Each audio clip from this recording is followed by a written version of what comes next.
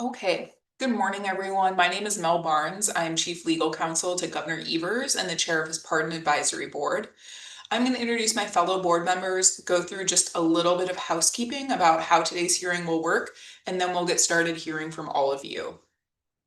So with us today, we have board member Anthony Cooper Sr., who is the CEO of Focused Interruption, an organization dedicated to interrupting the devastating cycle of violence with help from the community.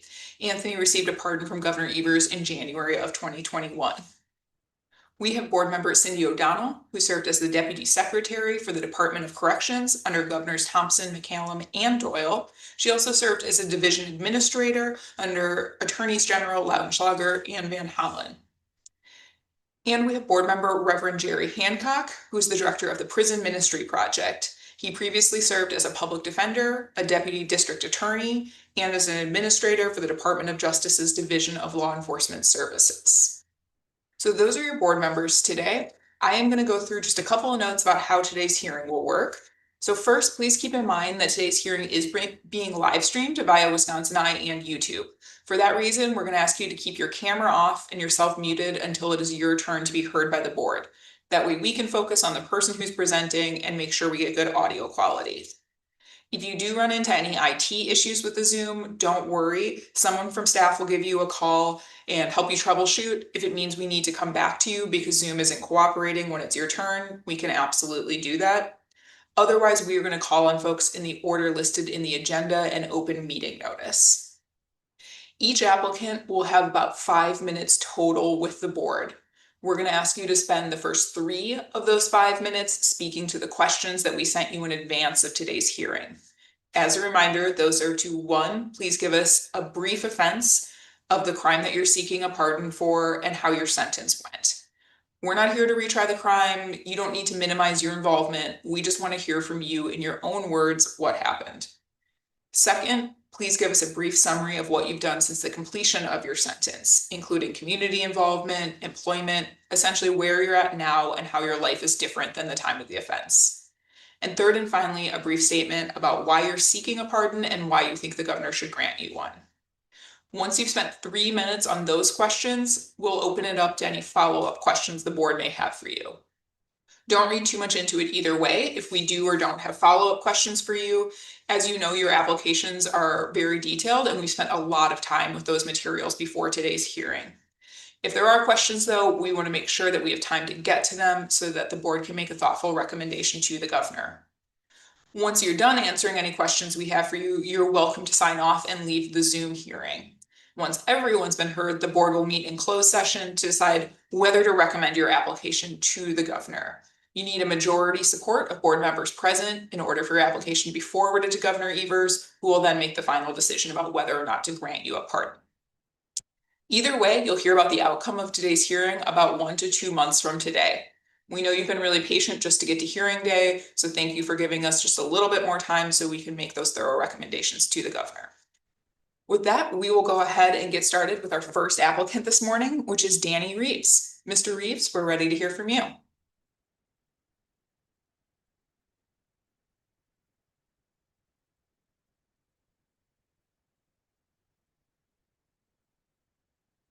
Mr. Reeves, do we have you with us in the Zoom?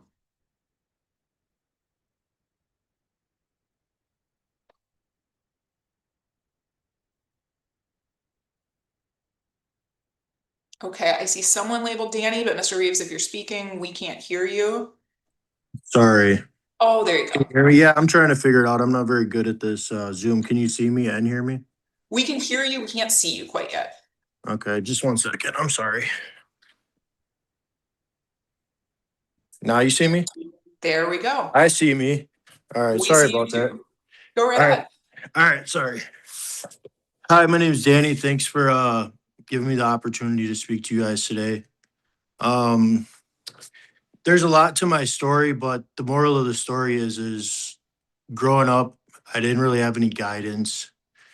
And slowly but surely, like my disease of addiction grew and grew and grew. And that's ultimately where selling drugs came into my life. And I was using drugs and selling drugs.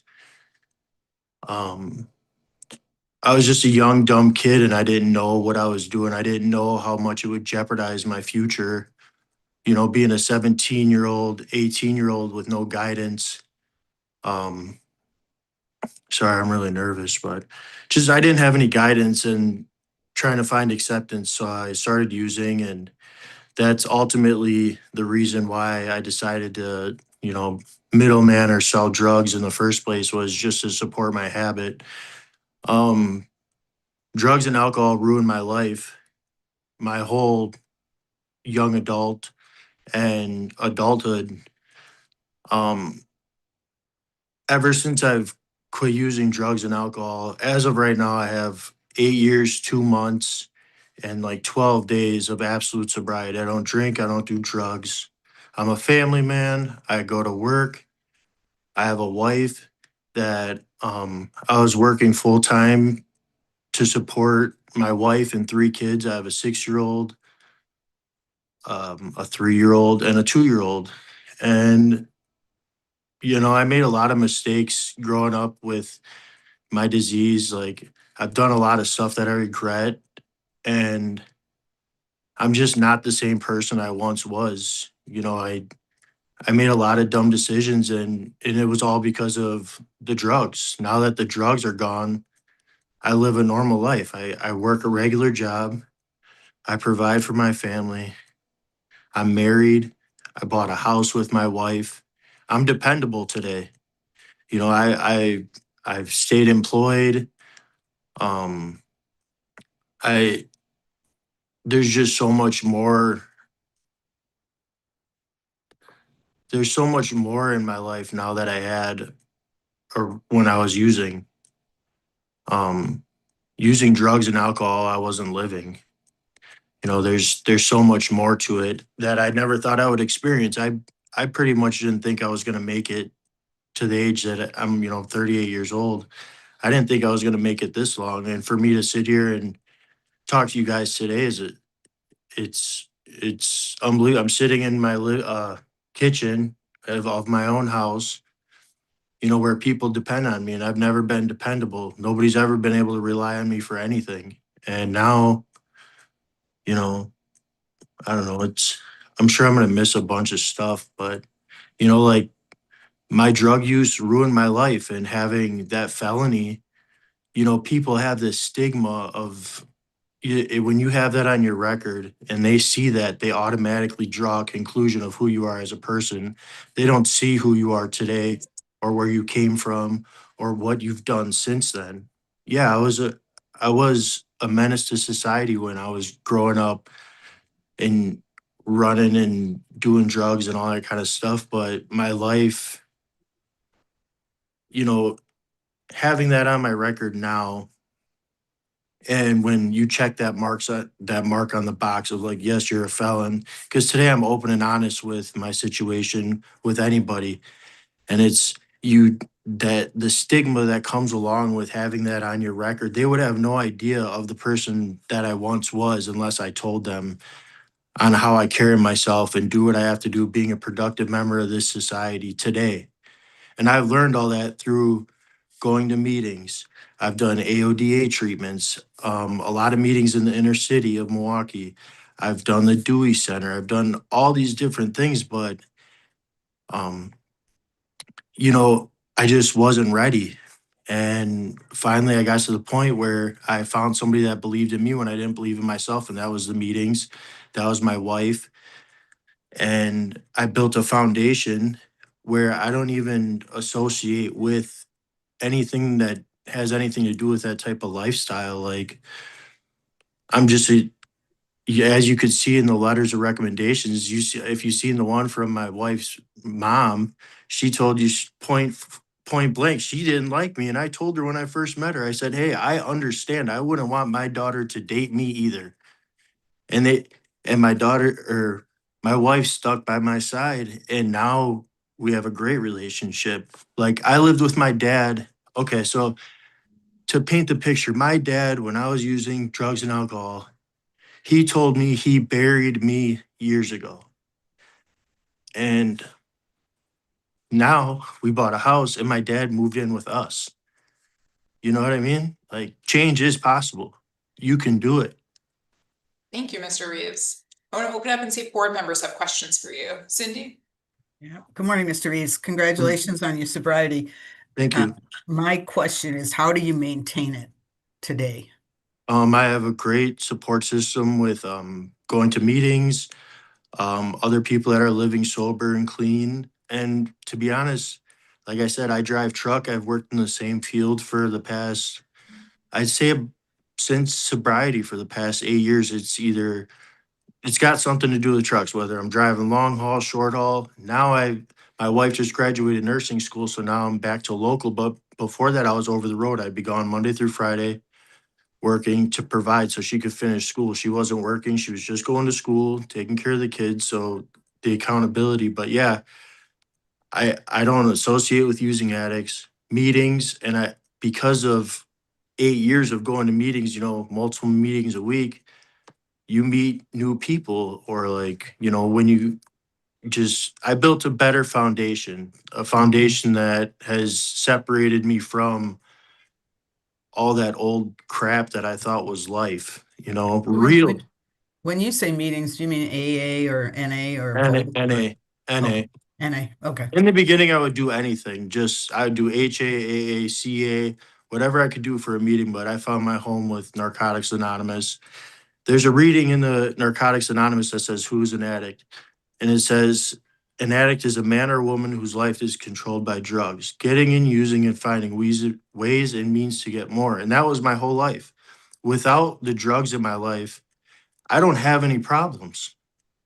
And it sounds so simple and stupid, but ultimately that was my biggest default, the selling the drugs, the overdosing. I got endocarditis from my drugs. I've had 2 open heart surgeries. I've been shot.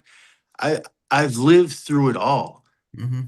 And I'm still here with a purpose, and I'm just trying to figure out what that purpose is. And right now it's taking care of my family and being a productive member of society. And who knows what my future may bring? Maybe a different career path where I can be home even more. But right now I'm driving truck, and it's working for me. But it's the biggest thing about the felony on my record is the stigma that comes attached to it, because Yeah, people draw up a conclusion of you without right, even knowing you. right. And that's what you're here today. We're trying to see you as who you are today. So thank you. Absolutely. Thank you. Other questions from the board?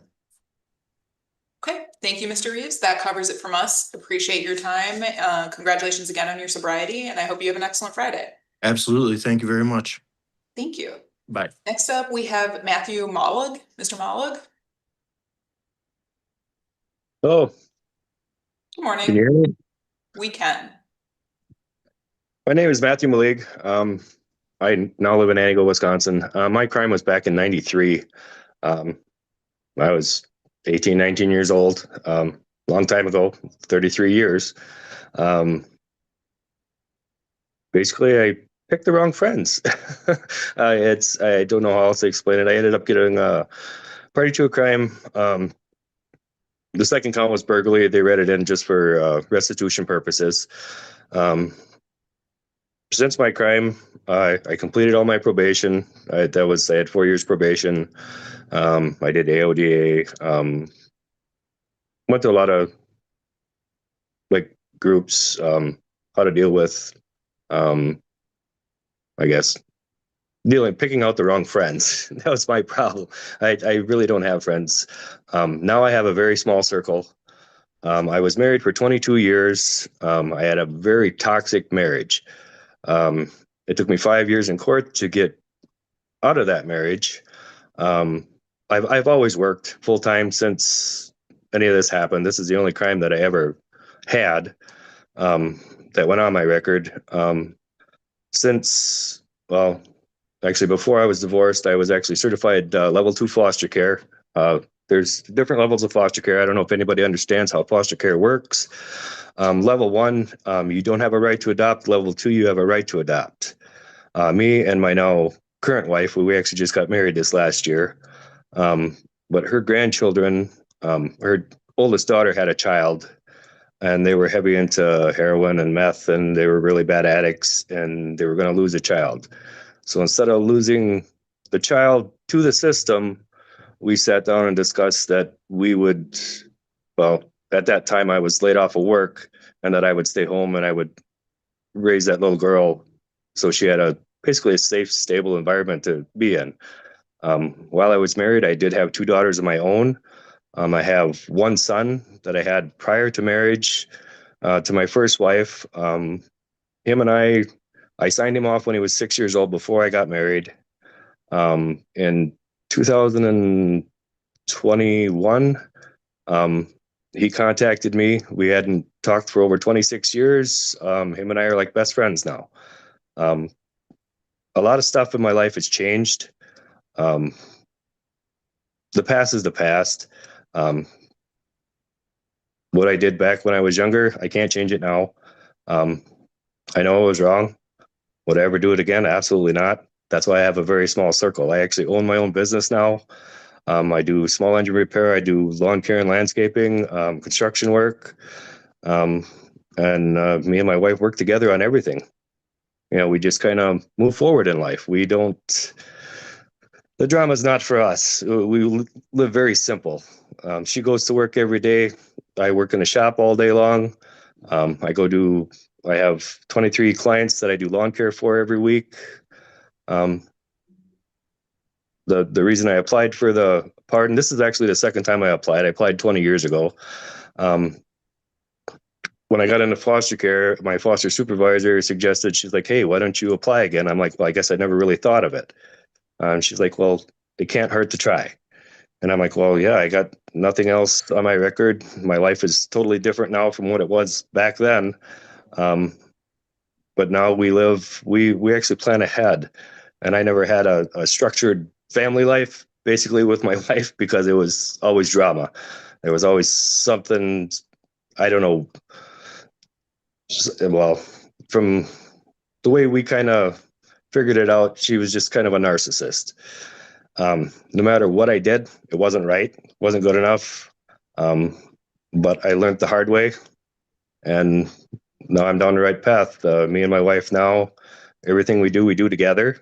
We make decisions together. There's nothing that I don't go buy tools without saying, hey, do you think I could get this week? We don't.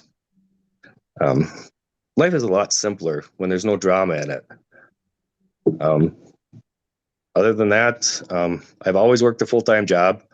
I got 17 years of construction experience. I worked for Wausau Homes. I built houses for 15 years for them. I got 2 years electrical experience. I worked for LNS Electric, rewinding train generators for BNSF in San Francisco. Now I just strive to see, okay, what's our next goal? What do we want to do next? Just kind of a move forward in life. Thank you, Mr. Malig. I will open up to other questions from the board. Board members? Cindy? Yeah, good morning. A couple morning. of questions for you. It looks like you had misdemeanor disorderly conducts in 2002 and 2010. Then we're all dismissed. They were dismissed. They were supposed to be. Yep, everything was dismissed. That was while I was married. My ex-wife had she liked to keep her thumb on me for some reason. Always wanted to put me in jail. Even after I filed for divorce, she tried to put me in jail, and I was nowhere around her. So, Well, yeah, let me ask a little bit about that, not about your wife. I want to ask about your Go ahead. behavior. You've had 2 domestic abuse restraining orders granted against you, one for 4 years in 2016 and one in 2020. And in your description of that, you talk about, you sort of blame everyone else. Your wife, the court Nope. was one-sided, everything. What role did you play in getting those restraining orders? What role did I play? Yes. I was blindsided by them, actually. So you didn't do anything that would have warranted No. court granting? The biggest issue with all of that, because the first restraining order she got was illegitimate. They told me it was actually an injunction, is what they told me. And the state of Wisconsin, with an injunction, you have to have charges pending with an injunction. there was never any charges pending. My first attorney I had basically failed to do her due diligence. I actually ended up firing her and hiring a new one because when the second restraining order, when they went to get it extended Mhm. for the second 4 years, my attorney failed to appear. She didn't even show up.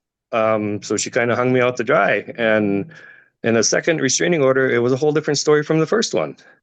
I'm actually working with, I can't remember the name of the place that gets your transcripts for court. Because I was getting a transcript for both hearings because they're actually both different. They're two different stories that you got the same restraining order for two different stories. And the first one was illegitimate. I never got a chance to speak. The judge basically, anytime I said anything, stopped me mid-sentence. No, doesn't matter. This is what we're doing. He was very adamant about pushing it on me. My ex-wife worked for the county. She was a process server. So I kind of, I don't know. To me, it felt like it was one-sided. I never got to explain my side no matter what I said. The judges kind of blew it off. And that's why I wanted to get the transcripts from the first one, which they conveniently lost. I've been trying for the last 4.5 years to get it. I have the transcript from the second one, which was a total different story from the first one, Okay. which I wanted to take back into him and prove that, well, how can you grant this on something that was totally different from the first one and it's the same thing is what they told me. Okay. Thank you. Yep, absolutely. Reverend Hancock. Yeah, to stay with the restraining orders, both of the restraining orders were with a firearm restriction.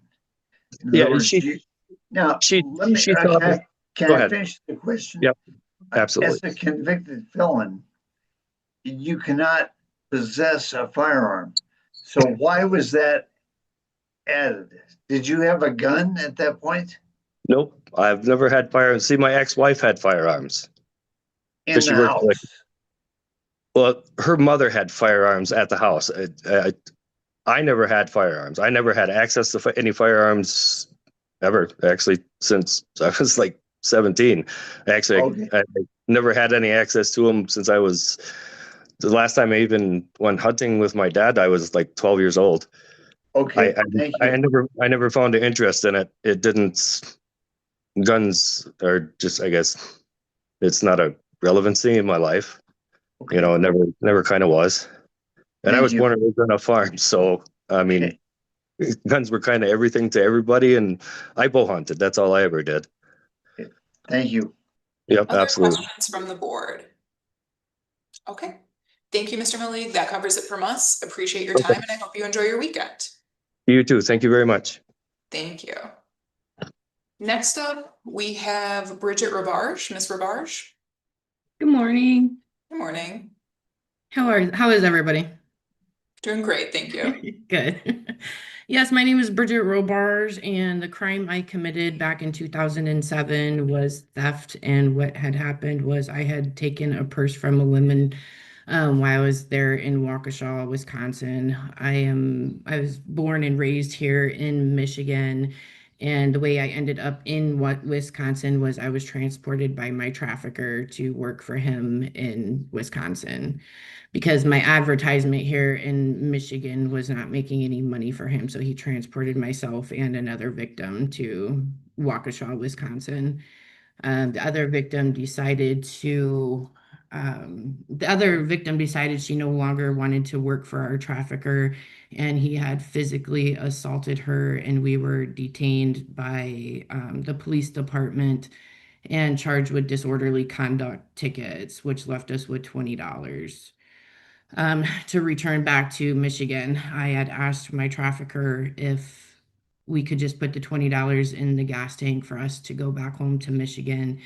And he came up with the idea that I would approach somebody in a parking lot and steal their purse from them.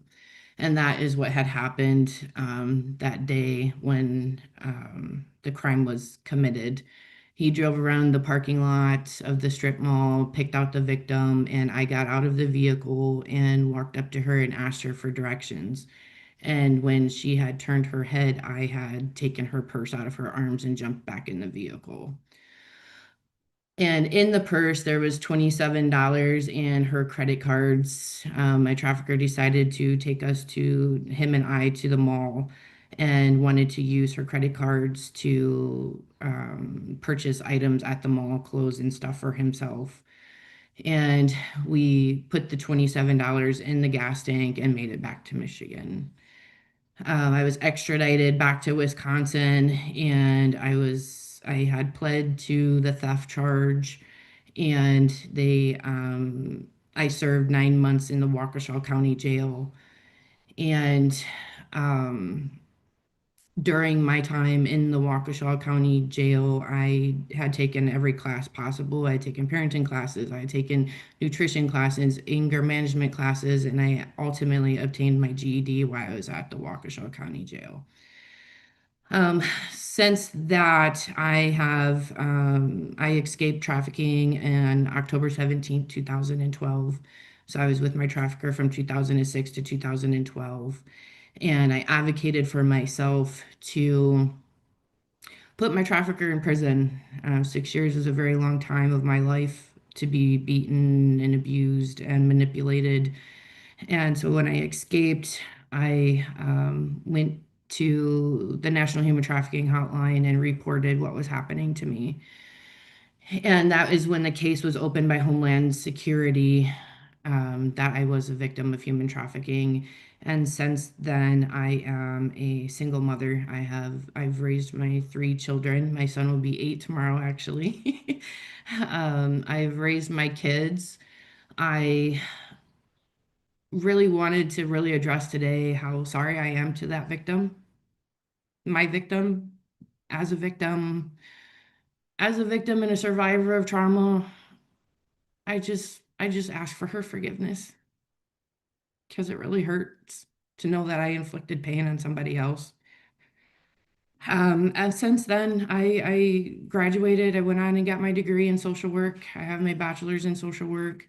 I've worked with countless of organizations in combating human trafficking here in the state of Michigan and as well as across the country. I have trained over 10,000 professionals, law enforcement, child protective service workers, youth, medical professionals on how to identify and work with survivors of human trafficking. Last year, I was an award recipient for the Harriet Tubman Survivor of the Year award through an organization called Sacred Beginnings here in Michigan for all of the advocacy work that I have done. I had pioneered state legislation here in the state of Michigan, where all licensed professionals will have to have human trafficking training as part of their requirements to renew their licensing. I've advocated for a $5 million budget, spoke for the state to advocate for a $5 million budget for services and housing services for victims of human trafficking here in the state of Michigan. I've done a lot over the years and I'm proud of myself. And today is the biggest accomplishment for me being in front of all of you today. This is just, I'm over the moon because people have told me I wouldn't be able to do it, and I did it anyway. So I just persevered. And why I'm requesting this pardon is because I would like to move on with my professional career. As of right now, having this felony on my record, I'm unable to become a fully licensed social worker. I've missed out on many years with my 2 oldest daughters, and not being able to attend their school activities. And it impacted our relationship to an extent because I wasn't able to go to the field trips. I wasn't able to be as present as I wanted to be as a mother and as a single mother. And I would just like to ask the state of Wisconsin to please forgive me because that was not who I am, and that's not who I am today as the woman I am today and the advocate and the representative for survivors. And I'm currently serving my 3rd term on the state of Michigan Human Trafficking Health Advisory Board. assisting the state and representing survivors in the state of Michigan on services and trainings to improve our lives to recovery. So I'd like to ask the honorable state of Wisconsin to please grant my pardon so that way I can free myself Thank from you. the trauma that I've experienced. Thank you. Questions from the board? Reverend Hancock.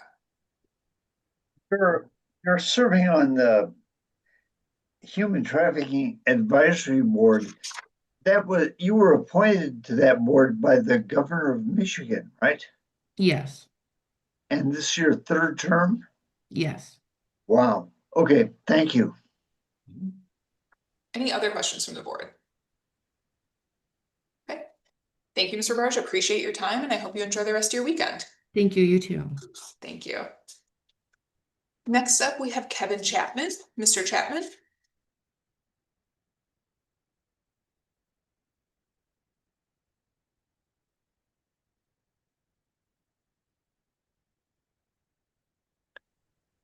Can you hear me? We can. Okay. Good morning, members of the board. Thank you for your time and the opportunity to meet with you today. Before I begin, I would like to note that I prepared a written summary of my offenses and my introduction. Because this process and total accuracy are incredibly important to me, I will be reading directly from my notes to ensure I address every detail with precision and respect for your time. When I was around 20 years old, I was prescribed painkillers for a knee injury. Once the injury healed and I was taken off the medication, I had a difficult time fighting the addiction, and within a few years, it escalated. Got to the point where I would do whatever I could to feed my addiction. I began lying and creating ways of coming up with my fix. When that stopped working, it was my first offense. Driven by addiction, I committed a theft at my mother's home, which resulted in a felony burglary charge. It is a choice I deeply regret, and it was the lowest point of my life. This escalation resulted in a felony burglary charge to which there was a stipulation to do some rehab and probation to drop the charge to a misdemeanor. I was not in the right headspace at the time, so instead of taking that offer, I got in more trouble. While out on bond, I made the destructive choice to participate in retail thefts across Waukesha and Racine counties, including driving a vehicle with a stolen plate. I own my full involvement in these actions. Additionally, because I was out on a signature bond with a felony burglary charge, I ended up with a felony bail jumping in Racine. We were pulled over after leaving Walmart in Burlington, which was my final charge, and we were both arrested. Again, I was let out on a signature bond, and I still had not learned my lesson. Instead of immediately facing the court, I spent the next year and a half evading the legal consequences of my actions.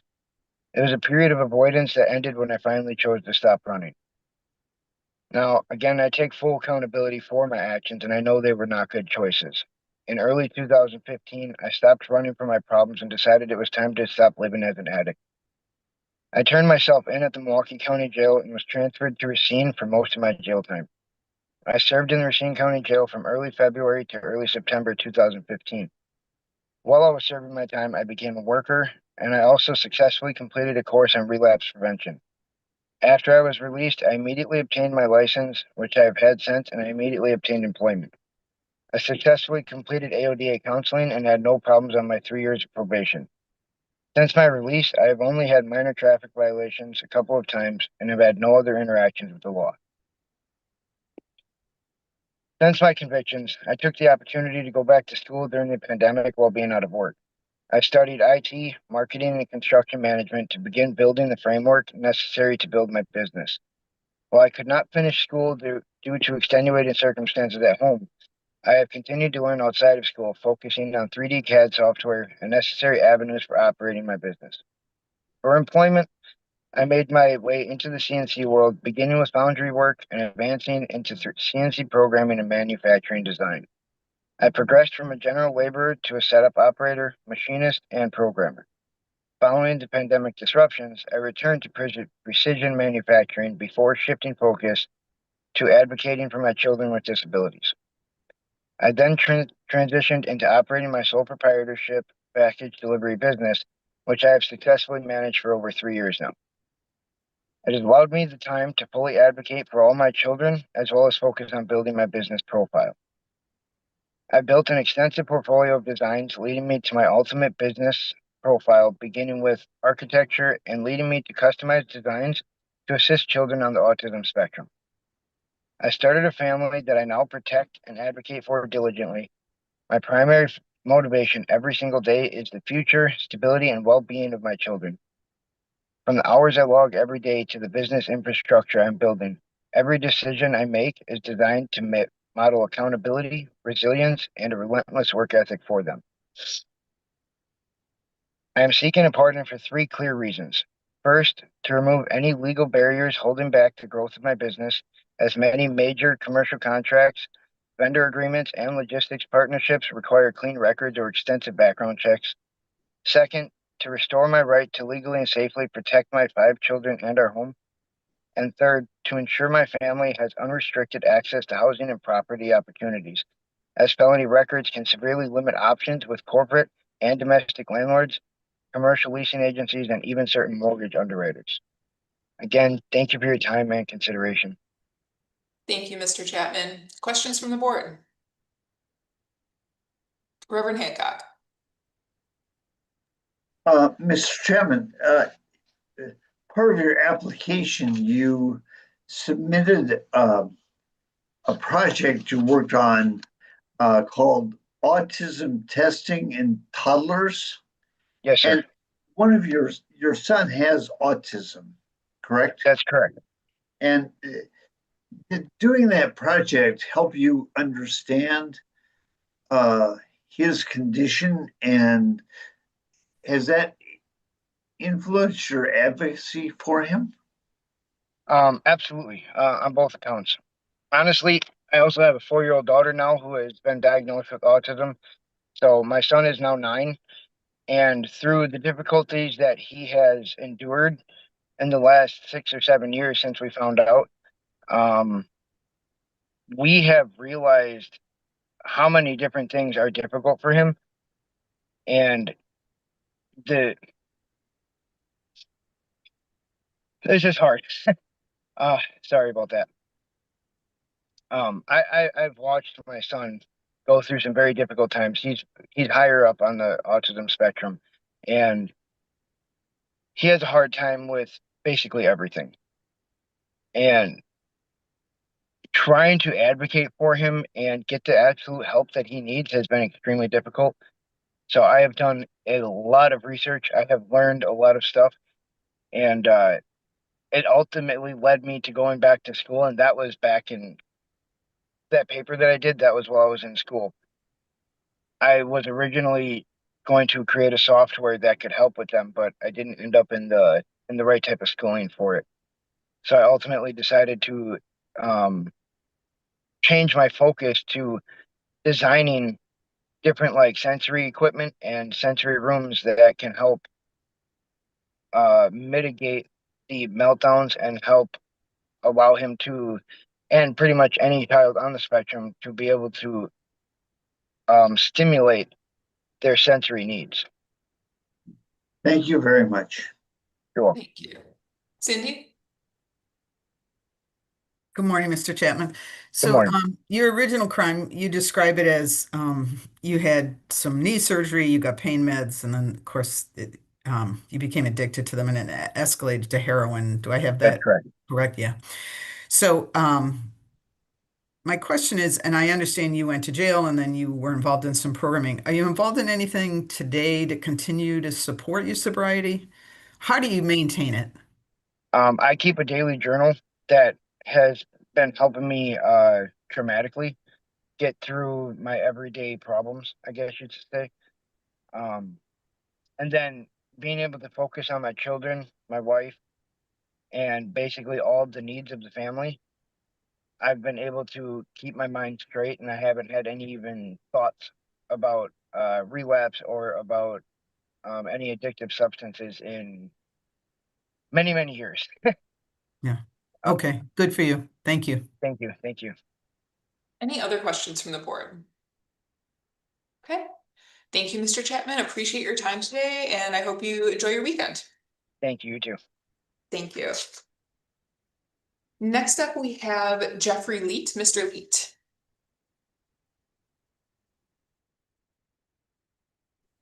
Okay, can you hear me? Yes, we can. Hello, my name is Jeffrey Leet, as you all know. Back in 2005, shortly after I turned 20 years old, I was hanging out with some people from my old high school that I probably shouldn't have been. We ended up robbing somebody that I knew. The acquaintance of mine had a fake BB gun and threatened the kid with it, took money from him, got charged with party to a crime, theft from person. I was sentenced to 12 months in the Franklin House of Corrections. The first 2 months I spent there, excuse me, I took a class to get better oriented with finding jobs and finding work. I was granted Huber privileges, but I was unable to find a job prior to my sentencing start. So after the 2 months at House of Corrections, I was given a chance to go to the Community Correctional Center in Milwaukee, where I spent some time there searching for work, applying for jobs. And after about 4 months, I was able to find a job. And then after working there for about 3 to 4 weeks, they granted me electronic surveillance, which I then finished out the rest of my sentence. After finishing the sentence, I was on probation for a few years. I don't remember the exact time. I finished that without any issues, paid back any restitution and fees. Since then, I had a few jobs here and there, as hard finding jobs with a felony. Most of them in the food service industry. In 2011, I landed a job being a delivery driver for a pizza restaurant. And 3 years into that job, I had lost my vision due to retinopathy and some failed eye surgeries. During those years of not working after that, I had spent just time reflecting on everything in life, my past, my future, what I could do as a blind individual. Fortunately, the owner of the business I'd worked for opened a store nearby my house, and I was given an opportunity to work there again, just helping around in the restaurant, obviously not driving.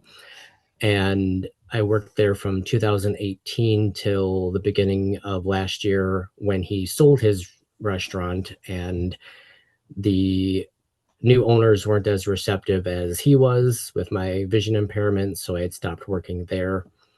Then in September of last year, I started working for a non-for-profit organization called Beyond Vision, which hires the visually impaired or blind for commercial assembly and packaging, they have a machine shop as well as working with government products. I've been there ever since. We do a lot of advocacy work with, the blind and visually impaired communities, as well as working some fundraising that I helped out with finding new machinery for our machine shop. And there are some volunteer opportunities through my job that I will be trying to do later this year. One is working the state fair corn roast, and another is working a fundraiser called Shot in the Dark later in September of this year. Since all of the, well, not all of the, but since the crime happened, I have reflected on my life as I didn't want that to be the defining moment in my life and define who I am as a person.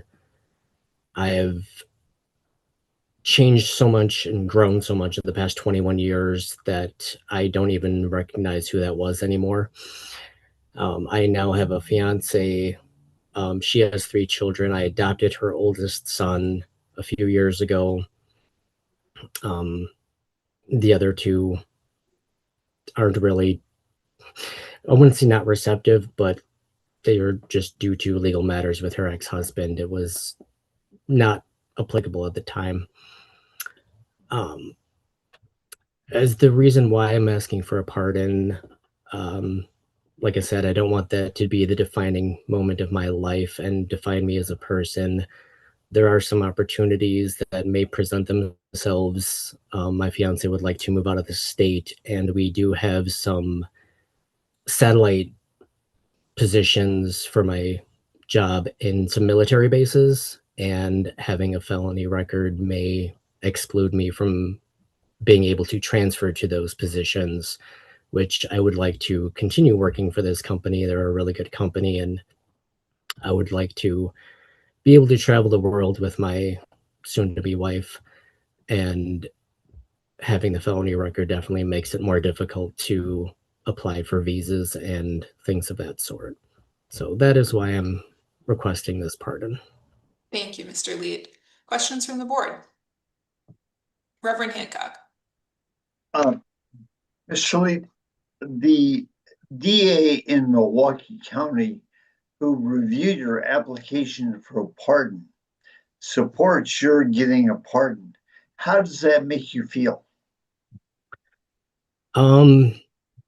Honestly, when the person that has been helping with all this read it out to me and told that to me, I did get a little emotional. It made me feel like I have made a difference in my life, and that this isn't going to define me as who I am as a person, and that I can be a good parent to my fiance's children. Great. And you had a great letter from your former boss. And did you work at Toppers? Correct. Yeah. And was that the original Toppers? Not the one in where was the original one? Not the original. No, it was the one I worked at was in Racine County. Okay. But And- it's a franchise of the original, yes. Yeah. And on and off for 15 years. Correct. Good. Okay. Thank you. Any other questions from the board? Okay, thank you, Mr. Lead. Appreciate your time today, and I hope you enjoy your weekend. Right. Thank you. You too. Thank you. Next up, we have Charles Dupree. Mr. Dupree.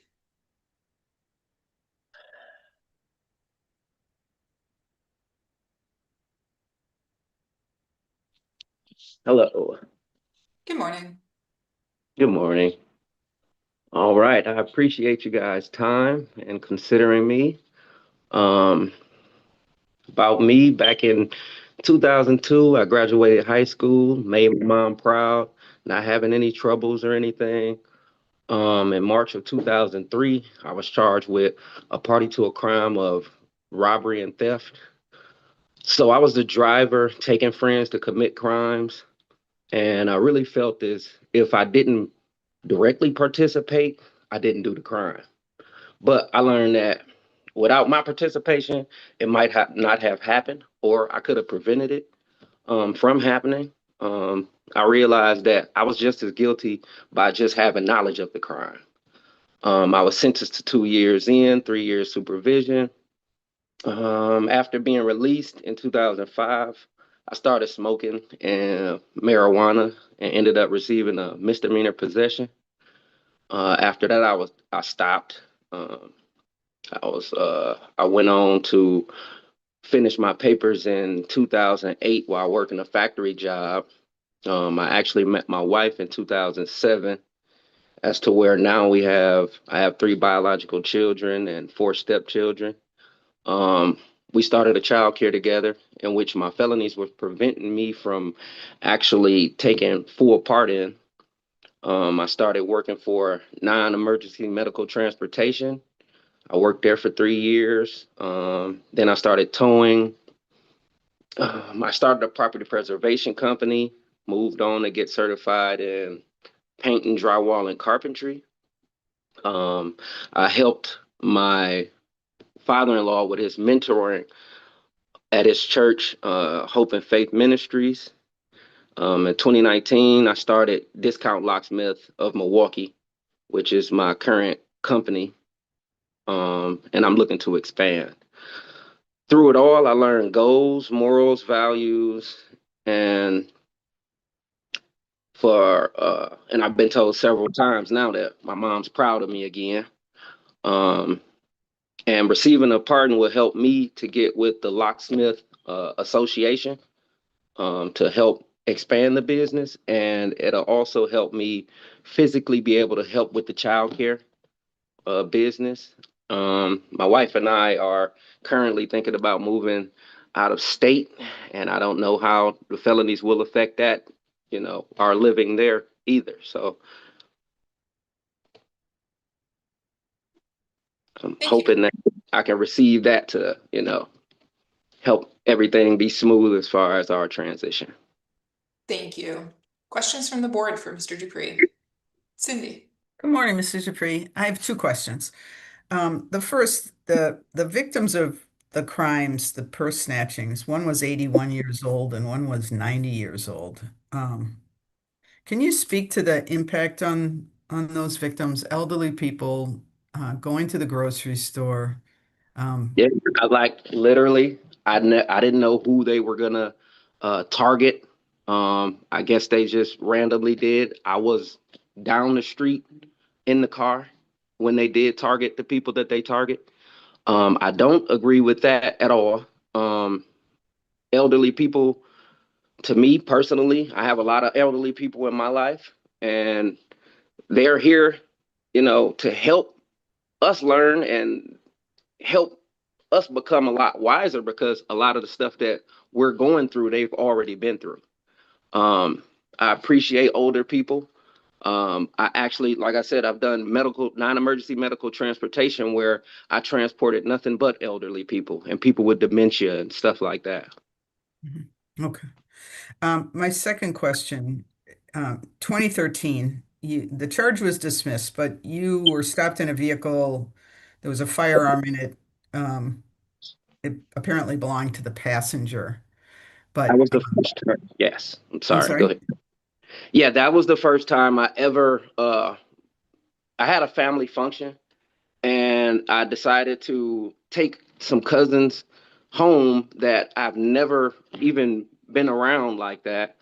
And the back passenger, the police walked up to, at the traffic stop, and they seen him stuffing a pill bottle in my passenger seat, behind the passenger seat. So that's what prompted them to search the car.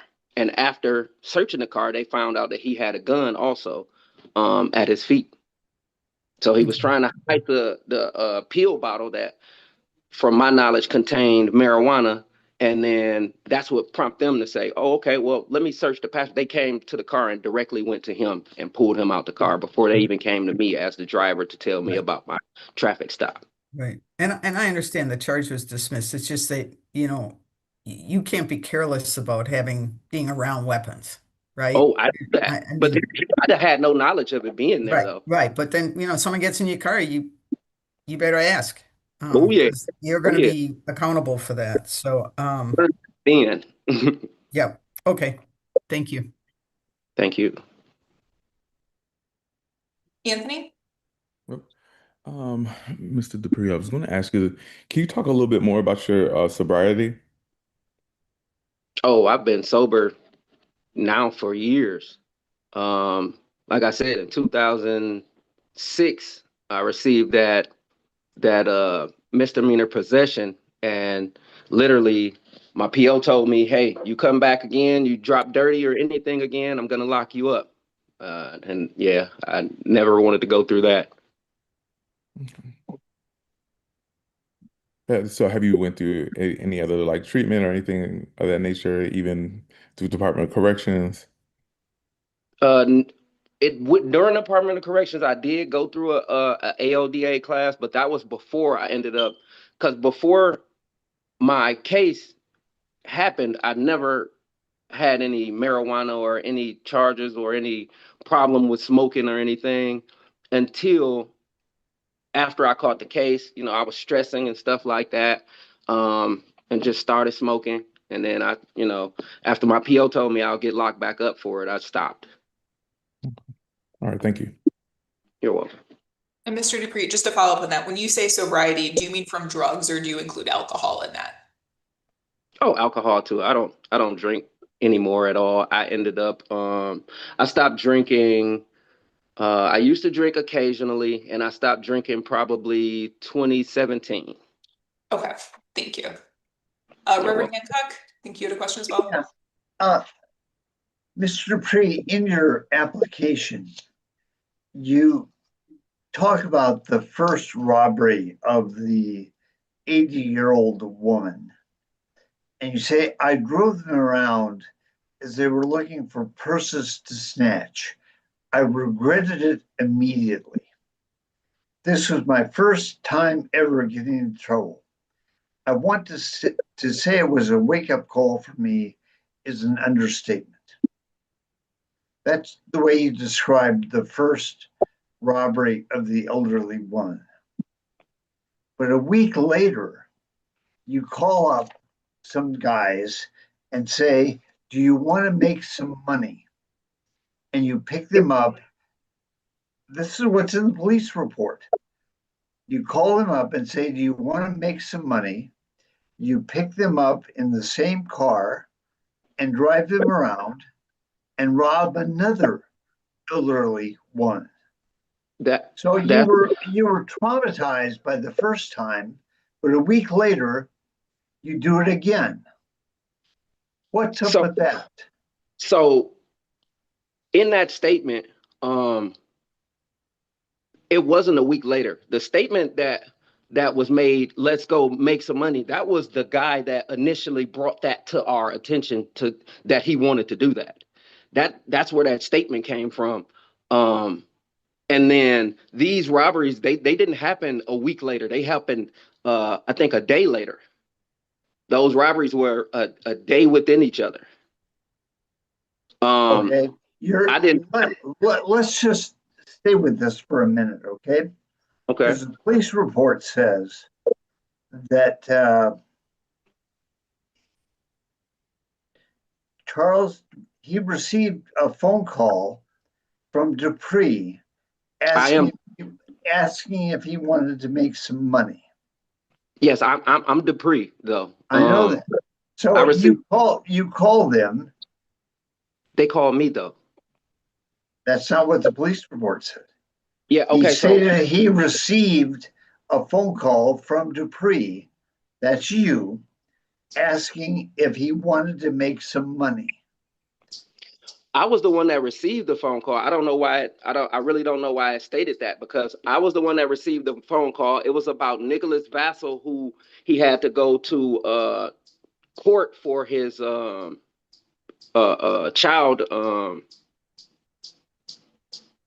for paying for his child. Okay. And so regardless of who made the call, then you picked him up in a 1996 Plymouth Breeze, the same car you used in the first robbery, and robbed another elderly woman. That's what happened, right? That's what happened. Okay. But your question was about my statement. I didn't know about who had got robbed until after we got locked up. So I didn't know that the elderly, it was an elderly person until we got locked up. So the fact that you stated that the first person that got robbed, I was devastated. I didn't get devastated until after I got locked up and found out who all they did rob. I didn't know who they robbed because I was down the street. I had no knowledge of who they were robbing. But you knew a robbery had happened. I knew a robbery. And then a day later, you went out and did another robbery. Yeah, like literally. Okay. The first day, I didn't know who they robbed. The second day, I didn't know who they robbed. I just know that they came back to the car with purses. Okay. And I take full responsibility of my part being the driver, because if I had not been there to help them go there and to get away, for one, they may not have ever went because they needed a ride. For two, they may not have did it because they had to walk around. They had no way to get away. So I take full responsibility of my part of being the driver but I never knew who they were going to rob. I never really took my time to think about that at that time, because I was looking at the fact that, oh, well, I'm not doing the robbery. I'm not the one actually. I felt as if I wasn't the one physically participating in the robbery. That's why I stayed in the car and stayed down the street, because I didn't want to physically participate in it. And it's your story that you did not call people to do the second robbery. No, honestly, they called me, and they came to my house. Even though the police report says you're the one that made the call. Yeah, honestly, I'm Charles Dupree, and Right. honestly, they came to me about doing the robberies because they needed the money. Okay. All right. Okay. Thank you. You're welcome. Thank you. And Mr. Dupree, I don't want to spend a lot of time on this, but you mentioned some involvement in the childcare businesses that I believe your partner runs. Could you just tell us a little bit about what your involvement is with those businesses? Well, as far as childcare, I couldn't have no involvement. All I could do is forfeit her the money that she needs to do the childcare. Okay, so you don't work there or help run those businesses? I can't. Okay.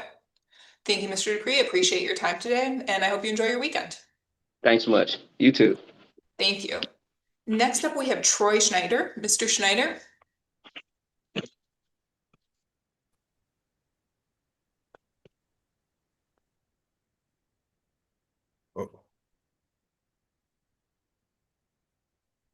Don't click.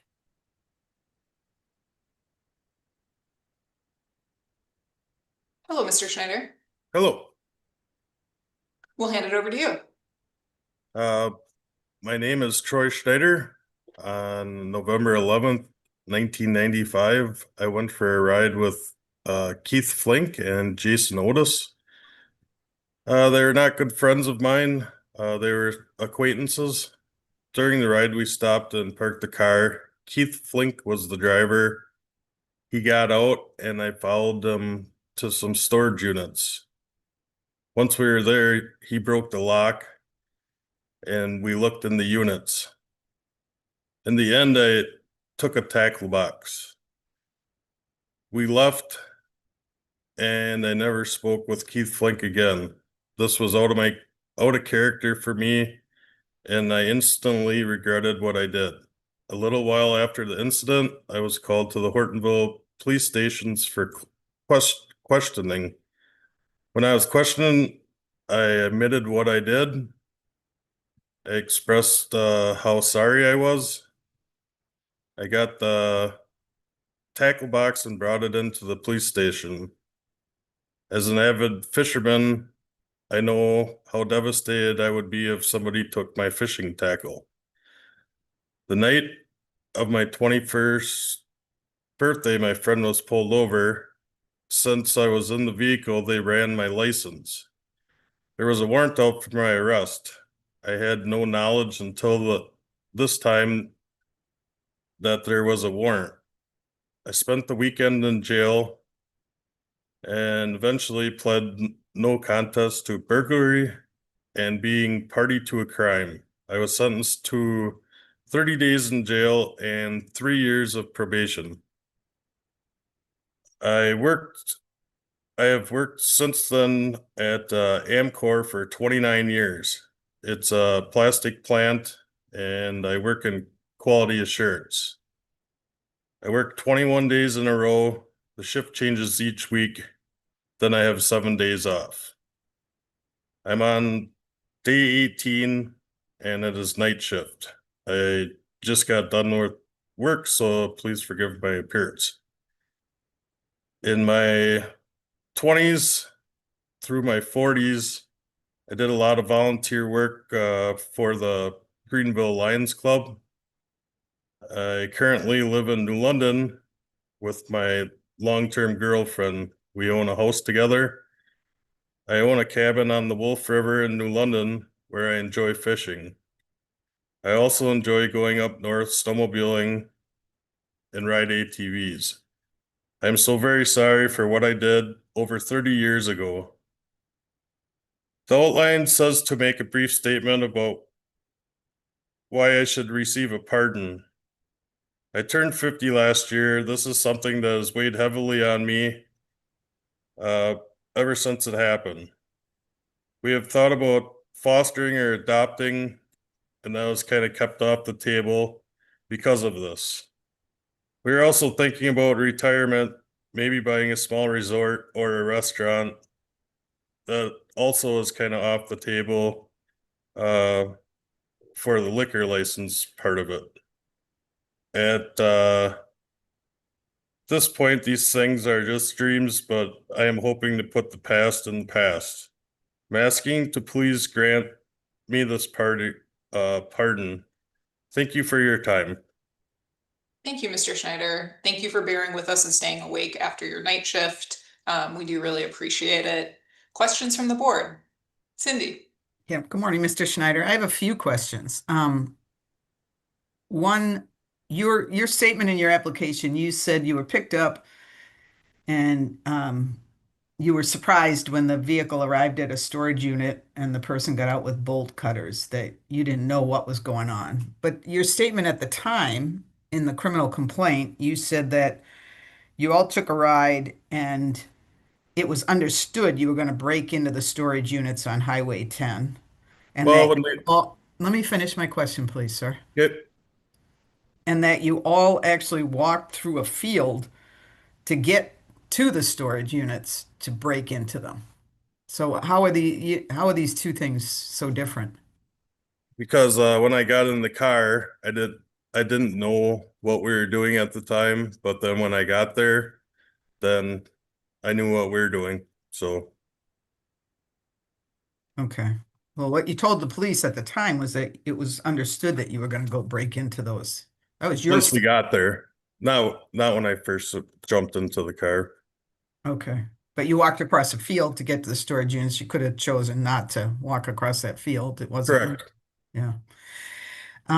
My second question is, as part of the application process, people are encouraged to submit letters of support for their pardon, and you chose not to submit any. Can you tell us why not?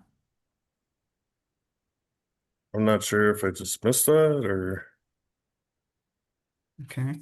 We get you want us to see who you are today and how you've changed. And we get lots of letters from people from their employers or their family members that are very helpful to us to paint a picture in. There are none in your packet.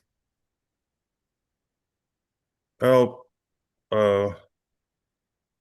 both my parents passed away, and really all I have is my girlfriend.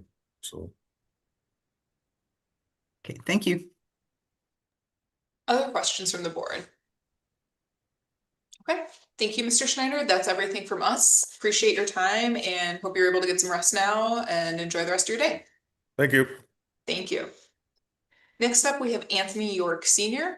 Mr. York. Good morning, everyone. Thank you for having me. 1988, I was 18 years old. Burglary, party to a crime. I was sitting on my mother's porch. We lived in the inner city of Twinif and Vine. Bernard Brown and a guy named Big John, they had just sold a VCR to a guy in another car across the street. Once they sold the VCR, they asked me, "I want to make some money. He needs to finish moving his stuff out of his house while his girl was at work."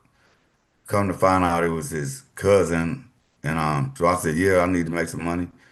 We get to the house, we walk right through the front door. I grabbed a speaker, put it in my car. I grabbed another speaker, put it in my car, not knowing that they had broke in the house once they sold the VCR. And I got arrested. They pulled us over. And the police, I identified the other two guys because they jumped out the car and ran. I stayed there on the scene in the car and went to jail. They told me I wouldn't go to jail if I pleaded guilty to burglary. So I did, not knowing what the felony would do to me in the long run. I was 18, didn't know the law, dropped out of school in 10th grade. So that's what happened with the burglary. I didn't kick in no door with them. They had previously been to the house when I saw them selling a VCR. And I took him back to the house. We walked right through the door. I was never with him breaking in, but I did walk in. And the cops said by me touching the speakers, my fingerprints was on them, and that's why they charged me with the burglary party to a crime. Because I had moved some items out of the house. And with the possession, I got married at 18 years old. I had kids, trying to make some money, paying rent. Me and my wife got married. She was 17, I was 18. We had 3 kids at the time. I was trying to make some money. And got pulled over, and the cops found the narcotics in the car. Possession of marijuana. I was traffic stops, and I had bags of weed in my pocket at the time, and it got charged with marijuana. I was smoking marijuana at the time. I don't smoke no marijuana, do any drugs now. I've been clean for 9 years. I've been driving trucks for 8 years, and felony possession of firearms, having problems in the neighborhood. My wife decided to go buy some guns. I didn't know, by her not being a felony, she couldn't have guns with me being in the house, like I know now. But I ended up getting 15 months in prison. They found out there was some guns in the house and that I was a felon. They came in the house, arrested me, took me to jail. They charged me with one of the guns. She had 3 guns, but she bought them from the store. They was in her name. We didn't know I wasn't supposed to be in the house with the guns. Was married 33 years, divorced 8 years now, still own the house where we raised our 5 kids in. I got 5 kids, 12 grandkids, 3 girls, 9 boys. Been driving truck for 8 years. I've been doing home improvement on and off from like 93, 94. I'm always helpful with my neighbors. I'm just, the felonies on me since I was 18. Everything I've done since then became felony. Like I said, I never kicked in nobody's door and broke in nobody's house, but when I took them to supposed to be helping them move, I'm thinking Thank I'm you, Mr. helping them. Eber. I think there's some questions for you, so I want to open it up, but I have one to get us started. It looks like there is a domestic abuse restraining order against you. There are a couple, but there's one currently against you that was issued in 2023. Can you tell us a little bit about what happened there? Yeah, that was a girlfriend. She was trying to persuade me to sell my house and move with her, and I refused to. I didn't want to. I raised my kids in the house. I did a lot of remodeling in my house. I didn't want to sell my house and move with her. I've been with one woman for 33 years. I just couldn't see myself moving in with her. She got mad, made up a story, called the cops on me. I went to jail for disorderly conduct, bailed out for $150. I ended up going to trial. I ended up winning the trial. And yeah, it was just a bad relationship. I just got into a bad relationship with the wrong woman. Nothing domestic happened. I never hit her, nothing like that. Okay. Other questions from the board? Reverend Hancock. Oh, you're muted.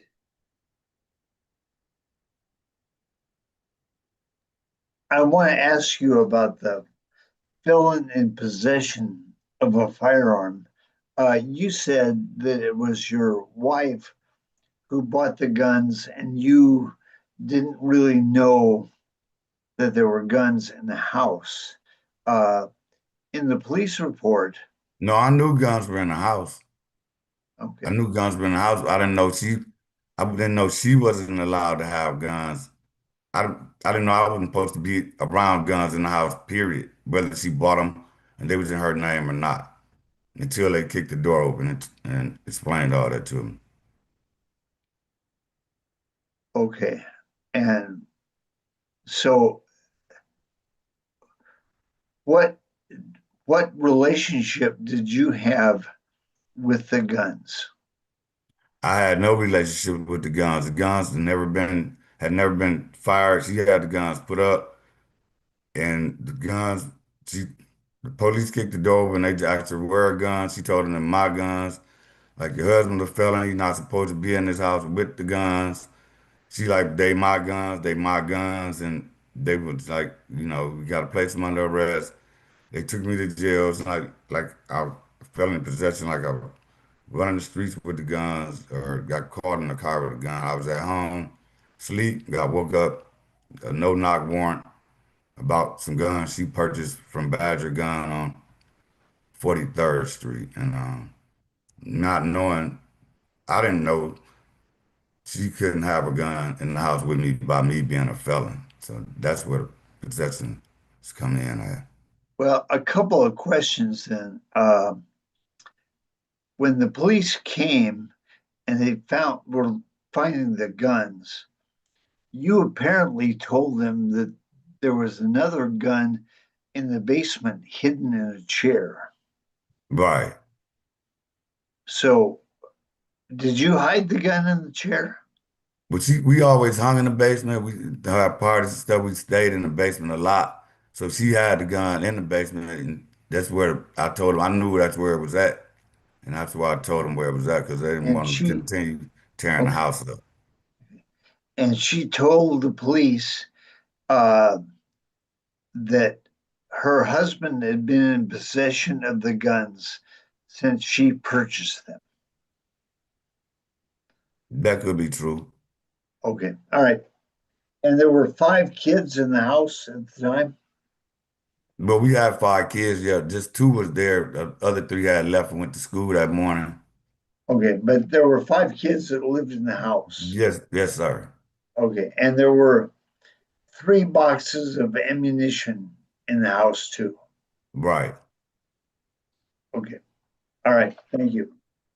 Okay, thank you, Mr. York. I think that covers it from us. Appreciate your time and I hope you enjoy your Friday. Thank you. Thank you. Next up, we have Robert Bosworth. Mr. Bosworth.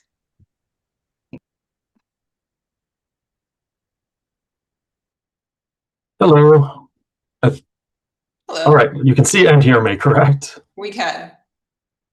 Thank you. I appreciate the opportunity to speak today. 25 years ago, as an 18-year-old college freshman, I made a decision that changed the course of my life. I created fake IDs so that my friends could get into bars near campus. At the time, I viewed this as a harmless novelty, what I thought was a victimless crime. Obviously, I was wrong. With the benefit of age, experience, and the intervention of the justice system, I came to understand the seriousness of my actions and the consequences that they could have had. I accepted responsibility. I served a 60-day jail sentence, successfully completed 3 years of probation, and fulfilled every requirement of my sentence without incident. The judge asked me to take the sentence seriously, and the actions that I've taken in the 25 years since demonstrated that I did. This conviction took my life in a direction I never expected. Opportunities that many young adults take for granted were much harder for me to obtain. Finding employment and housing often meant first explaining the worst decision that I'd ever made when I had to check that box. I was very fortunate. I had a supportive family. They never excused my actions, that they believed that this one mistake did not have to define the rest of my life. With their support, I made a commitment that this conviction would be an isolated incident and not the beginning of a pattern, and something that I wanted to quickly move past. For the past 25 years, I've honored that commitment. I've been continuously employed. I've built a successful career. I've coached youth sports. I've been a productive member of my community. During that time, I've barely received as much as a parking ticket. I have incredible friends. I've got a great family, and this reflects the pride that I have in earning the trust of people that truly know my character. Today, I can point to references that include civic leaders, members of law enforcement, judges, and business executives who know me not for the mistake I made at 18, but for the person I am and have been ever since. I also want to be candid about why I'm here today. A pardon's unlikely to change my life in any significant or practical way. In fact, there's a very real possibility that this process could bring renewed attention to a conviction that has been long behind me. I've already seen news articles about this process that have included my name, where in the past, if somebody Googled me for employment verification or something, it probably wouldn't come up that I, in fact, am a convicted felon. I understand that risk. I'm not asking for a pardon to erase my past or because I believe that I was treated unfairly. I'm not here as a victim. I deserve to be held accountable, and I was. Instead, I'm hoping that a pardon can serve as recognition that people are capable of change, that a young person's mistake does not have to define the rest of their life. I can't change the actions that I did when I was 18, but I can point to the 25 years that have followed and hope that those demonstrate that I accepted responsibility, learned from my mistake, and have spent my life trying to earn back the trust that I once lost. Thank you for your consideration. Thank you, Mr. Bosworth. Cindy? Yeah, good morning, Mr. Bosworth. So in your statement, you mentioned you can point to references from all kinds of community and civic leaders, but you chose not to submit any letters of support. Why not? I'm the type of person that thinks that this is something that I did, and it's something that I had to go through the process to take responsibility for. Maybe it seems silly, but I didn't want to bother the people that I do believe that could vouch for me and have oftentimes volunteered to vouch for me. I really just didn't want to be a burden on them or request time for them to participate in this. Well, I'm just going to respond to that for others that are participating as well. Those letters of support are very helpful to the board because applicants are asking us to look at who you are today, not who you were when you committed the offense. And so letters, whether they're from family or employers or volunteer organizations, neighbors, they're very helpful to us. And so I'll just end on that comment. Thank you. Other questions from the board? Reverend Hancock? A couple of questions, Mr. Bosworth. Were you a student at Marquette when this happened? Yes, I was. Okay. And the judge and the district attorney in Milwaukee County who reviewed your application for a pardon supports your getting a pardon. How does that make you feel? I wasn't sure. I knew that that was going to be part of the process, and I wasn't sure there was a political component to this. Being a Marquette University student and going through a legal system that was largely populated by Marquette alumni. So it did serve as some validation that I have regained the trust of some people that probably felt perhaps personally affected by my actions. Okay. And in your volunteer work, you mentioned something called Keys for Kids. What's that all about? I live up near the St. Paul, Minneapolis area, and there is a nonprofit. I'm not sure it still exists, but they would refurbish pianos and they would contribute them to after-school programs for music in inner city schools. And so I worked there and helped refurbish pianos, helped deliver pianos to classrooms and community spaces where underprivileged children could then use them for music programs. Thank you. Thank you. Any other questions from the board? Great. Thank you, Mr. Bosworth. Appreciate your time today, and I hope you enjoy your weekend. Our last applicant of the first morning session is Jeffrey Ahrens. Mr. Ahrens? Good morning. Good morning. Honorable members of the board, my name is Jeffrey David Ahrens, and I am here to respectfully request a full pardon for my conviction in 2004. At the time of this offense, I was 17 years old, a teenager. This was a nonviolent conviction for burglary stemming from poor judgment and bad influences. I was sentenced to probation and community service and completed all terms. I take full responsibility for that mistake, but I ask you to see that a teenager's poor choice does not define a grown adult's life. In the 22 years since I have been convicted, I have built an entirely different life. I have 0 criminal charges. My only infraction has been 1 minor speeding ticket, which I promptly paid. I went on to graduate from the University of Wisconsin-Stevens Point with a Bachelor of Science degree in biology, proving my dedication to growth and discipline. I have been steadily employed, supporting myself and my family through various careers in the biological field. I also give back through volunteering at the church garden. I'm a contributing member of my community, not the confused kid I was back then. I'm not here to erase my past. I'm here to remove the barrier that still follows me from a mistake I made as a child. This conviction shows up on background checks impacting housing, employment, licensing, even though I have proven my character for over 2 decades.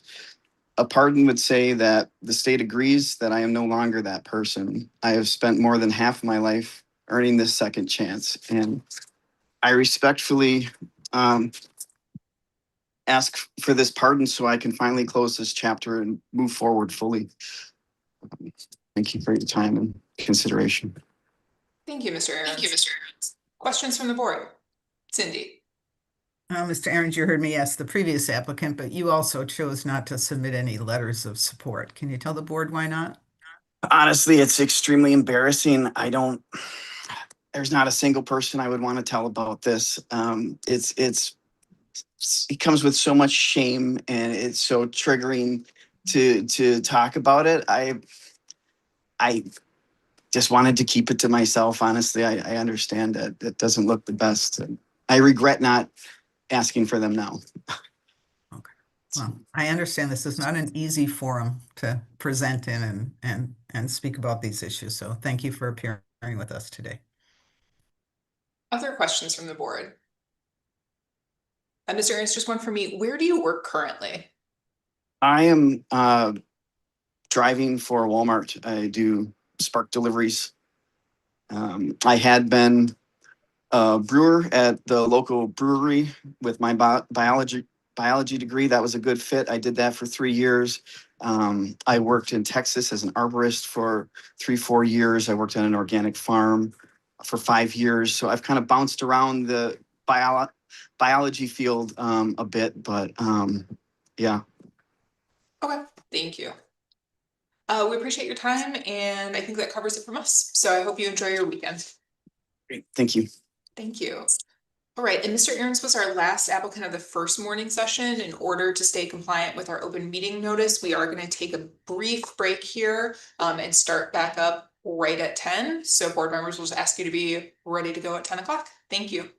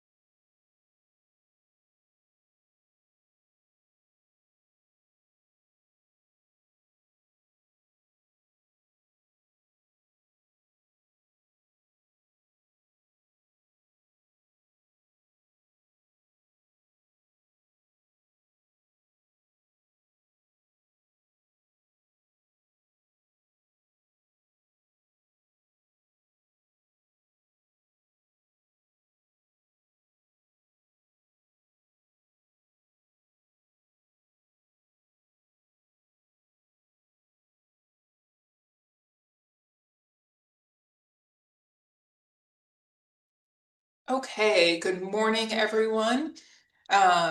We are ready to get started with our second session of the morning here.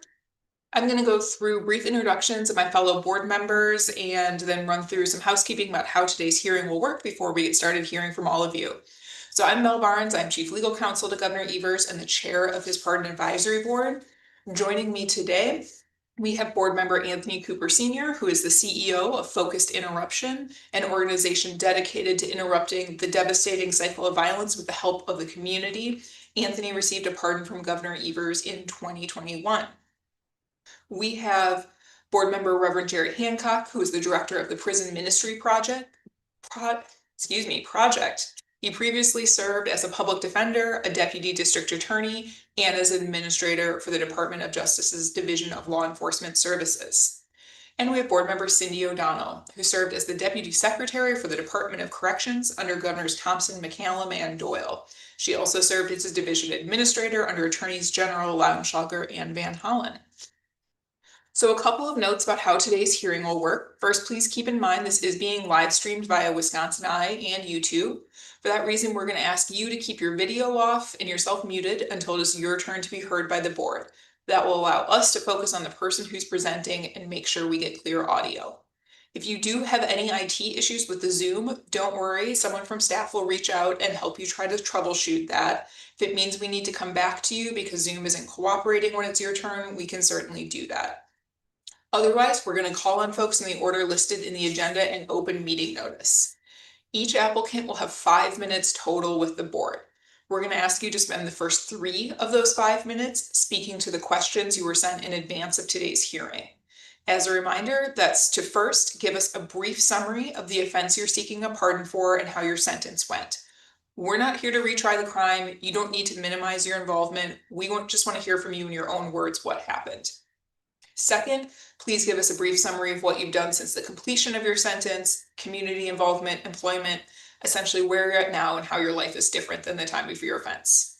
Third and finally, a brief statement about why you're seeking a pardon and why you think the governor should grant you one. Once you've spent 3 minutes on those questions, we'll open it up to any follow-up the board may have for you.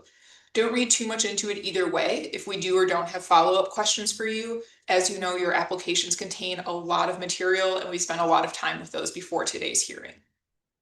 If we do have questions, we want to make sure we get to those though, so we can make a thoughtful recommendation to the governor. And once you're done answering any follow-up questions that we have for you, you are welcome to sign off and leave the hearing. Once everyone has been heard, the board will meet in closed session and decide whether to recommend your application to the governor. You need a majority support of board members present in order for your application to be forwarded to Governor Evers, who will then make the final decision on whether or not to grant you a pardon. Either way, you'll hear about the outcome of today's hearing about 1 to 2 months from today.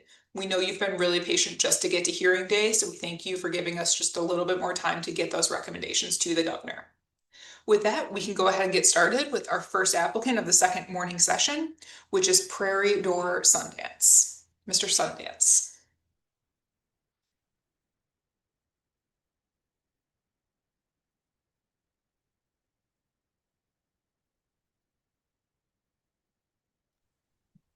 Hello?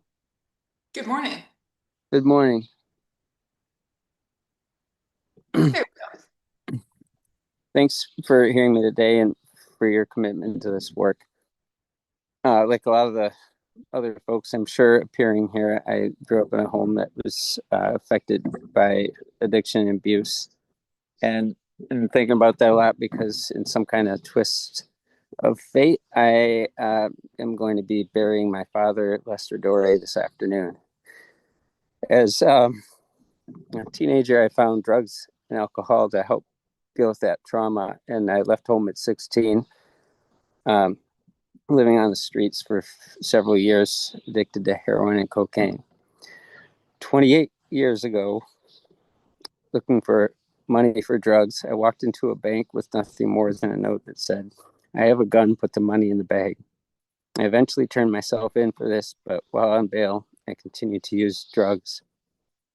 Later that summer, I was using heroin when my friend Miguel overdosed.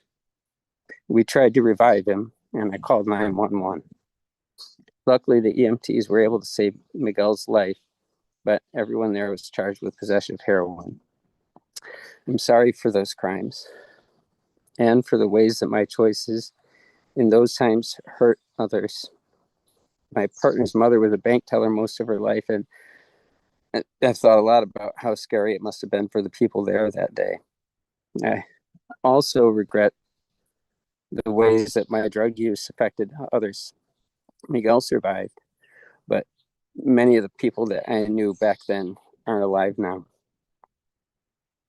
I've made huge changes in my life since then. I don't use drugs or alcohol.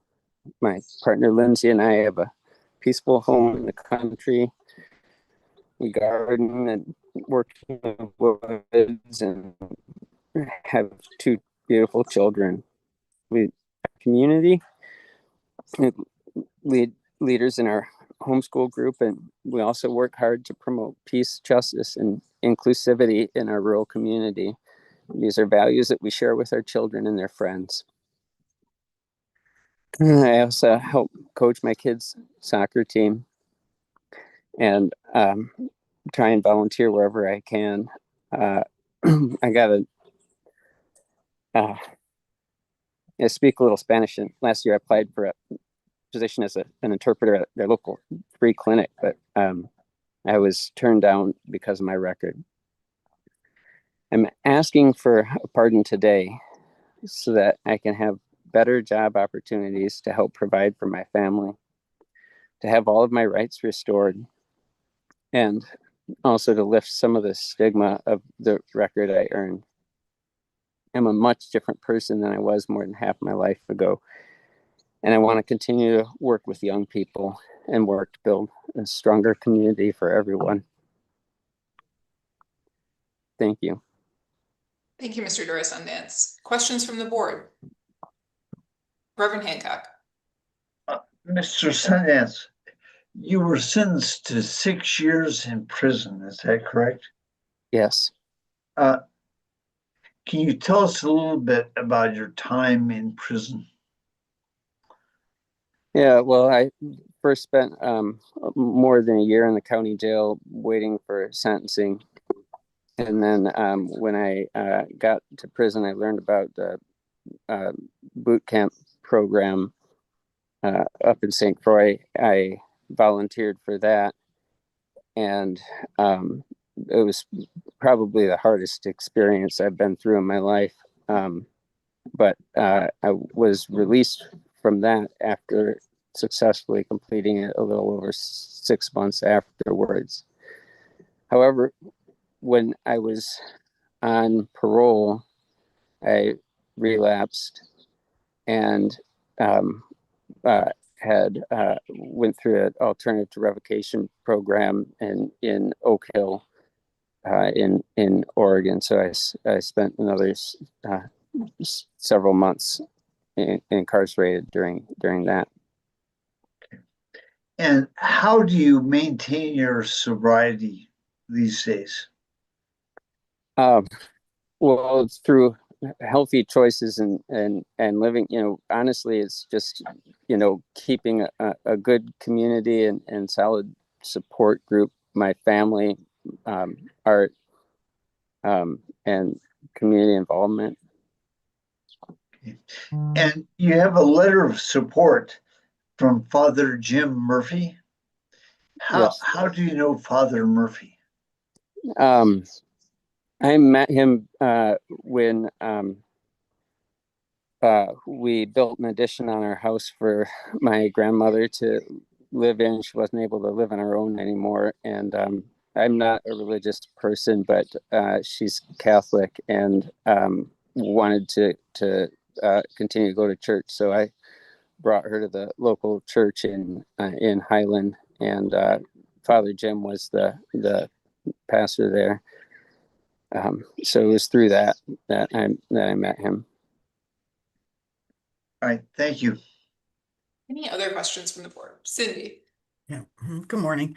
When I went through your application, one of the notes I made was your cover letter. You referenced the low-level nature of your felony convictions, and that kind of struck me because you robbed a bank, and people in the bank had no idea if you had a gun or not. So I'm glad today that you talk about the impact that your crime had on the tellers and the people in the bank.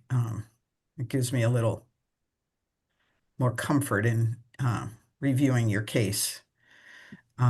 Do you want to say anything else about the impact of your crime? Um, yeah, just that, I see that, our in our world, we all need to be held accountable for our actions. And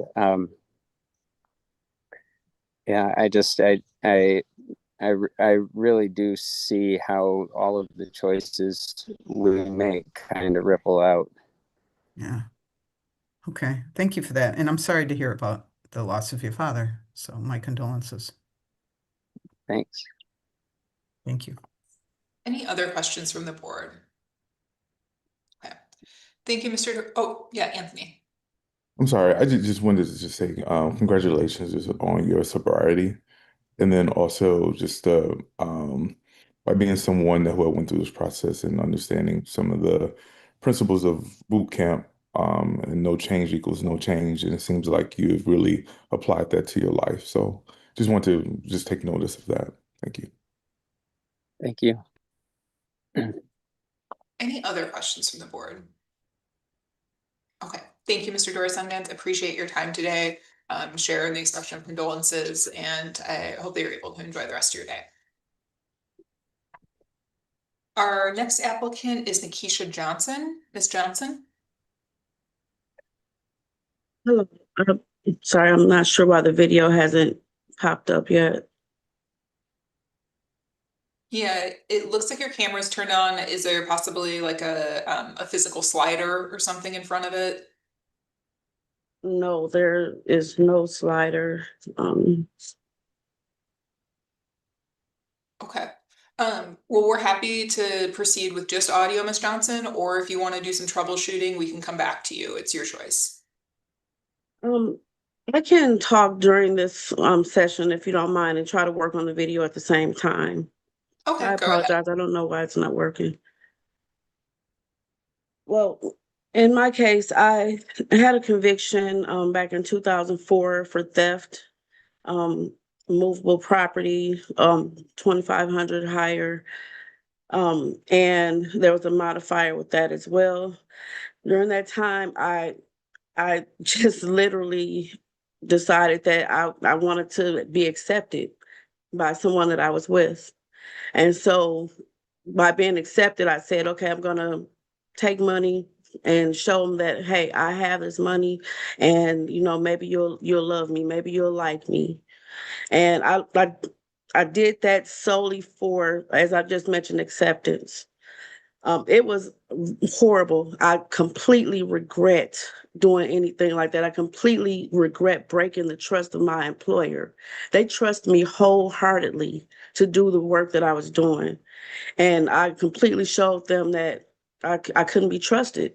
And I regret that even now that I did that to them. I regret that I did that to the companies that they worked with, the employers, the employees, people that were going there trusting that bank. And they had to have that setback because of a decision that I made, being selfish. And so after I was sentenced to probation, 3 years probation, I successfully completed that probation. And after that, I decided to pivot. I started taking classes. I joined WCS, got into administrative assistant work at that time, started working with the community myself in a similar aspect. Then I climbed the ladder. I began doing orientations to teach people employment skills. I taught them how to do resumes. I did resumes for them, and I continued to climb the ladder. I went to get grant writing certification. I also worked to become a community health worker and ultimately ended up working as a program manager with United Way of Dane County many years later for a Health Connect program to help the community access healthcare. In between that, prior to that, I also worked as case manager with women who were in a maternity home and they were unhoused. They had children, they had no skills, they needed wraparound services, and that's what I helped them with.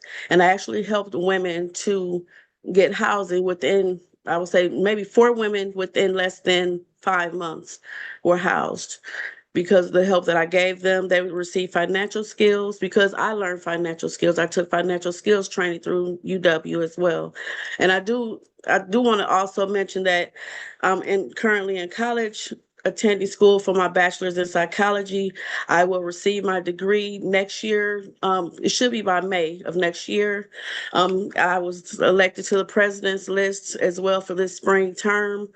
And then in addition to that, receiving that, I've also been on the dean's list as well prior to that. So what I'm doing is I've learned a lot from what happened, and now I'm using that to help people in the community. I do life coaching as well, and my plan is to start 3 nonprofits because I want to help the community not only with self-empowerment. I want to help with mental health issues. I want to teach people work skills, employment skills. I want to teach etiquette as well because I learned that. I didn't have much professional etiquette, but I learned that along the way. And so now I want to teach someone else the same thing. So overall, that's what I'm doing right now is the life coaching, empowerment coaching. I'm working to get my business license now. And the goal is to have those nonprofit agencies. I have worked with other agencies as well. There's United Way, there's Urban League, of course, there's Nehemiah. I've worked with multiple agencies to get information. I've attended sessions that they offer as well. So what I can say is why I think I should receive a pardon. I hope I'm not jumping too far ahead. I'm hoping to receive a pardon because I've had a lot of opportunities that were presented to me that I could not get. I had to walk away from a job because I couldn't get my licensing. Even though I passed the state test, I wasn't able to keep the job because I could not get approved for my licensing. I did appeal the decision and was still not granted the licensing, even after passing the test. So with that, I also had other experiences where I was denied a job because I didn't have, I had the felony because of that. I was told by someone that if I can get a pardon for the felony, then they can hire me. That's something else that I was also told. So it has hindered me a lot in being able to obtain the gainful employment that I wanted. I was able to pivot and find other employment, but it's not quite in the field that I want because I do want to also be able to join the board, and they need to know that they can trust me. They need to know that they can trust me in the financial market as well. Thank you, Ms. Johnson. We'll open up to follow-up questions from the board. Board members? Cindy. Yep. Good morning, Ms. Johnson. So you were ordered to pay $13,000 in restitution, and according to the records, it looks like you paid a little less than $1,100. No. What is the status of the remaining balance that you owe? The balance is $6,741 that's left to pay. And with that, the goal is paying $400 per month to have this paid off in 1 year and 5 months. But it's $6,741 and I believe 40 cents that's left. And you're making payments now? Yes. Okay. Yes, and that I have that plan to pay $400 a month, 1 year, 5 months, it'll be paid off. Thank you. If not sooner. If I can pay more, I'll have it paid off much earlier. Okay, thank you. And I apologize, I still can't get my video to work. That's okay, Ms. Johnson. Any other questions from the board? Ms. Johnson, just one from me. It looks like in 2001, you were originally charged with a misdemeanor of neglecting a child. I saw that was dismissed and you're convicted of a disorderly conduct misdemeanor instead. But could you tell us a little bit about what was happening in 2001 there? In 2001. So that was when I was married still to my ex-husband. I had to go and buy vacuum bags, and we had a neighborly kind of thing where the neighbors would watch the kids. And so I said, can you watch the kids while I run to go get vacuum bags so that I can get back to the house to clean up the house? Because my ex-husband, we were having some complications, and so he was out of the house. But then when he found that the kids were there, even though he didn't know that my neighbor was keeping an eye on them while I went to get vacuum bags, he called the police. to tell them that I left the children there at the house. When I did get back, I said, hey, I just went to get vacuum bags. My neighbor was keeping an eye on the kids while I went to go get vacuum bags so that I can come back to clean. And that's why it was dropped down from neglect to disorderly conduct, because the judge did tell me, even though I did have someone watch the kids, it's still not good to leave them in the home, like that without an adult directly in the home. So that's what happened. Got it. Okay, thank you, Ms. Johnson. Welcome. Any other questions from the board? Anthony? Yes, Ms. Johnson, I was going to ask if you can kind of talk about, I know you kind of talked about a few different programs from Nehemiah to the Urban League. What were the things that you were doing in those programs? I attended the programs. I was able to listen in, the Justify Anger. I was able to listen in because of my spouse. He was in the meetings. I cannot remember his name, but there's someone that hosts, so John. He was in meetings with him, and along that, I would meet with them and they would discuss different parts of the program and the things that they need to talk to the people in the program about. So during that time, I was able to just listen in on that, just get some information about the program, excuse me. Okay, all right, thank you. Welcome. Thank you, Ms. Johnson. I think that's everything from us. I appreciate your time today and I hope you enjoy your weekend. You as well. Thank you all. Thank you. Next up, we have Randall DePons. Mr. DePons.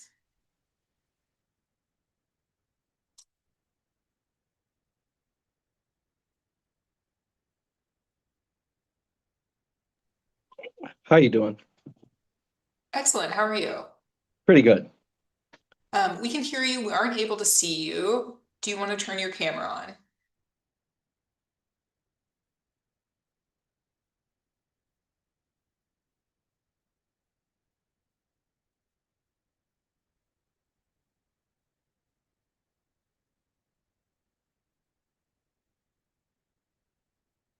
Okay, Mr. DePons, it looks like now you're muted. We don't have video or audio.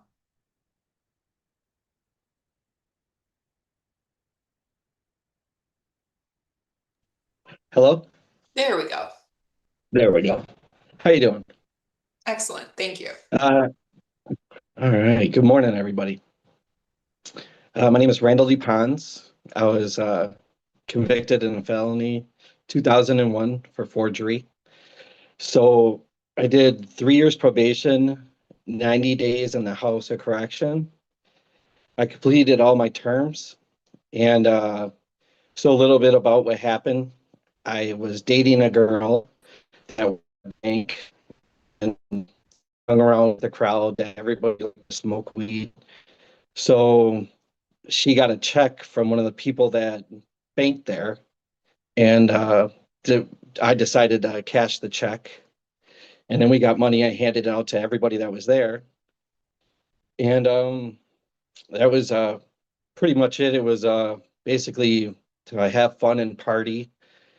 And it was young and stupid. And then I went to court, and the judge told me that, hey, I got to get my act together. Otherwise, she's not going to be so lenient on me next time. And so I 100% changed my ways. All my friends that I had, I let all my friends go. I started a career in truck driving. I've been driving since 2001 to present. Right now, I do mail, so I deliver mail.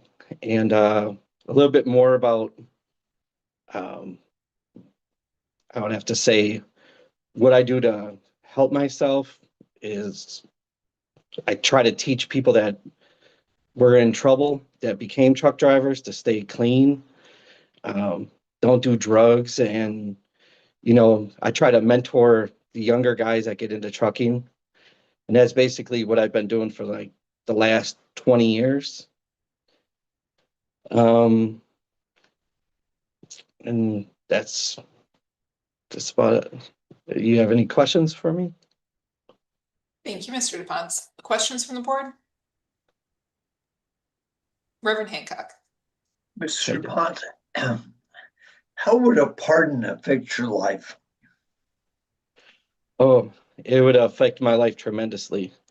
I had this hanging over my head for years, and it's when I go to places, fill out job applications, and you know, people just look at me like, he's got a felon, we can't hire him because some trucking jobs I try to get are working with cash. So they see the felony of forgery, and the first thing they think is, oh, hey, this guy might steal money, and that's so embarrassing to me. And, I just want to clean off my record. It's like been a dark cloud that's been over my head for years. And on top of that, I want to feel like a normal civilian where I don't have to have this. I don't know. I feel like this thing over my head is like, hey, he's a felon, he's a criminal. I just want to get rid of it and be done with it. And I think it'll help me out in the future.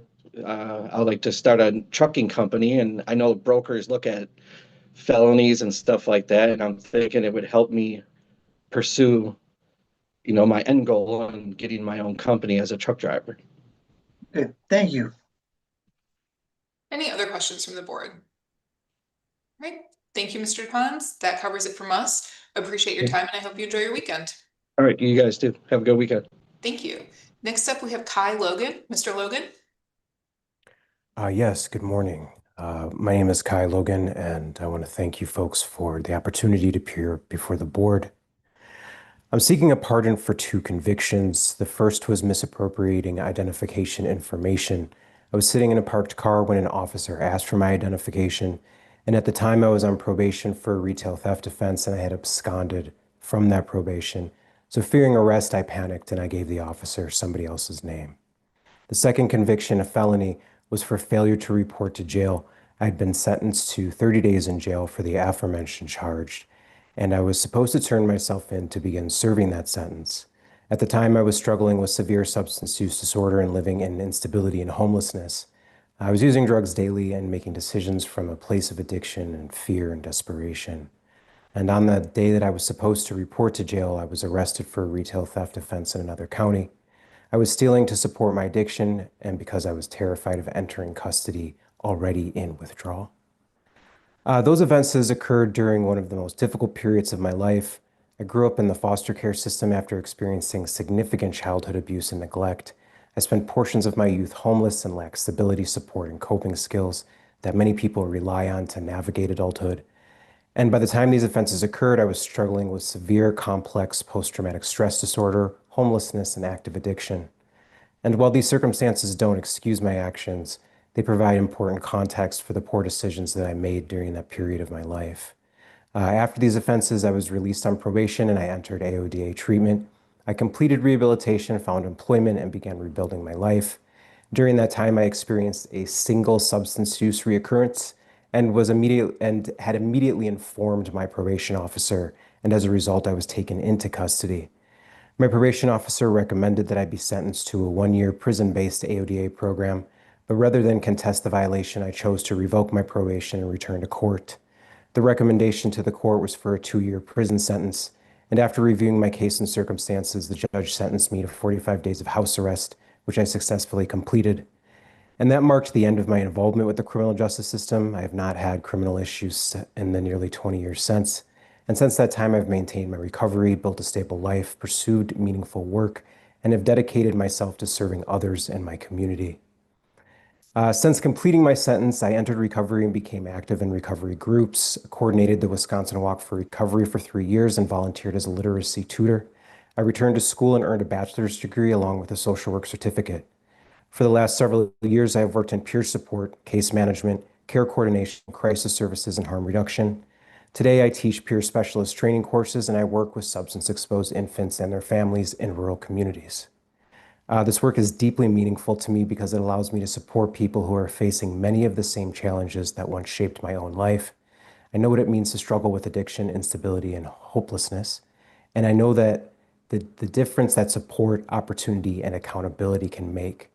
My career has given me the opportunity to help others navigate difficult circumstances and build healthier, more stable lives. Looking back, the person that committed the offenses and the person I am today are very different. For nearly 2 decades, I've dedicated my life to service, recovery, and helping others. I'm asking for this pardon because my record stands between me and the work I've given my life to. Most of my work is with government agencies and in roles serving vulnerable people, and those jobs run background checks. This past December, I was hired as a homeless outreach coordinator supporting people facing addiction and homelessness, the same situation I came out of. I made it nearly all the way through the hiring process, and then on Christmas Eve, about a week before my start date, I received a call telling me that I hadn't cleared the background check because of my record. This is a reoccurring barrier to the work I'm trained for and committed to, and it's the same barrier I will hit as I move toward advanced practice nursing licensure and clinical care in rural communities that have almost no one to provide it. I'm not asking for you to erase what I did. I've owned that, and I always will. I deeply regret the harmful impacts I've had on individuals and the community, and I'm asking for the chance not to be permanently defined by the worst period of my life so that I can keep doing the work our communities need. Thank you. Thank you, Mr. Logan. Before I open up to other questions from the board, I just want to note that in your application, you list one of the reasons that you're seeking a pardon is in order to vote. And I know you live in New Mexico now, but I want to note for you and anyone else who may be watching that in Wisconsin, you are generally eligible to vote once you've completed your entire sentence when you're off paper. So I'd encourage you to look into that in New Mexico as well, because it is possible that you are able to vote regardless of the outcome of today's hearing. But with that, I'll open it for other questions from the board. Reverend Hancock. Mr. Logan, you're living in New Mexico now, Correct. but you're doing peer support training in Wisconsin. Yes, I'm a contractor, so I'm finishing out my contract with a Wisconsin entity that provides the administration needs for the peer support trainings in Wisconsin. Oh, okay. So you're doing the administrative work that you can do remotely. Yes, well, I'm also doing trainings, which I do remotely. Oh, okay, good. And the work you were doing in rural outreach, is that in New Mexico? Yes, I currently hold a position with New Mexico State Department of Health working with substance-exposed infants and their families. Oh, okay, thank you. Any other questions from the board? Okay, thank you, Mr. Logan. That's everything from us. Appreciate your time, and I hope you enjoy your weekend. Thank you so much. Thank you. Next up, we have Bud Cryer. Mr. Cryer.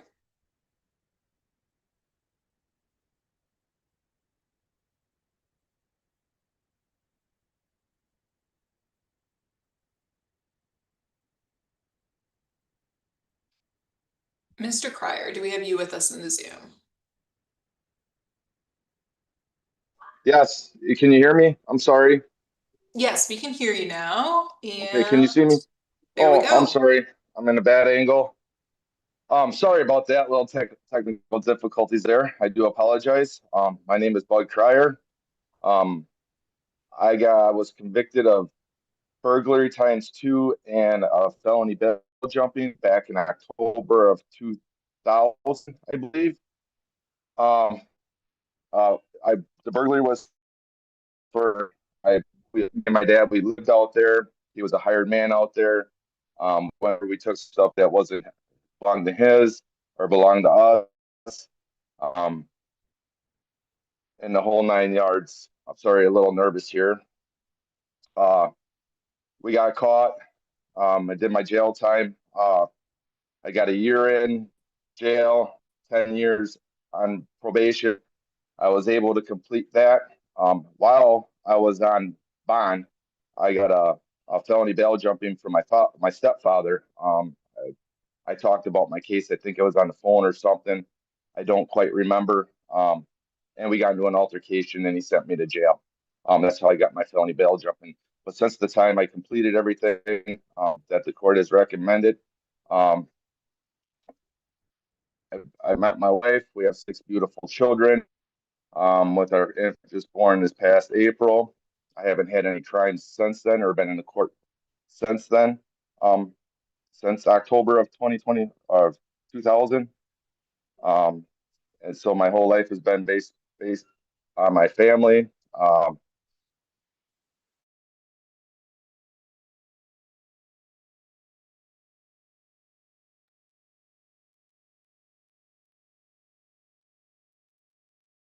much, so we don't do that too much no more. So, but we have our 2 little girls here. In the next few years, we'll get back into the community, back in volunteering and everything like that. And for the reason why I want to pardon is, I feel my crimes, because how they went down and what it was and what I chose to do, I don't want it to define me. I feel I could better myself with jobs, better support my family. If I didn't have this hanging over my head, if I've been removed from this crime for about 20, 25, 30 years, somewhere around in there. And I just like to put it back in just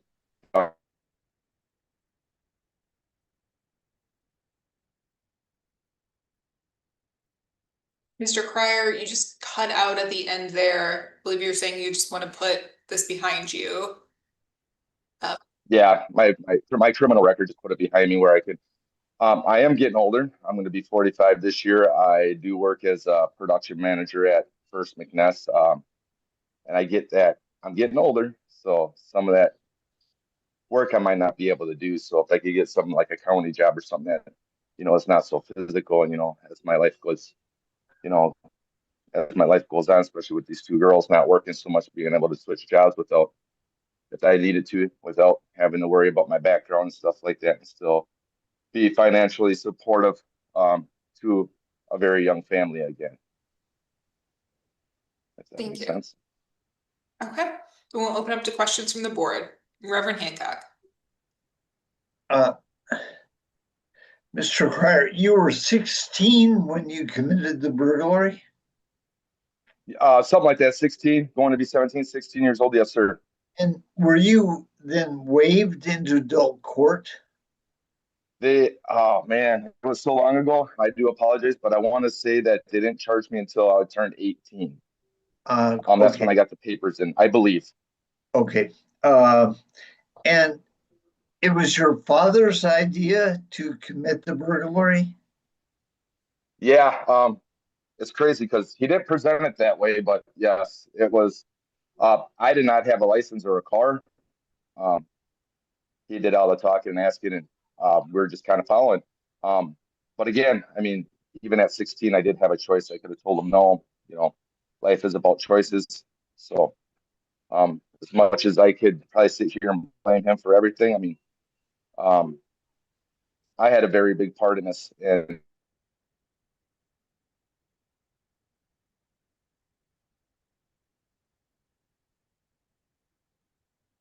Mr. Cryer, I think we lost the end of your statement there. You said I had a very big I'm part sorry. in this and. Oh, I was just saying, regardless of my what I've done or what my part in out there, I mean, I was a very big part in it because I still made the choice to go along or to listen and carry through with all this that he was asking for. Even being 16, I mean, you know what right and wrong is. You got choices. So as much as I could sit here and probably minimize it, blame him all every day, but that's not the case. I was there, did the whole 9 yards. I listened to him and I did not argue or fight back with him. So. And whose idea was it to burn down the barn? That was just kind of the spur of the moment, to tell you the truth, sir. I know me and I think his name was Chris. I know we were just going through, we were talking, if I remember correctly, and we kind of lit some stuff and then yeah, we thought we put it out, I think. And I know, if I remember correctly, when we left, I didn't see the barn on fire. So. And your father had some was in some argument with the guy who owned the house and the barn?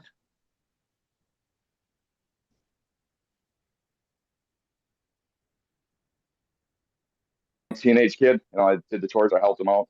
I had my own little part, but business aspect, I don't know. And when they sold out, I don't know the business agreement that they had. But I know that their friendship, or whatever you would call it, businessship, went sour.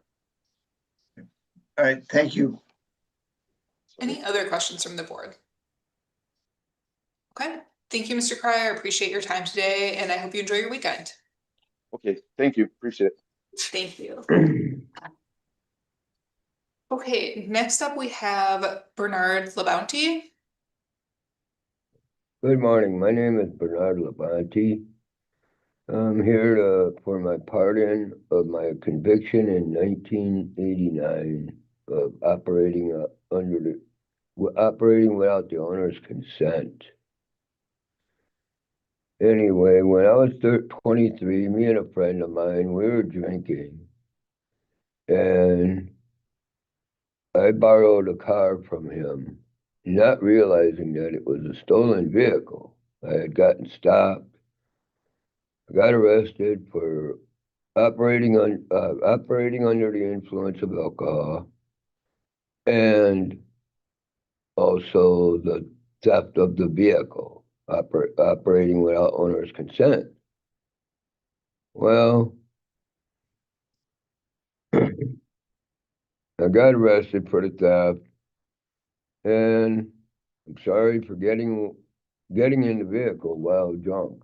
You know, I mean, I put people's lives at risk, and, you know, not realizing that the car was stolen even, you know, it's like, anyhow, I did 2 years of probation, and I successfully completed that, you know, and even my probation officer, he was a pretty decent guy. And, you know, I haven't had any convictions since that, you know. I've had minor municipal tickets, but nothing major, no major convictions whatsoever. And that was my only conviction. And that happened 37 years ago. And I just want to put it behind me. You know, get it off my record. That way I can get a driving job. And, you know, hopefully retire in 5 years. You know, not 7. I'm 62, you know. I acquired my license. I have a clean driving record. And I was turned down for a job driving company vehicles because of this conviction. And I just want to put it behind me and hopefully land a job driving company vehicles, you know, in which I could go back to that company and get a job because of my experience with concrete, construction, and, you know, landscaping. And, well, after I got that conviction, I worked on swimming pools for 2 years. And my probation officer, he used to come out to the job sites. And he said, you know, I'm doing pretty well. You know, so I'm asking for his pardon so I can put this behind me and land a driving job. Thank you, Mr. Labounty. And Hopefully- I have the chance of getting a driving job. A friend of mine wants to get me in with the company that he works for, driving straight truck from Milwaukee to Greenfield or Green Bay. Thank you, Mr. Labounty. We'll open it up to questions from the board. Board members? Reverend Hancock. Mr. Labounty, the judge in Milwaukee County who reviewed your application for a pardon supports it. And the district attorney in Milwaukee County who reviewed your application strongly supports your getting a pardon. How does that support make you feel? Well, it makes me feel good, humble, and you know. Good. Thank you. Any other questions from the board? All right. Thank you, Mr. Labonte. Appreciate your time today, and I hope you enjoy your weekend. Thank you. Thank you. Next up, we have Edward Shields. Mr. Shields?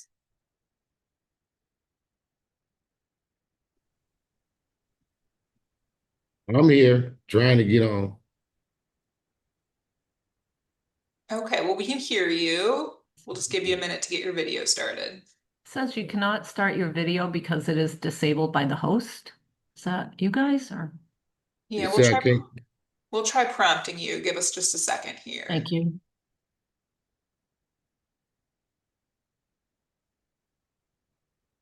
There we go. Oh, okay. Well, good morning, everybody. Good morning. The reason why I'm asking for my partner, first of all, let's go over the crime. The crime happened in 93 to 94, which was a simple burglary. How I got here. Back when in 93, 94, I decided to get married. And I wasn't financially stable. I wasn't able to take on a wife and kids.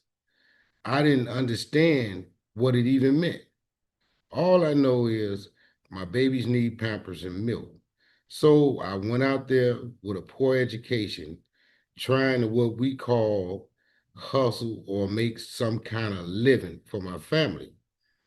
And it caused me to end up in a place that I don't wish on my worst enemy. And that was prison for the crimes that I have committed, which was burglary. I had 4 years probation, 3 years intensive solutions and things I had to take care of, far as correcting it. And within these 30, I say it happened in, like I said, 93, 94.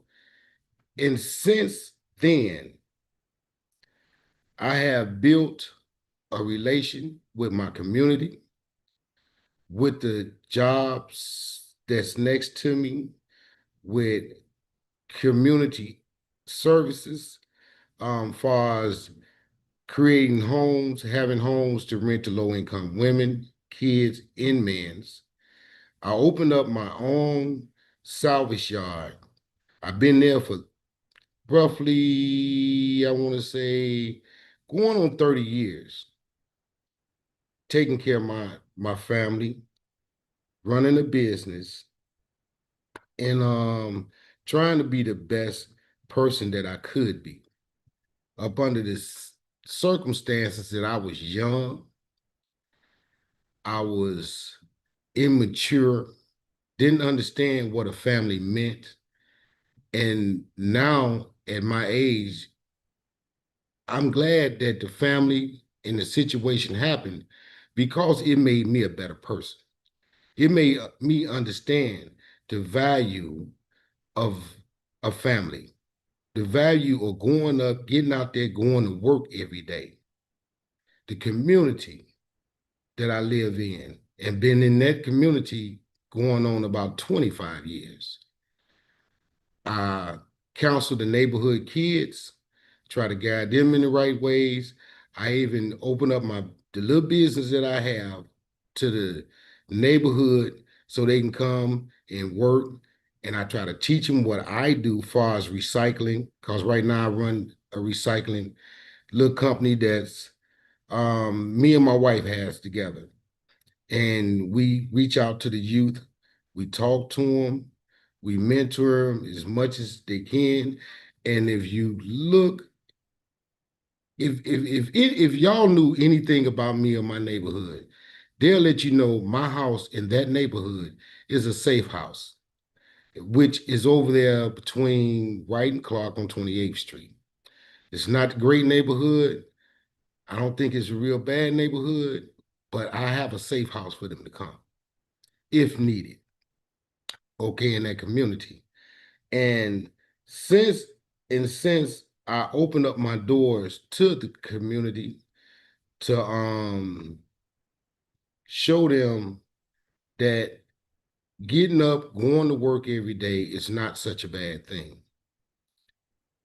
It gives you a peace of mind to know that you are doing something helpful, not destructive. So I'm in front of the board today, asking y'all for a pardon so I can continue on with my grandkids, showing them that, hey, we make mistakes, showing the community that, yeah, I made a mistake, I paid for it. Your life is not over because of these infractions. But you got to stand up and be held accountable for your infractions.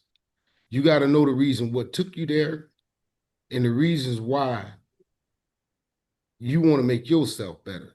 So yeah, we sit, we talk to the neighborhood kids and even to some of the grown guys around there, you know, because a lot of us are in need. And I try to do everything in my power to help. And I think having a resume that says after 32 years, I finally can receive an inkling of a pardon from the board. I can take that back to my community and show them that even me, can get something done. The world is not against you. You just got to be patient. You got to listen.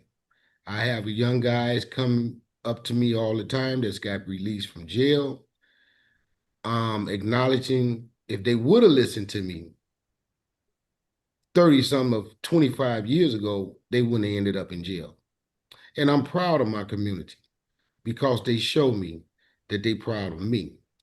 The community, the job that I have, and the job that I created is next door to another metal factory company. And they look at me as an asset to the community in the neighborhood. And I appreciate them. And maybe y'all might have some letters. They're from the Schusners. And, you know, going through life with this stigma over my head, it's kind of hurtful, doubtful. It pushes you in a kind of way. You know, it's like when you get your driver's license for the first time, you happy. You know you're a legal individual out there on the roads. You put in the hard work. And that's the reason why right now today I'm asking this board to grant me a pardon so I can be legal. I can be out there on the road. I can be a pillar in or example for the community that I'm in. Thank you, Mr. Shields. We'll open up for any questions from the board. Board members? Reverend Hancock. Mr. Shields, the district attorney in Milwaukee County who reviewed your application for a pardon supports your getting a pardon. How does that make you feel? Like a kid in a candy store. Thank It you. does. Other questions from the board? Mr. Shields, one from me. It looks like in 2013, there's a harassment restraining order granted against you. And I see in your application, you talk about a case from 2011 that seems like it might be the same thing. But could you just tell us a little bit about what was happening with that restraining order? Yeah, well, I was in a situation with my daughter, and the lady who filed the restraining order, because of her husband at the time had attacked my daughter and beat her. And as a father, I went over to confront him about the situation. And yes, we got into it. He grabbed me. I stopped. I tried my best to stop the threat. And I ended up going to jail that night. I got out 2 days later. I went through the case, and they found that in that case and in that reason that I was not it, I wasn't really held liable for it.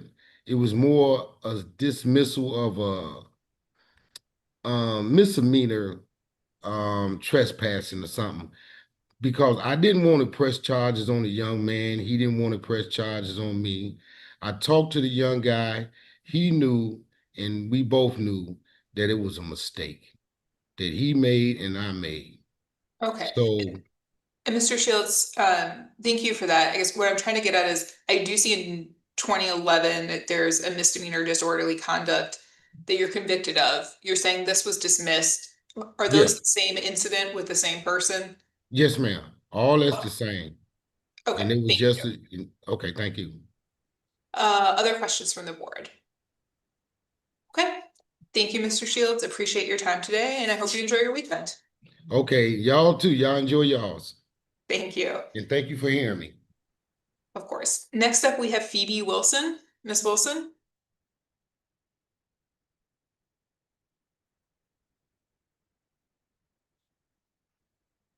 Okay, can you hear me? We can hear you. We can't see you Okay. quite yet. All right, let me get this together. Okay, there we go. Right. Okay, okay. Hi, good morning. Good morning. My name is Phoebe Wilson, and thank you all for allowing me this opportunity. I was convicted in 2007 for misappropriating of an ID, trying to purchase a vehicle. Um, that was about 20 years ago. When just doing something really stupid. Never been in trouble in my life. Never had a criminal record prior to that. Since then, was licensed by the state for a daycare and had my daycare for about 5 years. Then I started doing foster care. Been doing it for 20 years. Decided to go to school at University of Phoenix and for criminal justice. Stopped and decided I wanted to go for nursing at Bryan and Stratton, which was about a year and a half ago, when I was told by them that after I finished the first semester, that because I had the felony on my record, that I wasn't able to continue with my clinicals. So that's when I decided to, when I found out about the pardon, that I could have that pardon. Um, so they, so the reason for the pardon, I would like to have that pardon is because I've always been interested in the nursing field. I loved helping people. I took care of my mom. I take care of her, my dad, my stepmom, my grandparents, and I want to get back into school at Bryan and Stratton, and be able to help other people. I volunteer with my good friend Tina Johnson at the guest house once a month for feeding the homeless, and yeah, I just want to be able to get back to school, get back into nursing so I can get my nursing's degree, so I can get go ahead and start back working in the nursing field. Right now, I'm a personal care worker. I help my mom take care of her.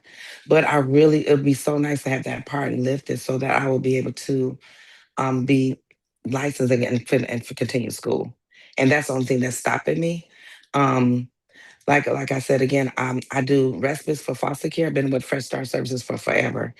And yeah, everything, it was just a dumb decision. Did something really stupid 20 years ago. It was just dumb. And I regret that. So I'm coming upon you guys asking, can you please just pardon that? It would be really, really be a blessing if I could have that taken off my record. Thank you, Ms. Wilson. Questions from the board? Reverend Hancock. Oh, you're on mute. Ms. Wilson, yes, good morning. You have worked in foster care for 20 years. And in your application, you say you're doing respite foster care. Is that what you do? Yeah, respite is when what they need for you to keep a kid for the weekend, like a foster parent, every month foster parents get maybe 2 days, or it all depends on how many days they have a month to do respite for the kids. So someone might say they might need me to keep a kid for the weekend or during the week. I can do respites with Fresh Start Services. Okay. Also, I'm working at Leading Path Childcare, and I offer childcare to the parents when they need it on the weekends. And that's my niece. She owns the daycare, Leading Path Childcare. So I also work there. Good. Thank you. Thank you. Cindy? Yes, good morning, Ms. Wilson. Hi, good morning. The misappropriating ID can have a devastating effect on victims in terms of their credit and trying to get these things off of their record. And you use someone else's social security number. Can you talk about the impact your crime had on that victim? Yeah, because it happened to me. I know that it was an impact on their record. I mean, on their credit. It's like someone taking your identity. So I had changed, not use inappropriate, use my mother's maiden name and changed one number on my social security number. Didn't know that it ended up belonging to this individual. And I felt so bad. I apologized to the courts, and I apologized for that, because I know that was that's something that is just like having someone. This is just like someone asks you to co-sign for them a vehicle, and they don't pay the bill, and so it affects people's credit. That's something really, really harsh. And so like I said, I regret that so much. At that time, it was which I got 40 years old to do something so stupid. I never gave it a thought at that time. But as I've grown, I'm 60 years old. I think that was just so irresponsible, and it wasn't right. And so I feel deeply, deeply apologetic in regards to that. So since I haven't did anything wrong, I don't do anything wrong. I still think about that because it was wrong to do that. I would never encourage anyone to do anything like that, because at my age, with me trying to do anything I want to do, first thing they do is look at your credit. And so I would hate for someone to do that to me. And so because it actually has happened to me. And so it's devastating. You taking your ID, using your identity to get to rental property, utilities, just anything. It's not a good thing. Okay, thank you. You're welcome. Any other questions from the board? Okay. Thank you, Ms. Wilson. Appreciate your time with us today, and I hope you enjoy your weekend. You as well. Thank you for having me. Thank you. Goodbye. Next up, we have Daniel Robenhorst. Mr. Robenhorst. Good morning, Daniel Robenhorst here. Thank you for inviting me to the hearing today. In 2016, I was convicted of a felony drug possession, along with an array of other charges that I would be or would not be sentenced with. This is all taking place during the height of my active addiction. It would take a year plus on probation, some time in detention, possibility of revocation, before I was able to have any success fulfilling my sentence. In 2019, upon release from supervision, I had 18 months clean and sober from drugs and alcohol, and have maintained my sobriety till present date. My first 18 months under supervision were very difficult by my own devices. Once I was able to establish a foothold in the recovery community in my area, I began to find success under the state supervision. I was provided with many opportunities to succeed through the state, for which I am forever grateful. These tools and resources given to me led me to fulfill my court-appointed obligations and become a productive member of my community. After using all the resources provided to me over this period, I was able to successfully serve my probation and was released in 2019. I've been able to maintain steady and gainful employment. I have financial stability today. I became a homeowner in 2021, where I am proud to be raising two young boys, 8 and 13, with their loving mother and girlfriend of 16 years in Green Bay, Wisconsin, where I am born and raised. I feel, even as a convicted felon, I've had a fair opportunity to participate in my community and maintain gainful employment. I've been an active member of my area's Narcotics Anonymous program for going on 10 years now, where I've learned and seen the value of second chances and forgiveness. I've also been involved in Scouting of America's Cub Scout program with both of my children. My youngest still active, his mother, den leader of his den. I've also been fortunate to be able to coach or assistant coach to some of the little league baseball clubs in my area for my children. It's a lot of work. It's a lot of fun. Keeps me active. It's busy on top of full-time job and juggling a young family. I wouldn't change it for nothing though. The life I live today is very fulfilling, especially compared to some of the dark places the old way of life led me.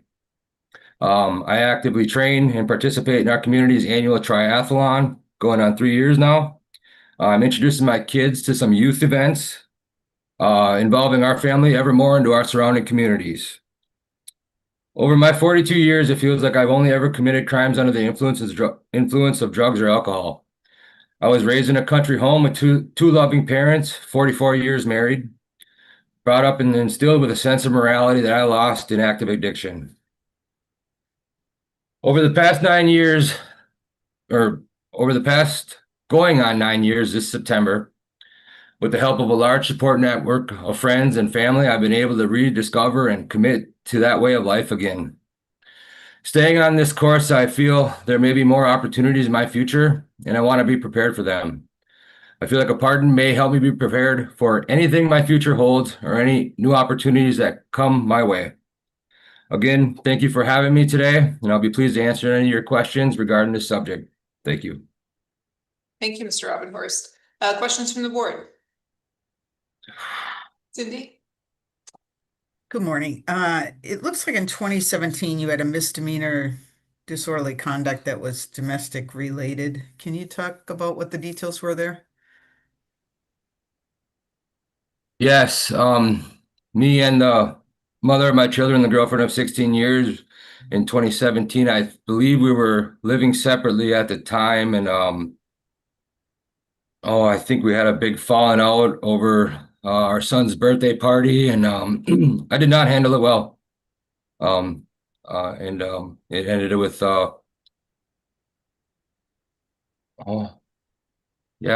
there was a large argument. We lived in an apartment at the time. I believe the neighbors, I think maybe the argument may have been taken into the hallway and the neighbors were involved and there was some police called and yeah. Did this predate your getting clean? I think I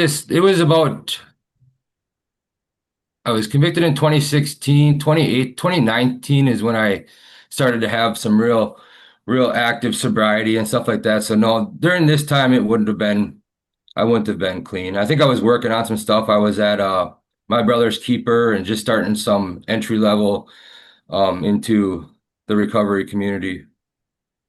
So you discharged from supervision 2019. How long have you been free from drug use? September 13th, 2017. Okay. Was my clean day. Okay. Thank you. Reverend Hancock. You had in 2018, you had a child support case. What was that about? Oh, sure. The state took me and Virginia in to see about what we needed to do regarding our second child, Jasper, and it ultimately was decided that I'm active in his life and active participant, active father, and there was no child support granted, and he's still living with me today, and I'm taking care of him. Okay, but his mother is not the woman you're with now? No, I am with her still, yes. Oh, okay. Yeah. Right. Okay, thank you. Yes, sir. Other questions from the board? Mr. Robinhorst, just one from me. You spoke about the domestic abuse incident when my colleague asked you about it. I see in your application that you talk about a 24-week domestic violence program that you went to, I'm guessing, as a result of that incident. Could you tell us a little bit about what you learned there? Oh gosh. Yeah, that was a really good course put on by the Christian Diocese of Green Bay, I want to say it was called. And it was yeah, very insightful, talked about different methods and you know, to maybe just excuse myself from situations like that where I think I had a very controlling sense about me and you know, I don't have control over anybody else except for myself and I need to be in control of my emotions and stuff like that. And I definitely wasn't in control of my emotions at that time, but the course was very insightful and I took a lot away from it. I know that. Okay, thank you. No problem. Any other questions from the board? All right, appreciate your time, Mr. Robinhorst. Thank you and hope you enjoy your weekend. Thank you for having me. Bye now. Thank you. Tanya Carley is our last applicant of the morning session. Ms. Carley? Hi, can you hear me? We can. We can't see you. Are you able to turn on your video?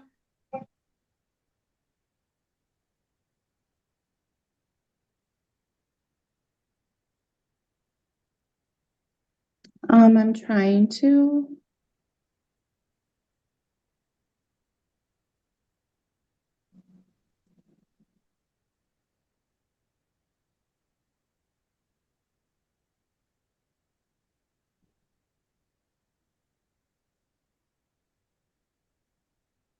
There. Is it still working? No, we can't see you.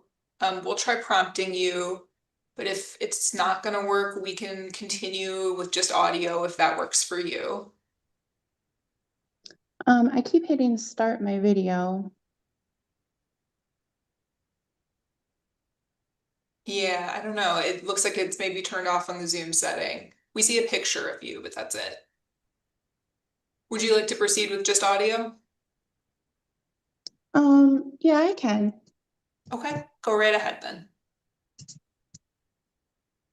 Good morning. I would like to thank you all for giving me the opportunity to be considered for a pardon. In 2008, I was convicted of armed robbery, use of force. I accept full responsibility for my actions. There's no excuse or justification for the choices I made. At that point in my life, I struggled with poor judgment, some addiction issues, and I was not living with the responsibility and values that I have today. I was sentenced to 1 year in jail, 10 years of probation. I had to complete some classes through the UW Extension Office and community service. I successfully completed all requirements of my sentence and received early discharge from probation in 2017.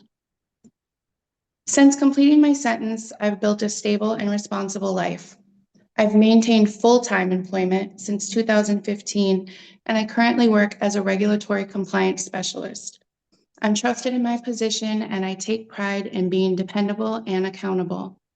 I purchased a home in 2019. I support my family, and I've raised 2 children. I've focused my life on responsibilities and being a positive member of the community. I also maintain sobriety and have worked hard to ensure that the decisions that I made in the past are not repeated. It's been approximately 16 years since I completed my sentence and 10 years since completing probation.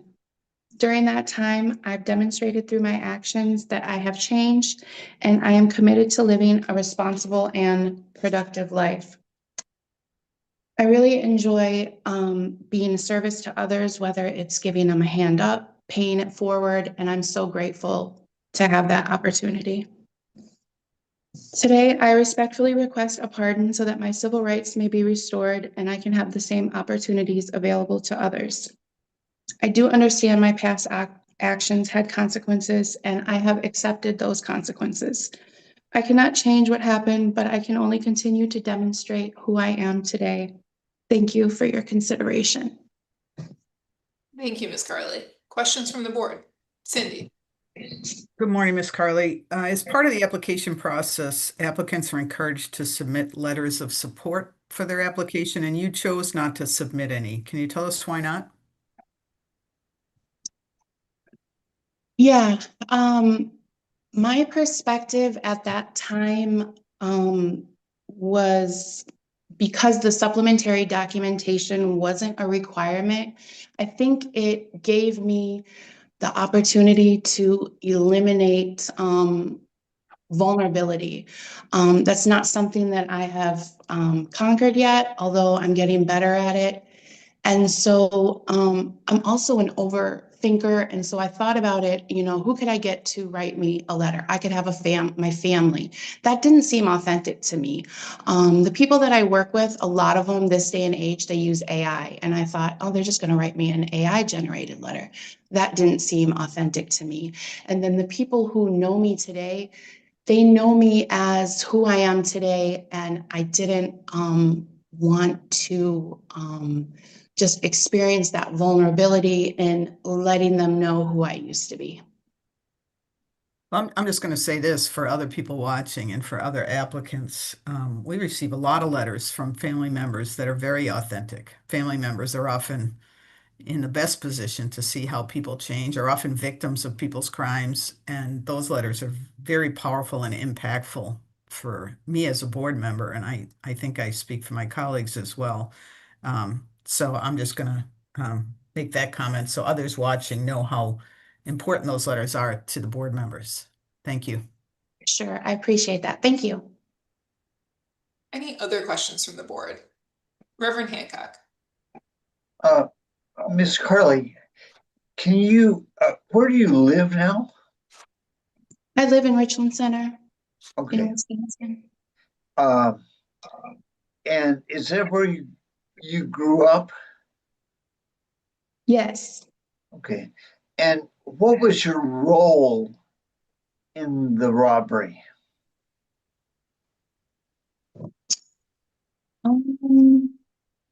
So I wasn't present when it happened. I didn't enter the building. I had purchased alcohol from the establishment. I was with the co-defendants prior to and afterwards.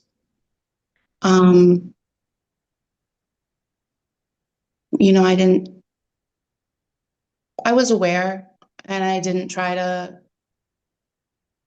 be responsible and convince anyone not to. I wasn't in a good place. I was very numb. And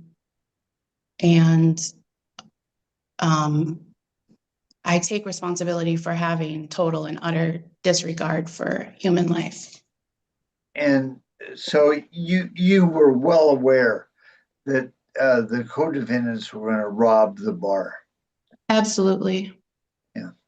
And then when you were apprehended, your kid was in the car with you, right? Mm-hmm. Yes, Is it sir. your son or your daughter? My daughter. Okay. And was she in the car when the robbery took place? No, she was with me. Well, yeah, but then you all were in the getaway car, right? There was 2 vehicles. Yeah, and she was in one of those vehicles. Yes, sir. Okay. And how is she doing now? She's doing good. She was an infant at the time. Okay, thank you. Thank you. Any other questions from the board? Okay, thank you, Ms. Carly. Appreciate your time with us today, and I hope you enjoy your weekend. Thank you. You as well. Thank you.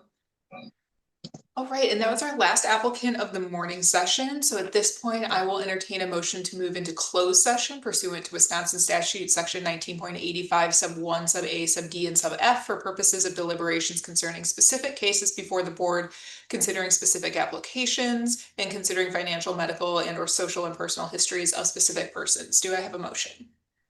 I'll second it. Jerry? Oh, Second go from ahead. Anthony. All in favor, aye. Aye. Aye. All opposed? Motion carries, and board members will ask you for just a moment to get our live stream stopped, and then we will begin in closed session. Good afternoon, everyone. If you're just joining us from the Zoom waiting room, we are going to give everyone a minute to get in and get connected. We'll get started shortly.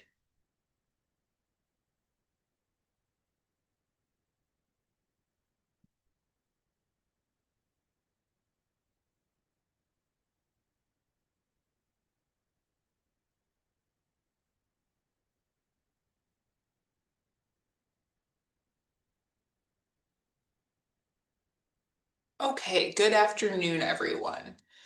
We are going to get started with the afternoon session of the Governor's Pardon Advisory Board.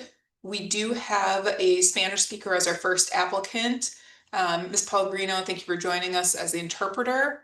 I am going to do some introductions of board members and a little bit of housekeeping, which I'll ask you to translate for us as well, and then we will get started.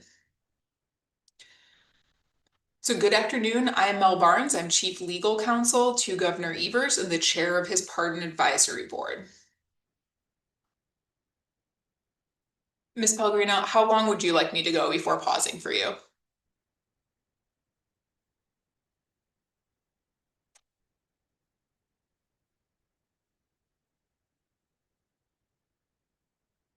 Okay, looks like our interpreter can't hear me. We're going to troubleshoot that for just a second here.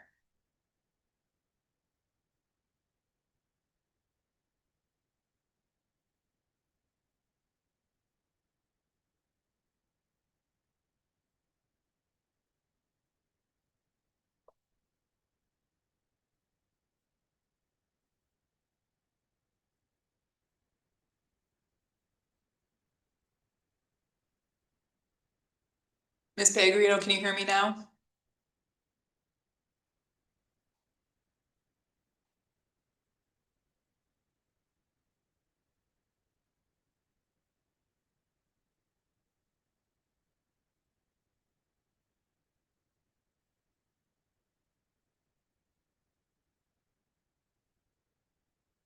Okay, we are just working on getting the sound fixed for our interpreter folks. We will hopefully get this resolved momentarily.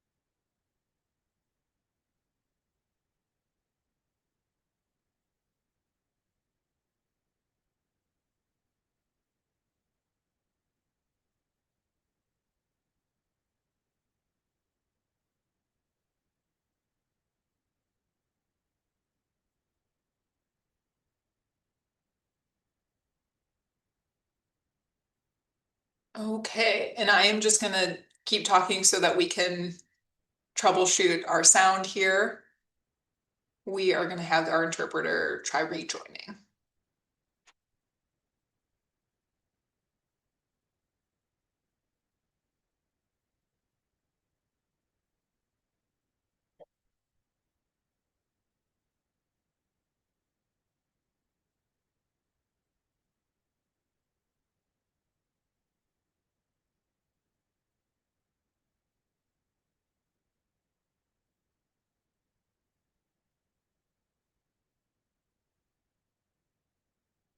Okay. Ms. Pellegrino, can you hear me now?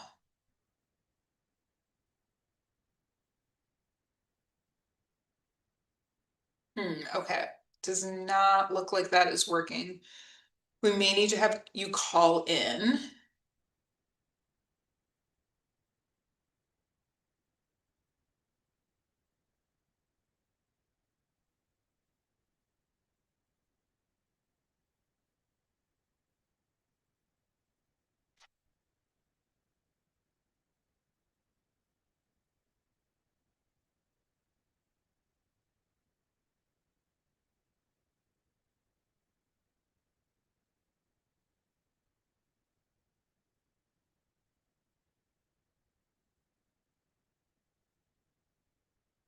Okay, Ms. Pellegrino, if you can hear me at all, we're gonna have someone reach out with a phone number for you to call in and see if phone works better.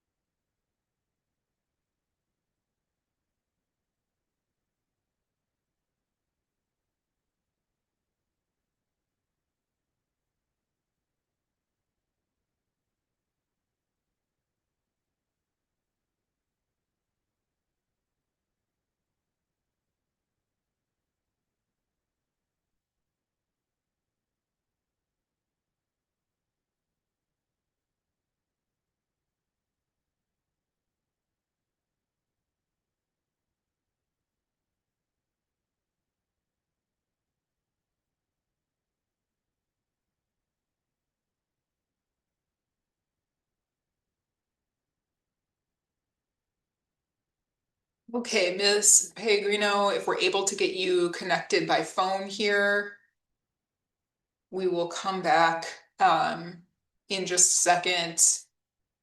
And I'm happy to repeat directions as needed so that you can interpret. But in the meantime, I'm just going to go ahead and move on to our first applicant that does not need interpretation services. So I will start by introducing my fellow board members and go through a little bit of housekeeping about how today's hearing will work. Again, if we need to come back and repeat that for our interpreter once she's connected, we will do that. Good morning, everyone. I am Mel Barnes. I am the governor's chief legal counsel and the chair of his pardon advisory board. With us today, we have Anthony Cooper Sr., who is the CEO of Focused Interruption, an organization dedicated to interrupting the devastating cycle of violence with the help of the community. He received a pardon from Governor Evers in 2021. We have board member Cindy O'Donnell, who served as the Deputy Secretary for the Department of Corrections under Governors Thompson, McCallum, and Doyle. And we have board member Reverend Jerry Hancock, who is the director of the Prison Ministry Project. He also previously served as a public defender and a deputy district attorney. We are going to call on folks in the order listed in the open meeting notice to be heard by the board. If we do have tech problems with the Zoom or anything else, we can certainly come back to folks if needed. And once we call on you, we are going to ask you to spend the first 3 of your 5 minutes total with the board speaking to the questions that you were sent in advance of today's hearing. As a reminder, those are to please give us a brief summary of the offense that you're seeking a pardon for and how your sentence went. We're not here to retry the crime. You don't need to minimize your involvement. We just want to hear from you in your own words what happened.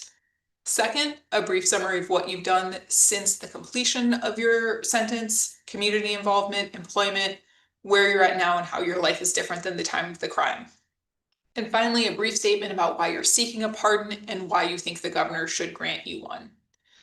Once you've spent 3 minutes speaking to those questions, we will open it up to any follow-up questions the board may have for you. Don't read too much into it either way. If we do or don't have follow-up questions for you, we spent a lot of time with your application materials ahead of today's hearing, and sometimes everything is covered there. Once you are done answering any questions we have for you, you're welcome to sign off and leave the Zoom hearing. Once everyone has been heard, the board will meet in closed session and decide whether to recommend your application to the governor for a pardon.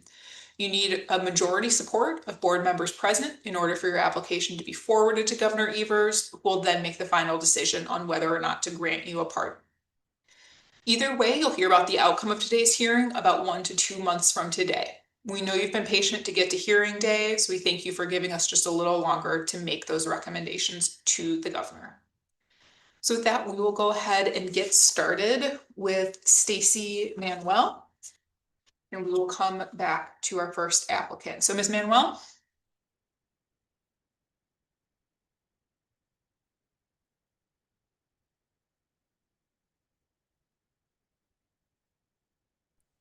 Okay. There Hi, we go. good afternoon. Happy Friday. My name is Stacy Manuel, and I want to sincerely thank you for giving the opportunity today to appear before you.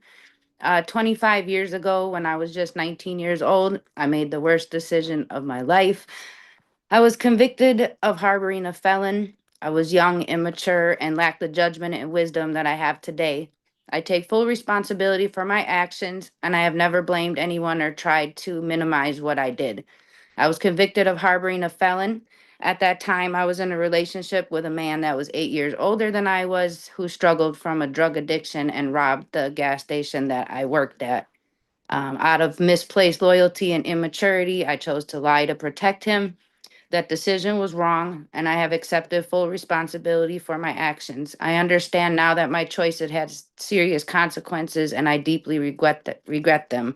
While I cannot change what I did, I accepted the consequences of my actions by serving my jail sentence and successfully completing 4 years of probation. That experience changed the course of my life. It forced me to reflect on the kind of person I wanted to become, and I made a promise to myself that I would never allow one mistake to define the rest of my life. I began earning my GED, then I earned my associate's degree in human services, followed by my bachelor's of social work, and most recently my master's of social work. Every one of those accomplishments represents years of hard work, determination, and my commitment to becoming someone who could make a positive difference in other people's lives. For more than 15 years, I have worked in social services, helping individuals and families facing homelessness, mental health challenges, trauma, addiction, and other difficult circumstances. I am now a PATH street outreach worker working directly with Milwaukee's homeless population under the bridges and in the encampments, as well as supervising the warming shelter.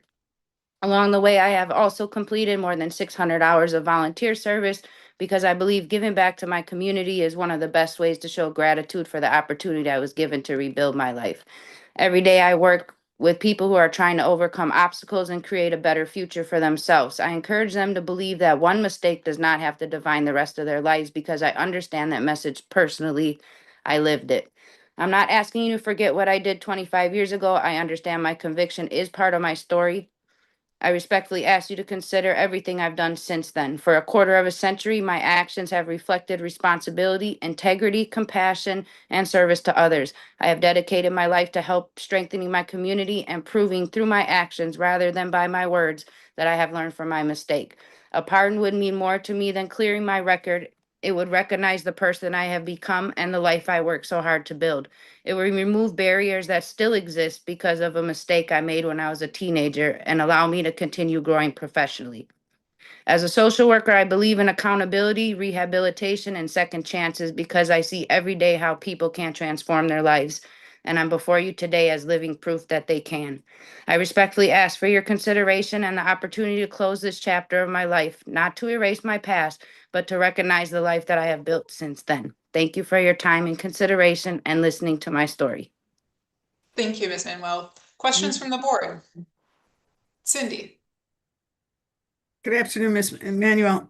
You speak about accountability for the crime, and I'm a little confused because in your application in number 9, where you describe the crime, You say, I did not know it was him at the time, but I later found out.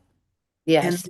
the criminal complaint is very clear. At that time, you said that he'd been talking to you for a week, that he was going to rob the gas station, that he was going to do it in the early morning hours. You cautioned him not to do it. On the day of the robbery, when you arrived at work, you saw him lurking by the dumpster. You figured he was going to rob the place that morning. You went out to bring out garbage. You talked to him. He told you he was going to rob the gas station. And you cautioned him again not to do it. And you said when he came in, you figured the best place for you to be was in the bathroom. So you got out of the way. So those two things really conflict. Can you explain that to me?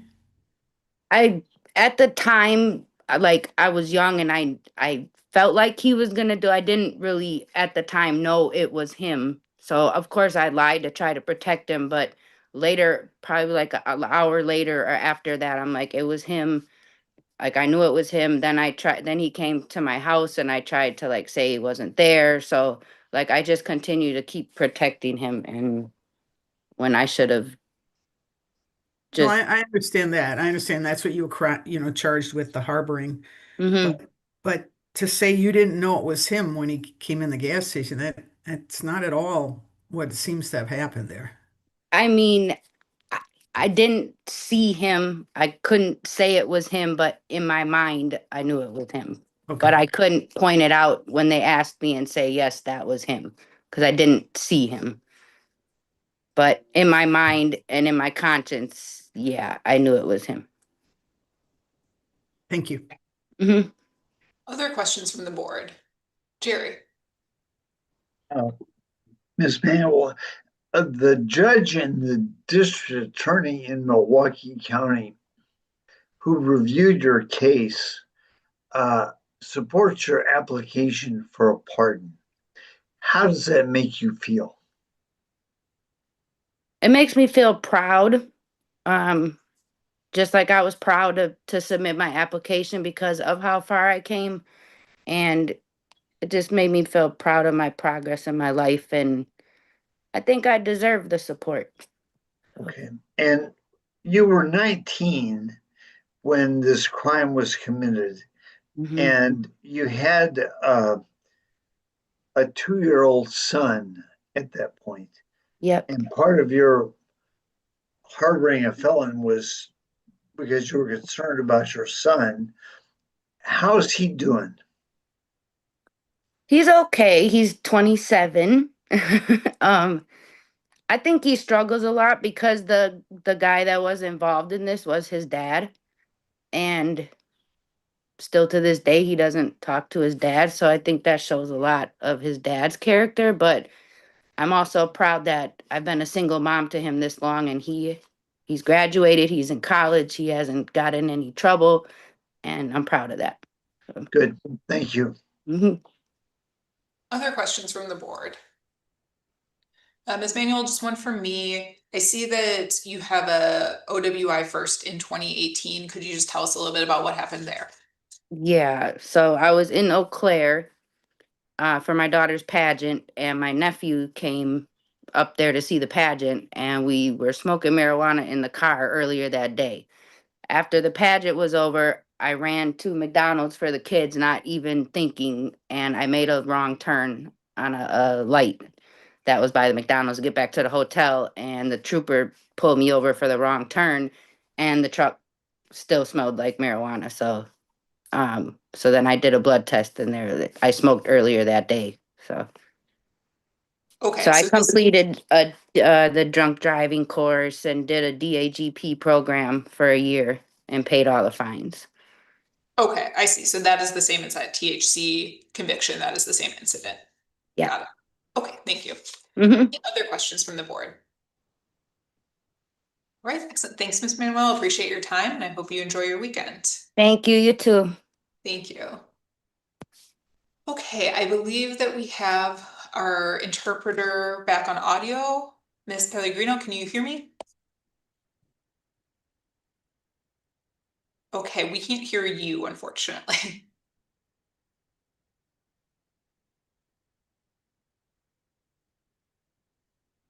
If you are speaking through the phone, you might need to press *6 to unmute yourself. Still can't hear you.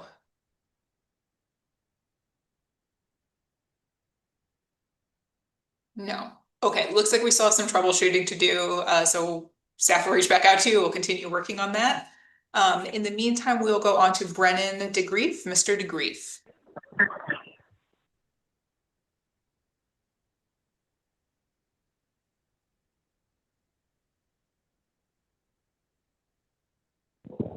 Hello, can you hear me? Oh, now we can. Okay, excellent. Okay. Thank you so much. Thank you, Ms. Pellegrino. So we will go to the applicant that you are interpreting for, now that we have this sorted out. So I'm going to briefly give some directions. I'll pause for you to translate, and then we will get started hearing from her. So we are Thank you. going to ask Ms. Del Carmen Plasencia Martinez to speak to the 3 questions that we sent her in advance of today's hearing. Vamos a pedirle a la señora María del Carmen Martínez que responda a las preguntas acerca de esta audiencia. We will give you about 3 minutes to speak to those questions, and then we will open it up for any follow-up questions the board may have for you. Le vamos a dar 3 minutos para que elabore sus respuestas y después de eso nosotros vamos a hacer las preguntas si tenemos más preguntas. So if you want to unmute yourself and turn your video on, we are ready to hear from you. Si puede, por favor, estamos listos para escucharla. Puede encender su micrófono y su cámara.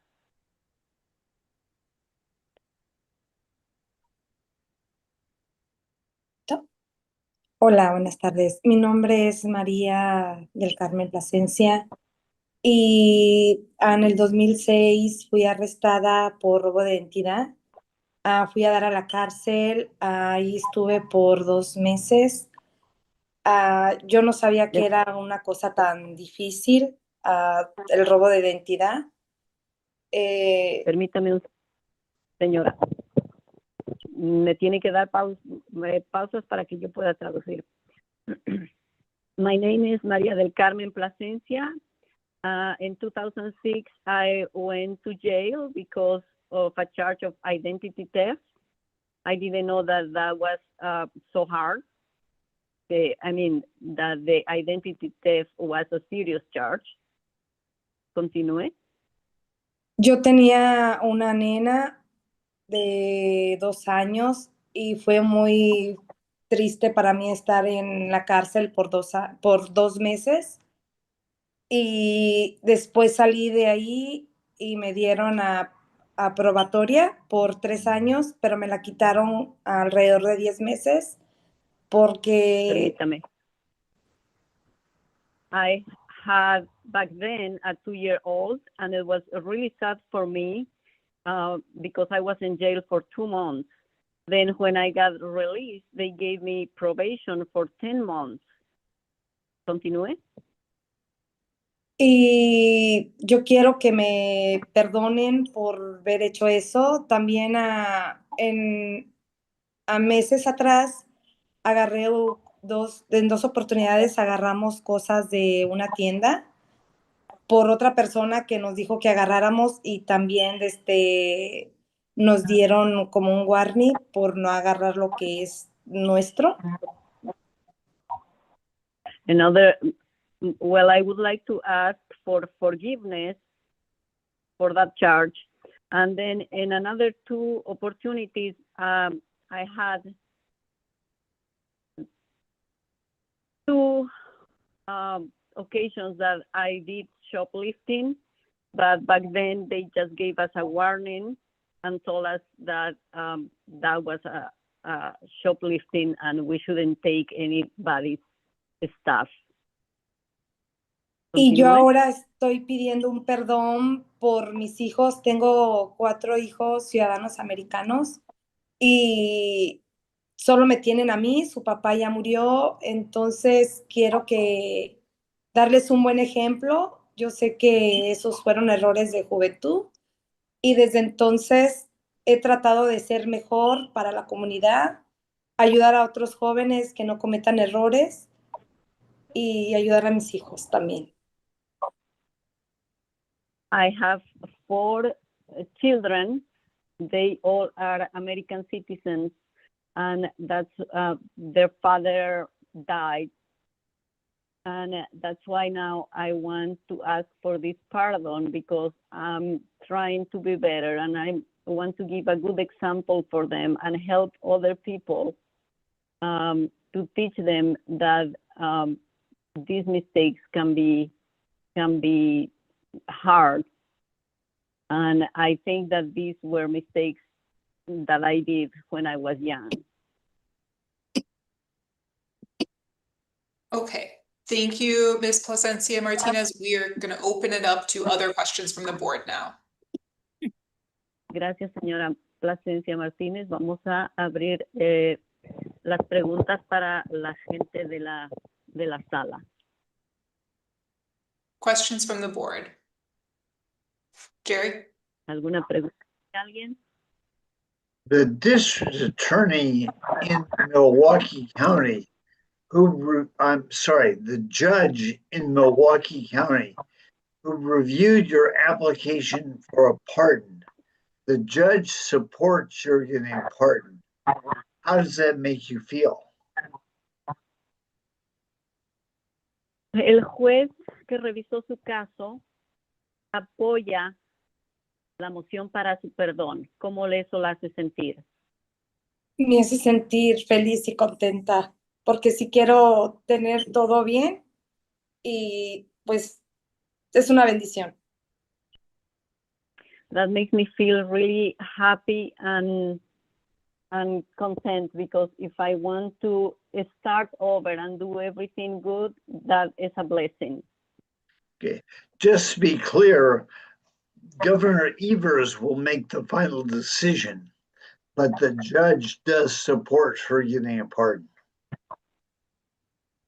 Solo para estar claros, el gobernador Evers, él hace y toma la última decisión, pero el juez, él apoya su perdón. Gracias. Other Thank questions you. from the board. ¿Alguna otra pregunta de la sala? Okay, no further questions from us. Thank you for your time, Ms. Plasencia Martinez, and I hope you have a good weekend. No hay más preguntas. Gracias por su tiempo, señora Martínez, y que tenga buen fin de semana. Gracias, igualmente, bendiciones. Thank you. Same to you all, and God bless you. Thank you. Okay, Ms. Pellegrino, I think that we don't have anything else for you, so thank you. Appreciate you making the technology work today, and thank you for your time. Our next applicant Thank you so much. Thank you. Our next applicant is Brennan DeGrief. Mr. DeGrief.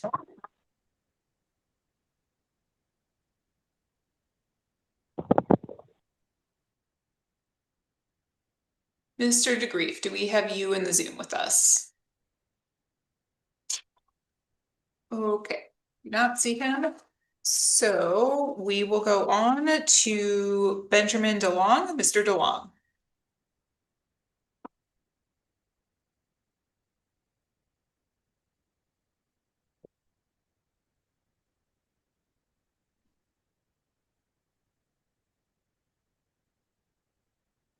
Mr. DeLong, do we have you with us in the Zoom?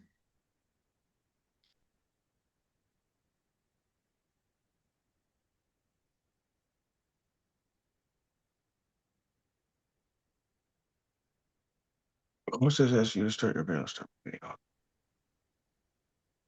Hello. Hello, Mr. DeLong. Hi. I'm here. Excellent. Go right ahead. Do you understand the 3 things we're asking you to speak to? In 2010, my mom was about to lose her house in foreclosure. I with my, I want to call it my learning disability, but we're going to call it mental illness. That was the best and the easiest way to explain it in like the paperwork. But I did not have a job, and well, like I said, I was living with my mom. I chose, even though it was wrong, I chose to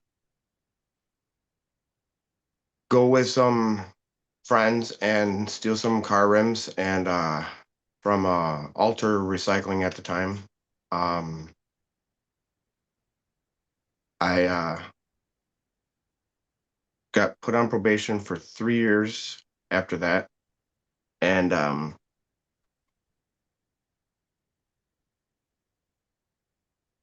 I did have all this written down very nicely. I just could not find my paperwork.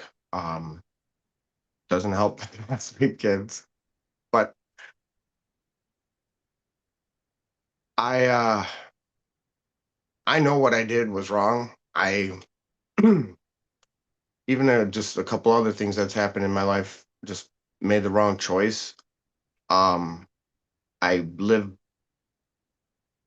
as a father full time. I try to teach my kids to make good choices.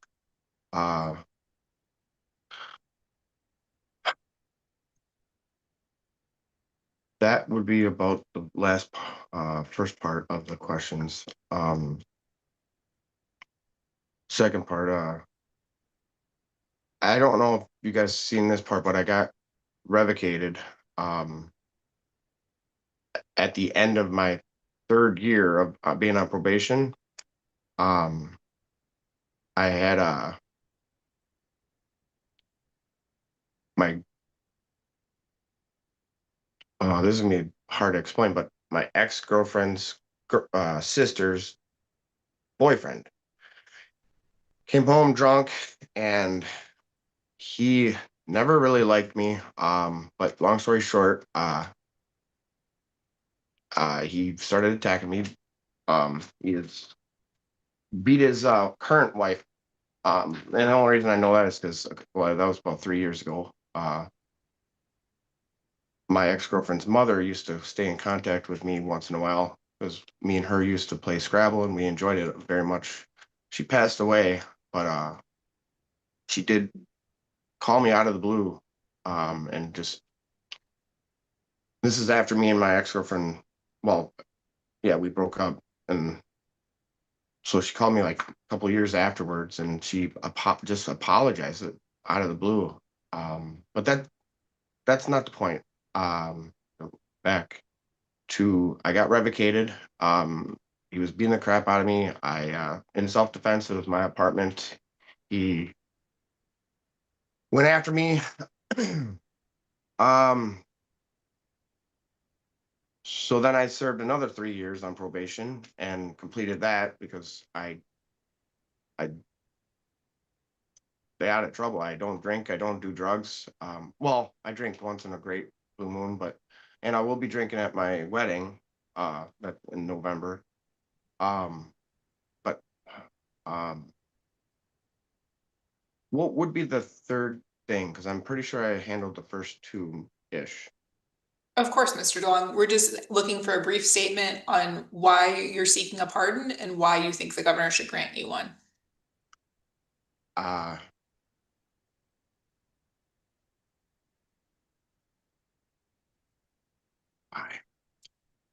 I have raised my kids to be like,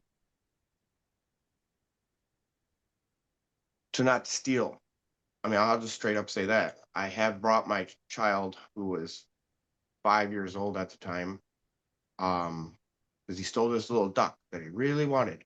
And I brought him back and he was crying, and I said, I was being supportive about it, but he understood he did wrong. And he hasn't stole since.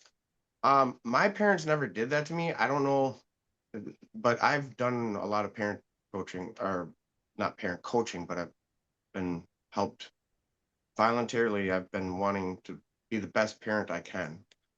No one can be a perfect parent, but what I would like to is I would like to take my boys hunting. I would also like to sooner or later buy a bigger house, which I know I got denied on a lot of applications. When my mom passed away, I was trying to use that money to buy a trailer or even a first time home. I got denied a lot through just submitting applications and whatnot. I will always regret what I did in 2010. I can't change that now. I feel that I've been a very upstanding citizen, helping my neighbors out, being in, just doing stuff with my family, my kids. I just want to take them hunting. I want to show them that being a good person does pay off in the end. If you understand what I'm saying, like I did make a mistake, and that down the line, obviously, if you continue to change and get better as a person, learn about yourself. Like I have not been diagnosed with autism, but yet, but all of the barriers in my past I've overcome to try to continue to look for the positive in life, and always will. And if you feel that why I would want a pardon is to show, I don't, it's like I haven't told my boys I have a felony. It's like, well, 7 and 9 years old, and the 13-year-old, he does like understand what's going on. Like, as I had to go down in the basement because we actually have someone working on our floor upstairs. It's a program for this asthma place that they said they would place for. Sorry, but just wanted to briefly tell you why I'm in my basement instead of like my bedroom. Plus you guys understand that the kids are loud, running around. But I do appreciate you guys' time just in general, for taking the time to look at and listen to me, and maybe try to understand that I am not that same person. I was a young child that needed a slap. I didn't slap my kid on the wrist, but I'm saying like metaphorically, I needed a slap on the wrist. I went to jail, got put on probation, and I served my time. I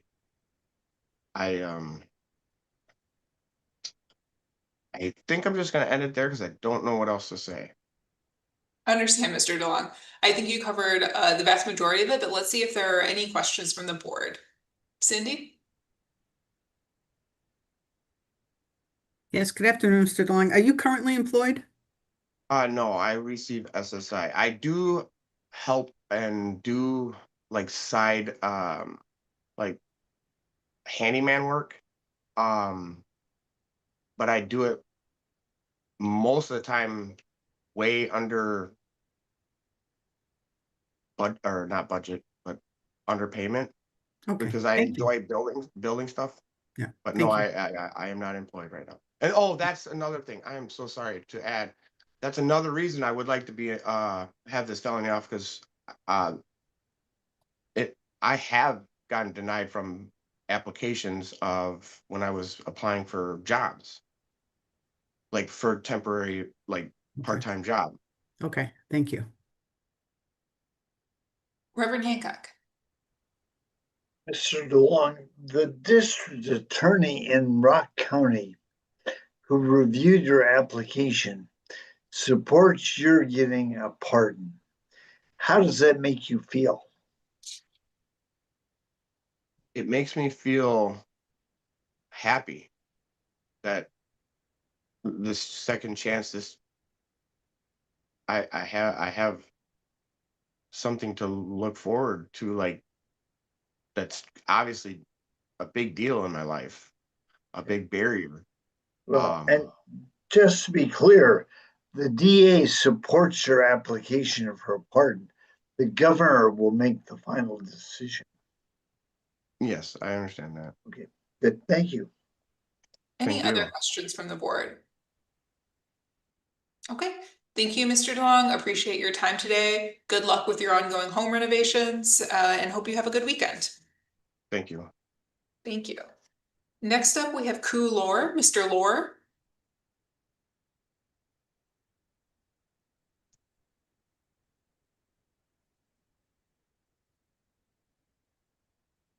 Mr. Lor, I see you in the Zoom. If you can.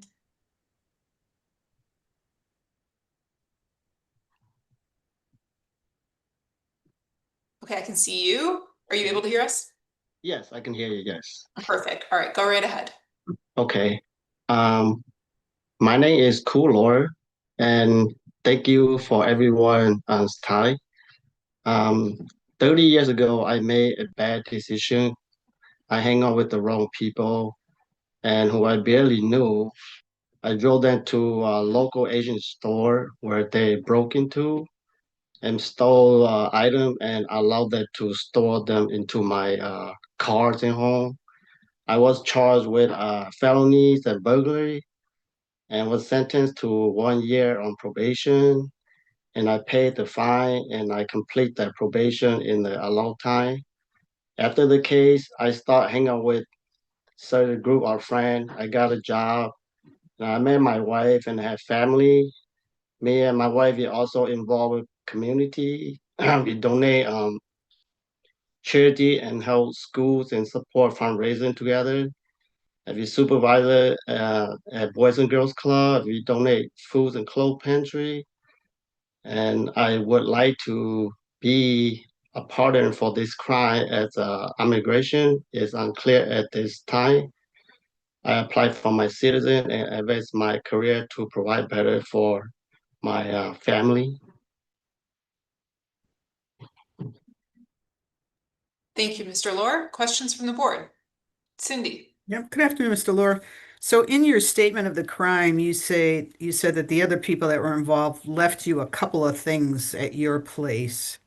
But the police report says that they recovered large quantities of food and other items at your apartment. Yes, that's what happened. Yes. I drove them to the stores and they broke the store and then we took the stuff and went into my place and leave it there and then they left. And then there was like a day later,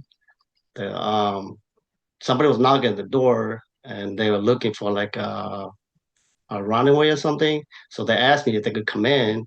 So then I say, yeah, you come in. And then they kind of look around and they saw the food in my place. So that's when they telling me that these food look like the one that's been reported stolen from the little Asian store. So then they stopped questioning me, and then I told them that I just met these two guys, barely know them real name, and then I told them they like a nickname, whatever.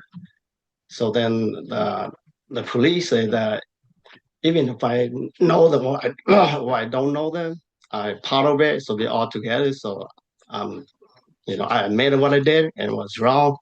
And, I was young and probably not smart, So I changed my life and, turn around and, I met my wife and then start working and have family and I never break any law anymore. So I'm a different person.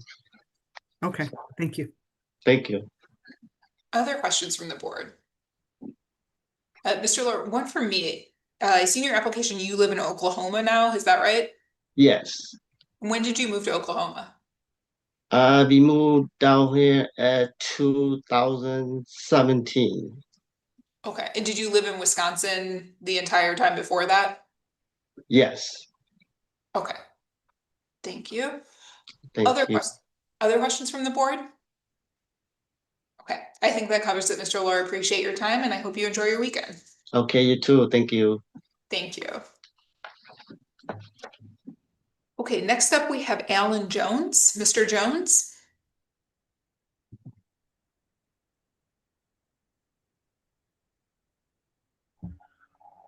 Okay. Can you hear me or see me? We can hear you. We can't see you quite yet. Okay, start my video. Okay. I think, is that it? There we go. Yep. Okay. Hi, how's everybody doing? Great. Thank you. All right. I want to start by saying, first of all, my name is Alan Jones. I have a couple of felony offenses, one being felony theft and one being felon in possession of a firearm. My first incarceration, well, I just want to state that I was on drugs at the time. I was on cocaine, which ain't no excuse. I still took accountability for it and I did my time. I was on cocaine and I was incarcerated for 2 years. I did 2 drug programs, the Nexus drug program and the Joshua Glover drug program. And I was released into the DISC program where I worked and stayed in a halfway house. And after that was all over with, I moved back in with my girlfriend, where I caught the other case of felon in possession of a firearm by unknowingly going in a gun store, which I shouldn't have been in there. It was stupidity on my behalf, trying to buy somebody a gun. And it looked kind of suspicious to the owner, so he called the police, and the police came. And I was on probation at the time because I was still on probation from the felony theft. So my PO didn't want to revocate me, but she said she had to because her supervisor made her revocate me. So I ended up with the possession of a firearm. Okay, but after all that was over with, after I got out I did 2 years for the felon in possession of a firearm as well. After I got out, I continued with my life. Let me see. I worked for a while until I finally got a real job. I was working through a temp service when I got out because nobody would hire me because I guess those felonies.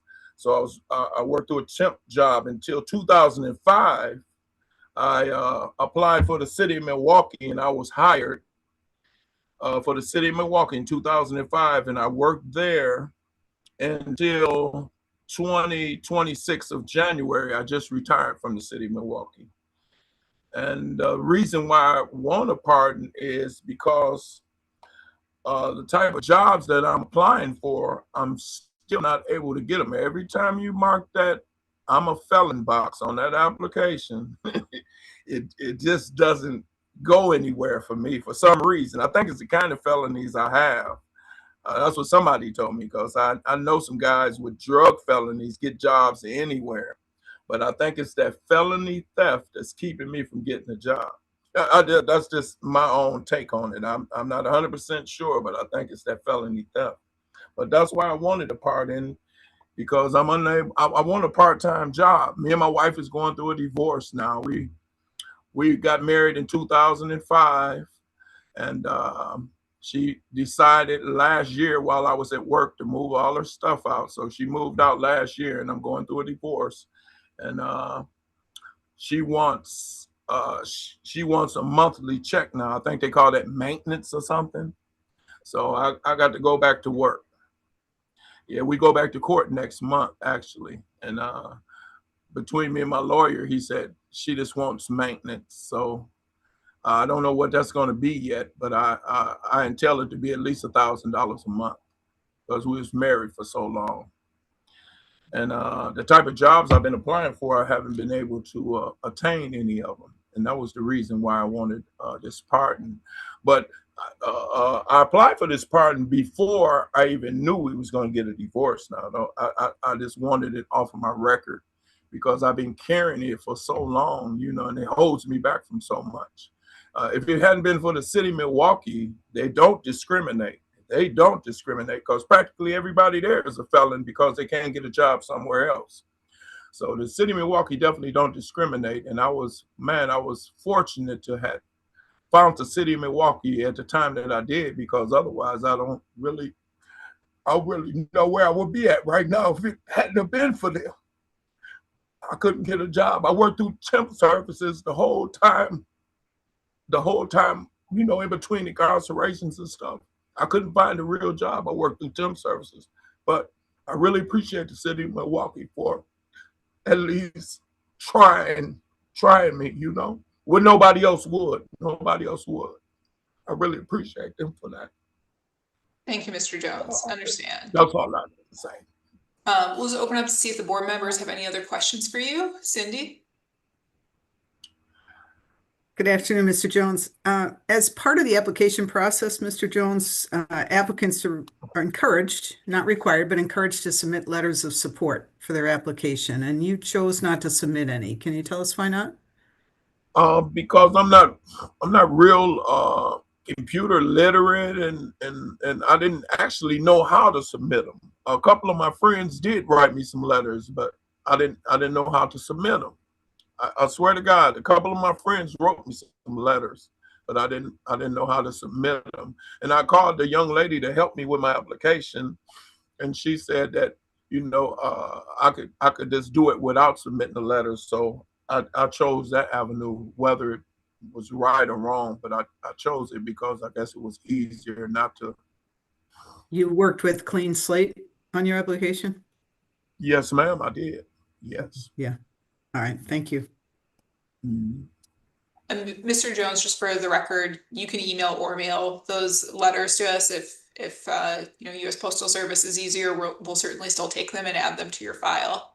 Yeah. Anthony, did you have a question? Yes, I did. Hello, Mr. Jones.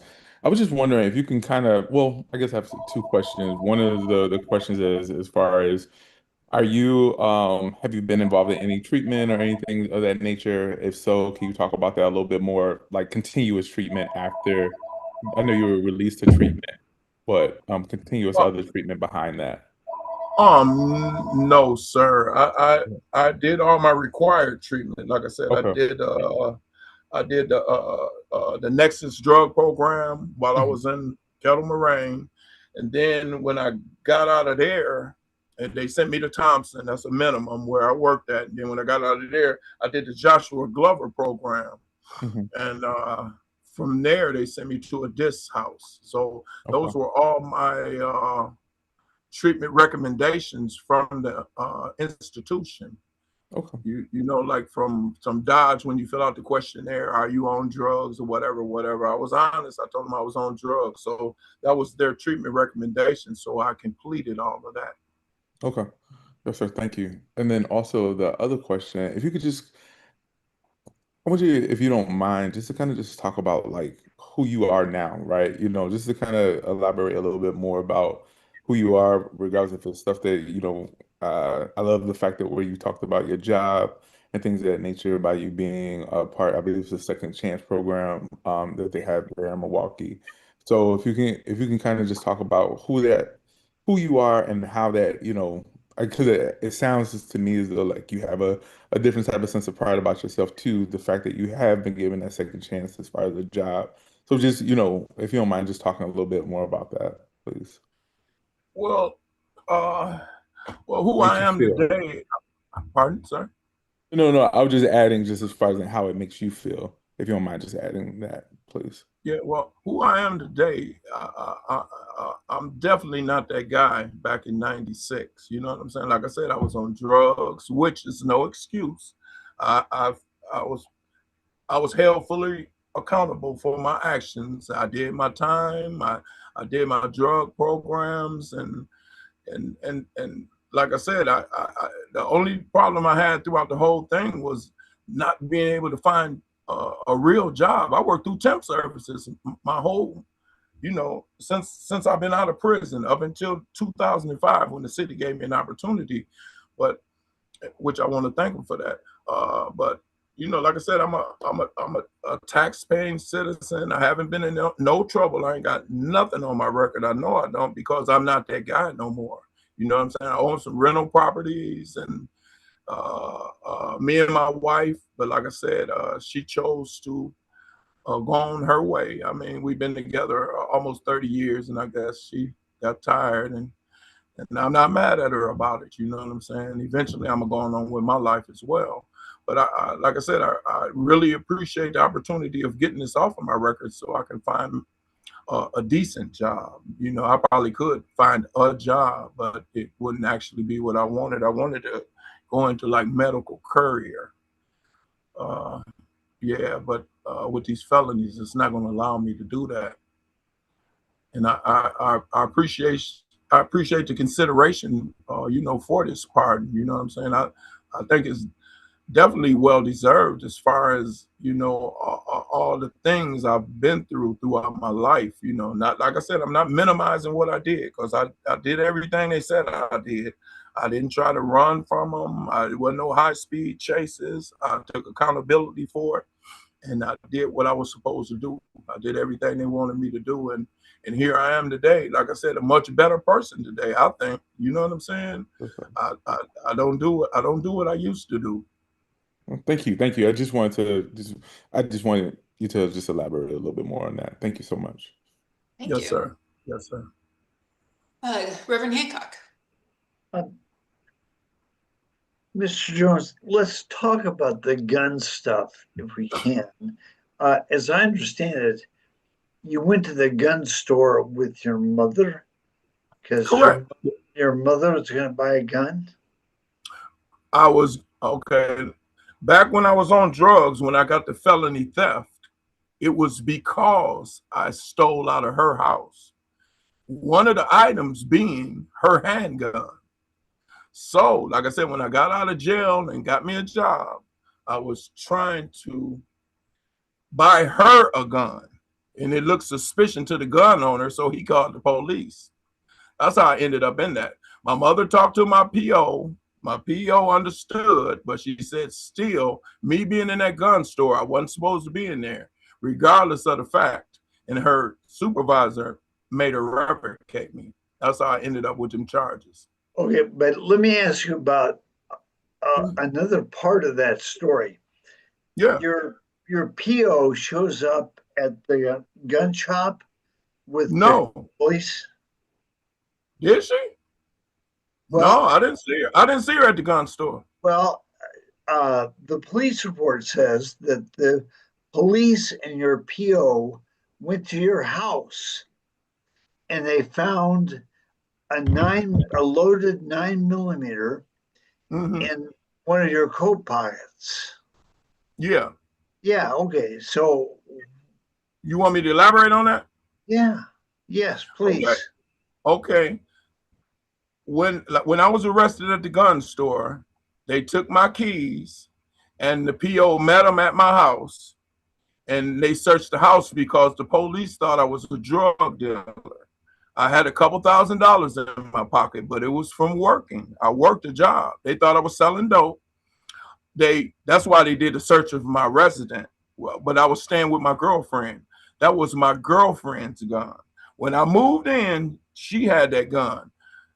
But like I said, I knew the gun was there, and I knew I wasn't supposed to be in the house with a gun. I knew that, but that wasn't my gun. That was her gun. Okay. But I went on and did the time for it. Not to get her in no trouble or anything. I did the time for the pistol. Okay. I wasn't supposed to be in the house with a gun to begin with. I understand that. I was wrong. That's why I went and did my time like a man. Thank you. Yes, sir. Great. Thank you, Mr. Jones. I think that covers it from us. Appreciate your time, and I hope you enjoy your weekend. All right. Thank you. Y'all have a good one. You as well. Next up, we have Jenna Watts. Ms. Watts. Hello, good afternoon. Hello. It is actually pronounced Gina Watts, by the Gina, way. I'm sorry about that. No, no worries. I get it all the time. Well, hello. I am respectfully requesting a pardon for the following charges. 1 count bail jumping, 2 counts misappropriate use of identification, and 1 count manufacturing and delivery of heroin. At the time of these offenses, I was suffering from a severe heroin addiction that had completely taken over my life. My addiction had become the driving force behind my decisions, and obtaining and using heroin had become my primary focus and reason for living. While I take full responsibility for my actions, I do not seek to excuse my behavior, but it is important to acknowledge that these offenses were committed during a period when I was deeply entrenched in substance use disorder and unable to recognize the person I had become. I made decisions that deeply hurt the people who loved and trusted me most. I stole from family members and employment, causing not only financial hardship and loss, but also emotional pain and broken trust, leaving them to deal with consequences they did not deserve. Addiction does not excuse my actions. I do take full responsibility for the harm I caused, and I remain committed to living a life that reflects accountability, honesty, and the lessons I've learned through my recovery. Since these charges, I have made significant changes in my life. I successfully completed the drug court program through Fond du Lac County, which took me 2.5 years. I made many mistakes along the way, but I persevered and ultimately completed the program. During this time, I faced profound personal challenges, including the loss of my father while I was incarcerated and up for revocation from the program. Attending his funeral through a furlough granted by the directors and judge of the program was a deeply emotional moment for me, and I was entirely grateful. After his passing, I was given another chance to continue in the program, and I took full advantage of it. Completing the program was a turning point in my life, and I often reflect on how much I wish my father could have seen the person I have become, someone free from drug dependency, committed to growth and responsibility. I'm proud to say that I have now maintained my sobriety for 10 years. Recovery is something that I do take seriously every day, and I remain committed to protecting that. I maintain my sobriety by paying close attention to my mental and emotional well-being, recognizing when I need support, and seeking help when necessary. I also occasionally attend Narcotics Anonymous meetings during difficult periods or when I feel especially challenged, as these meetings help keep me connected to my recovery and remind me the importance of continuing the work I've done to build a healthy and stable life. I believe I should be granted a pardon because I am dedicated to advancing my education and career in nursing, a path that is currently blocked by my felony convictions. At present, I work as an assistant manager at Options Medical Weight Loss, where I support our patients, and I aspire to become a nurse practitioner to have an even greater positive impact on people's lives. I've grown tremendously since the time of my offenses and view those mistakes as important lessons that shaped who I am today. While I feel shame for my past actions, I also recognize that these experiences contributed to my self-awareness, knowledge, and strength.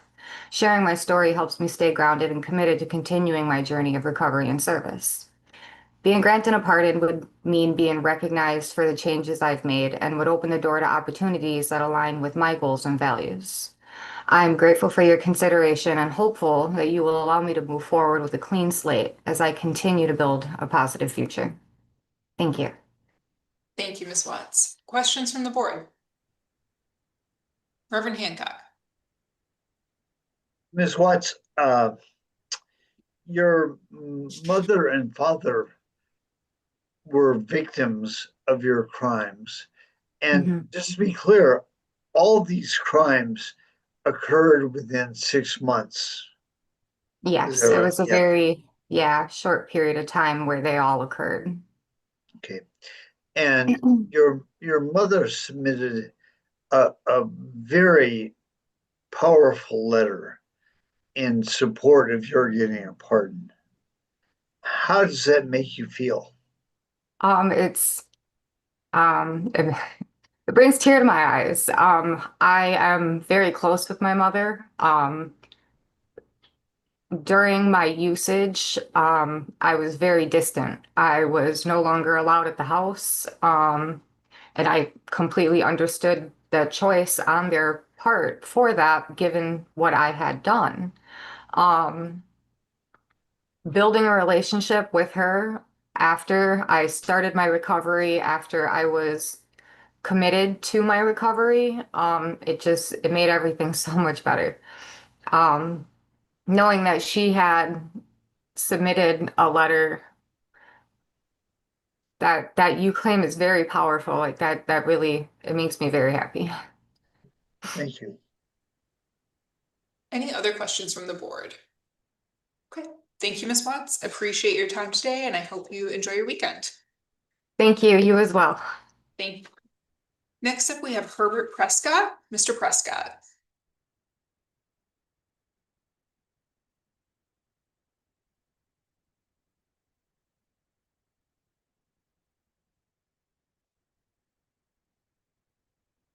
Mr. Prescott, I see you're in the Zoom. Yes, could you hear me? Oh, I can Could hear you you hear me? now. Yeah, we'll All prompt right, you to thank turn you. your video on as well. Okay, just a minute. I'm kind of new at this, ma'am. I've been having problems trying to get this thing right. Just a minute, I'm still working with it. Oh my God. Are you there? We can hear you. Yep. Just take your time. Just, We're going to try I'm to give trying you to, a little pop-up to turn on okay, your video. I'm trying to get it started here. Oh my God. Oh, are you still there? Yeah, we're here. Yes, If you I'm give, trying to get it. yeah, I'm still trying to take it off of mute. Is it you don't off of need to take mute yourself yet? off of mute. We can hear you. Don't take it. But Oh, okay. you're gonna get a pop-up asking you to start your video. So we'll just have you Get- click on that. Okay, get a pop-up. Just a minute. Pastor, could you help me get this here phone set up on my phone? I'm doing Zoom and she said I'm trying to get a pop-up so I can. It didn't start your video. Okay, do that. There we Are you go. still there? Okay. Yes. Now what I need to do? Could you see me?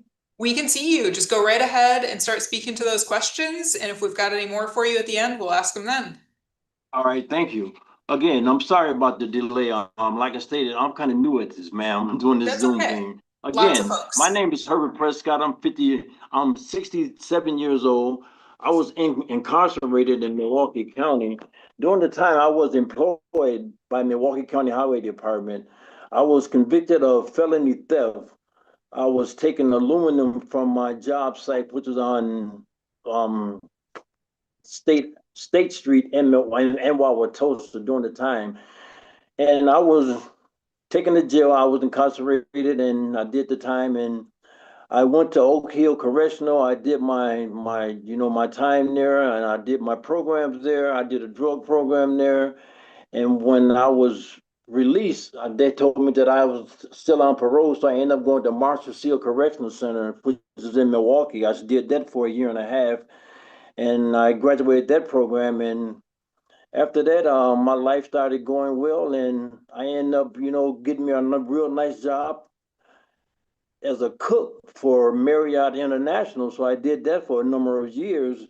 And as time went on, I was granted, to be a sous chef. But when they found out that I was convicted of a felon and I had that over my head, it kind of, hindered me as far as me prolonging my job status so I can become a better person, in the cooking industry, which had never occurred because of my felony. And I just want to know if it's possible if the board could, grant me a pardon. I really would appreciate. And a brief summary on, doing things that what have I done to make my life a better life in the community. I attend church frequently.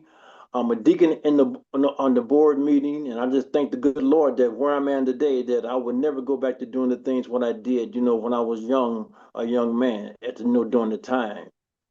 And again, I now live in Memphis, Tennessee. I'm married now. I do have 6 kids.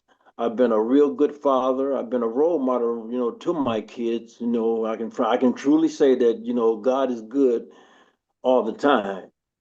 And at this point in my life, I be around people who trying to do the right things in life. And they ask me, well, Mr. Prescott, tell me some of the things, that you've done to make your life better. I said, well, for number one, I've been true to God. And number two is you must be true to yourself. And people just, make a person take a real, outlook on life itself. And I just thank the good Lord that I'm not what I used to be. And I can truly say that, life is, what you make it and not what you want it to be. And again, a brief statement on why I should be granted this pardon is that for the last 10 years, I've been trying to, carry a weapon here in Memphis, Tennessee, because I know for a fact I've got up in age, and I don't want to, use it to carry it for, to do the wrong thing, but I want it for my protection. And every time I go to purchase a gun, they tell me, well, Mr. Prescott, you can't because you are a felon. I'm like, oh my God, no. So if possible, I want to know if it's possible, if I can, have the board meeting to grant me this pardon so I can be able to be a loyal person in my community and just show people, how to do the right thing in life, because I'm a true witness. If you go to prison and you come out and you do the right thing, you can be a reliable person in society. But if you got things hanging over your head, as far as felons and things like that, it can hinder you from doing a lot of things in life. And by me having that felon, it'll hinder me from doing a lot of things in this life. Thank you, Mr. Prescott. Questions from the board? Cindy? Good afternoon, Mr. Prescott. As part of the application process, I'm well, thank you. As part of the application process, people are encouraged to submit letters of support for their application, and you chose not to submit any. Can you tell us why not? Frankly speaking, I thought I did, ma'am. Did you? Okay. When I first filled out my are you referring to when I filled out my pardon papers? Yes, your application, yes. When I did my application, ma'am, I did a 2-page thing on that, if I'm not mistaken. Yes, I did. You submitted some letters from other neighbors or employers or the church or something? From my church, yes, I did. From Okay. Holy Redeemer. Okay, we'll look for that. Thank you. Other questions from the board? Right. Reverend Hancock. Oh, you're muted. Is he on mute? Yeah. I am. I need my pastor to come and help me. The district attorney in Milwaukee who reviewed your application for getting a pardon supports your getting a pardon. Now, Governor Evers will make the final choice, but how does the district attorney's support make you feel? Well, how it makes me feel, the district attorney, I'm hoping and grant that the district attorney do take a look at my case and grant me that pardon. It will be a blessing if I do receive that pardon. Okay. And I have nothing, sir. Just that the district attorney thinks you should get a pardon, but Are the you speaking of governor. Michael McCann? But no. He, the DA who looked at your case, thinks you should get a pardon, but okay. But he is recommending to the governor that the governor grant you a pardon. All right. Okay. Now Yes. I have one other question, and I know it's been a very long time, but you were working for the city. No, the county. For the county, and you were driving a county truck, right? Yes. And you went to the yard and picked up these aluminum poles, right? Correct. And you took them to a salvage yard, right? Yes. And were you still driving? Did it say County of Milwaukee on the truck? I'm not gonna lie. Yes, it was, sir. And did the people running the salvage yard ask you any questions? No, they did not. They thought maybe I was just doing it on my lunch break, just salvaging old aluminum poles that was cut up, sir. Okay, you using a county truck? Yes, I was. I'm not gonna lie. Yes. Okay, well, thank you. I just wanted to see if I understood what happened at the salvage yard. So thank you for that. All righty.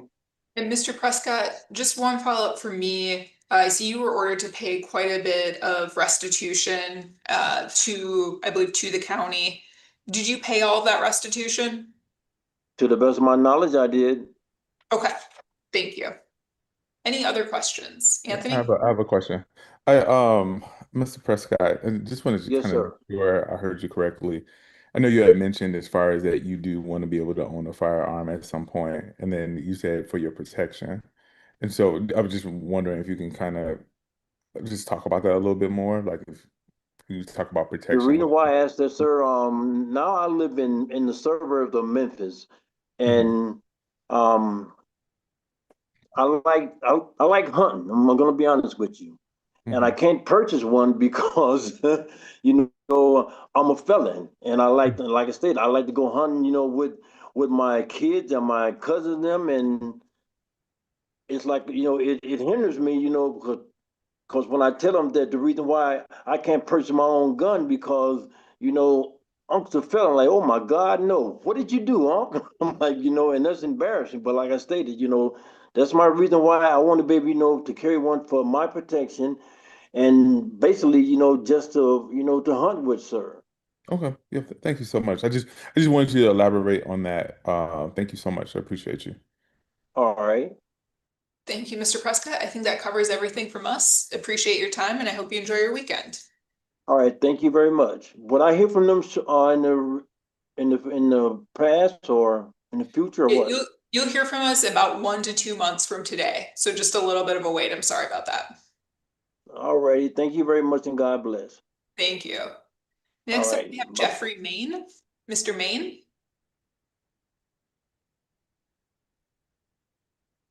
Hello, Hello. how are you this afternoon? Excellent. Thank you. Okay. I'd like to thank everybody for the opportunity this afternoon. I live in a small town, southwest Wisconsin. Back in 1995, I was charged with a forgery and uttery charge. Kind of going through a rough time in life, senior in high school, not getting along with my parents. So I basically ran away. Took a check, wrote it out for $600, cashed it, bought some groceries, gave my buddy some money for rent that I was staying with. I was sentenced to 2 years of probation, community service, and I was told to immediately go home and tell my parents what was going on for part of the sentencing. And my restitution. I have completed all the required things that were sentenced to me, the probation, the restitution without any problems. Since my conviction, I have volunteered for many community fundraisers. I joined the local fire department. I've been active for over 6 years. I work for our county highway department as a patrolman, keeping the roads open, snowstorms, stuff like that. I think the reason I would like to get a pardon is I do live in a small community. They're always looking for volunteers. One of the big ones is 4-H. I am very passionate about getting young people outside and away from screens. With a felony, you are not allowed to be a 4-H volunteer. I do what I can. I'm involved with a lot of local fishing clubs and things like that, where I get to take young men and women out. So, if I could blessed enough to receive a pardon, I would like to do a lot of volunteering. And like I said, I do have a passion for the outdoors. I have children that are also passionate about the outdoors. This is just one further thing that I could do. Thank you, Mr. Main. Questions from the board? Cindy? Yeah, good afternoon, Mr. May. So Hello. the original crime happened when you were 18, 1995. But I want to ask you about the 2020 felony possession of a firearm. You had a deferred prosecution. You, I think, were on 18 months probation. Is that right? Yes. Yeah. Okay. What happened was 2020. What happened was I took my stepson out. We leased some deer hunting land. He has never gone hunting before. I took him out, was kind of helping him along. Did not realize that he did not purchase his hunting license. So when we got checked by the game warden, I was the only one with the license, even though I was not the one hunting. I had the license, so therefore it fell on to I must have been hunting. The DA knew what the story was. That's why he did do the deferred prosecution. I did basically the 18 months without any issues or problems. So what lessons did you take away from that in terms of your access to guns, your being around guns, when you're a convicted felon?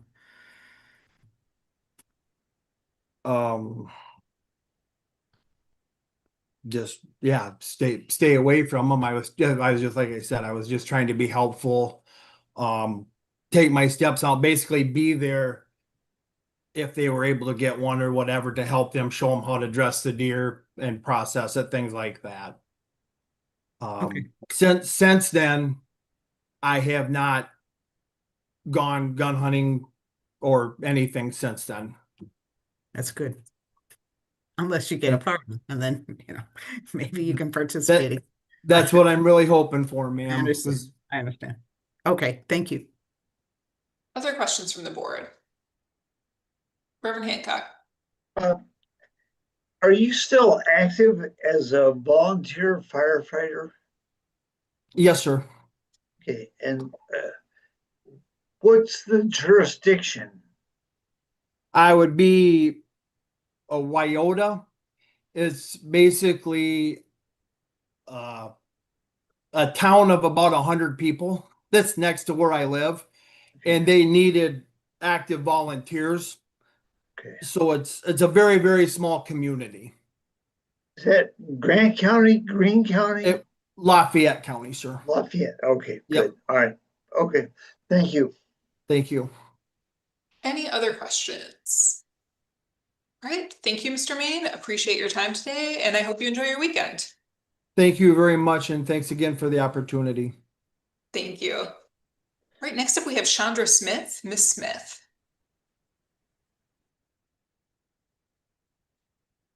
Unmute and There we go. am I good? You're good. Hi.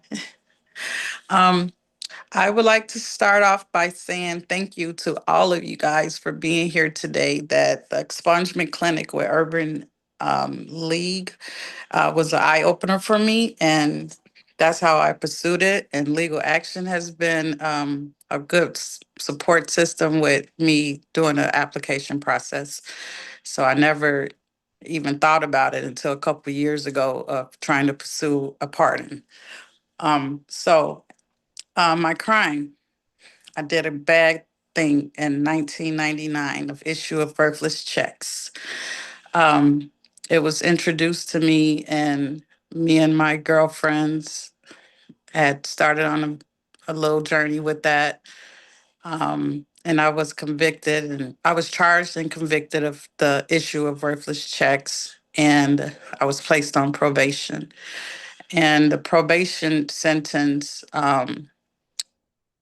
had me, being invested in that. And I also looking for work to not involve in anything illegal.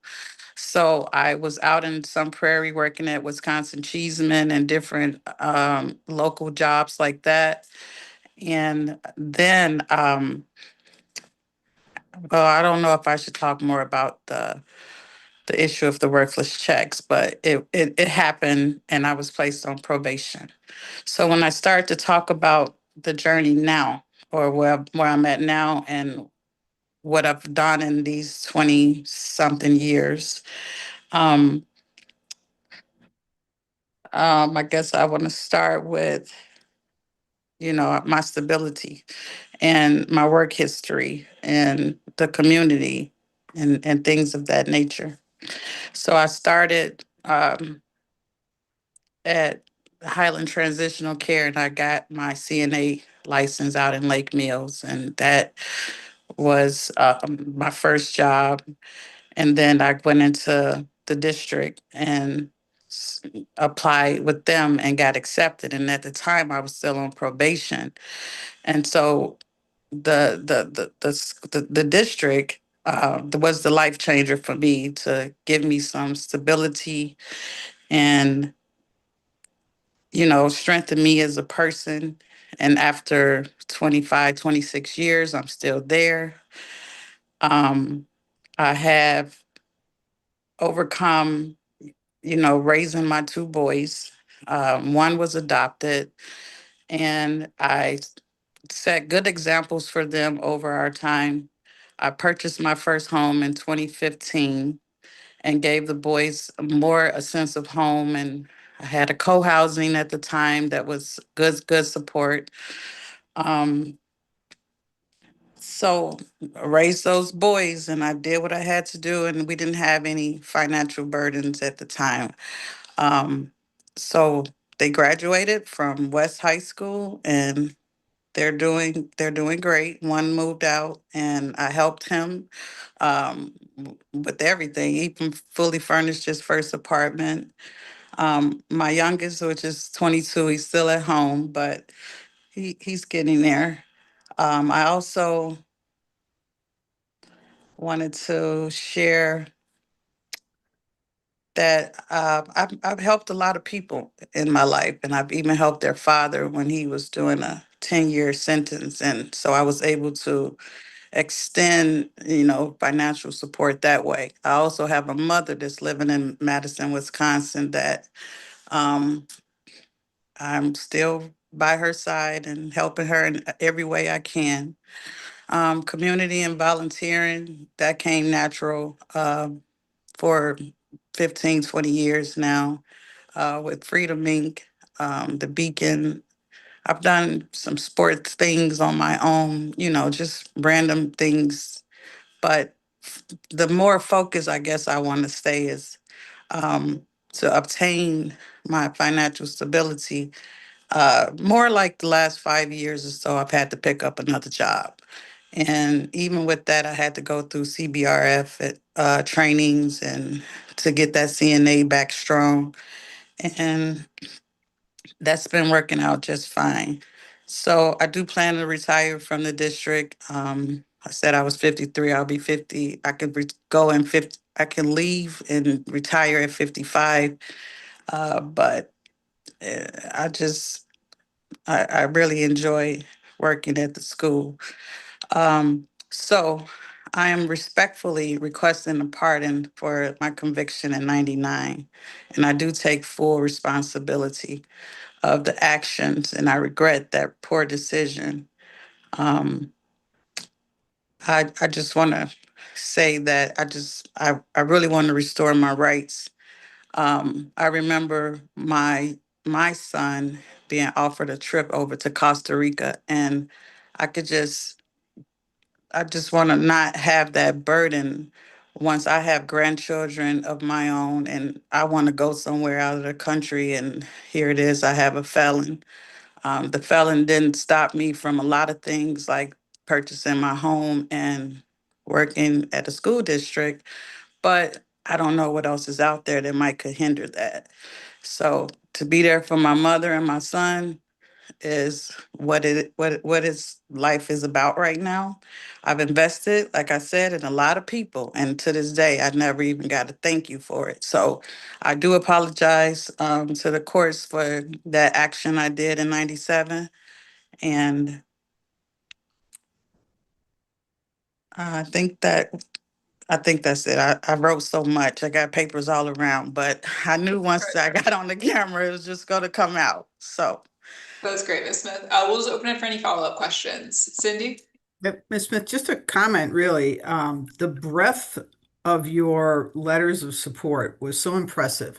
And I hope you take time to go back and read them, the impact you've had, both in the school district, on the kids, friends. It just was really quite impressive. So I hope you take a chance to take that in again.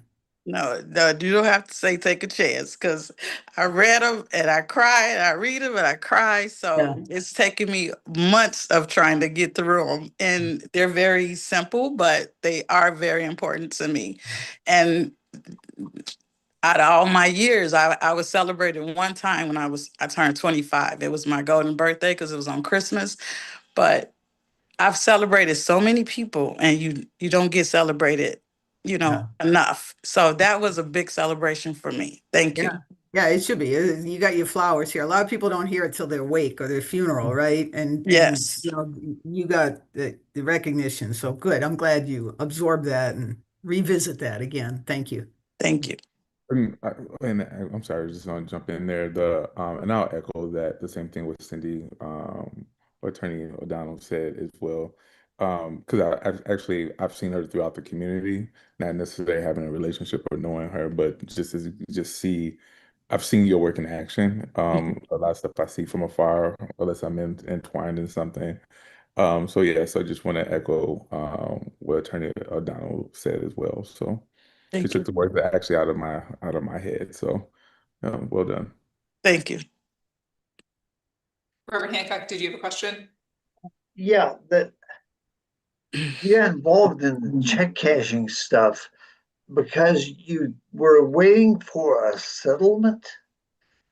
What was that all about? I don't think that was written to describe what had happened. It was, I think whoever wrote that, they just merged it all together. My accountability for writing the checks was a friend of a friend came and asked me to do something asked me to cash a check with her. And it started that. And then I went to my friends of friends and then we started to cash these checks. I can't deny anything. It's right there in my report.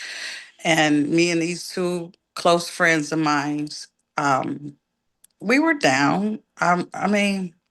We were down. And so it was just a way to get some quick money. And I used the settlement was a way to say I was going to repay it. But yes, it was, but it wasn't that I was doing it to say, oh, I could pay it back. No, we just did it. And, I was able to give my attorney all my receipts too. Like I paid for tires and I paid for groceries. Right. So I did give my attorney all of that. So that impressed her. But we had got whiffed of something that we should not have got whiffed of. And that has fostered me. I don't know how they're doing, but yeah, that was just in my background. It happened. But yeah, the settlement came way later. I worked still hard because, as I mentioned, I was on probation when I started with the district. So I wanted to hurry up and get off of probation because I kept thinking my job was going to be threatened. I didn't have an associate's degree. All I came with was experience. And that's because I had 4 nephews that had ADHD and autism. So I had a lure of kids that I was dealing with at home with my grandma, but I didn't have any associate's degrees at the time. So, and I still don't, but I didn't have that. So I always felt a threat of having that felon with the district, but they never brought it up. And I've been there and I've invested in those children. I've been there. And just to be clear, when you talk about the district, You're talking about the Verona School District. Yeah, I thought I should blurb out the Verona, but hey, No, they no, that's they right. not too many know, but yeah, Verona School District gave me that opportunity right after this because my start date was like January 2000. So this crime, as you see, it was in 98, 99 when I was going through it. So that was my life changer. That was my rehabilitation to society and my slap on the wrist, if that's what I can call it.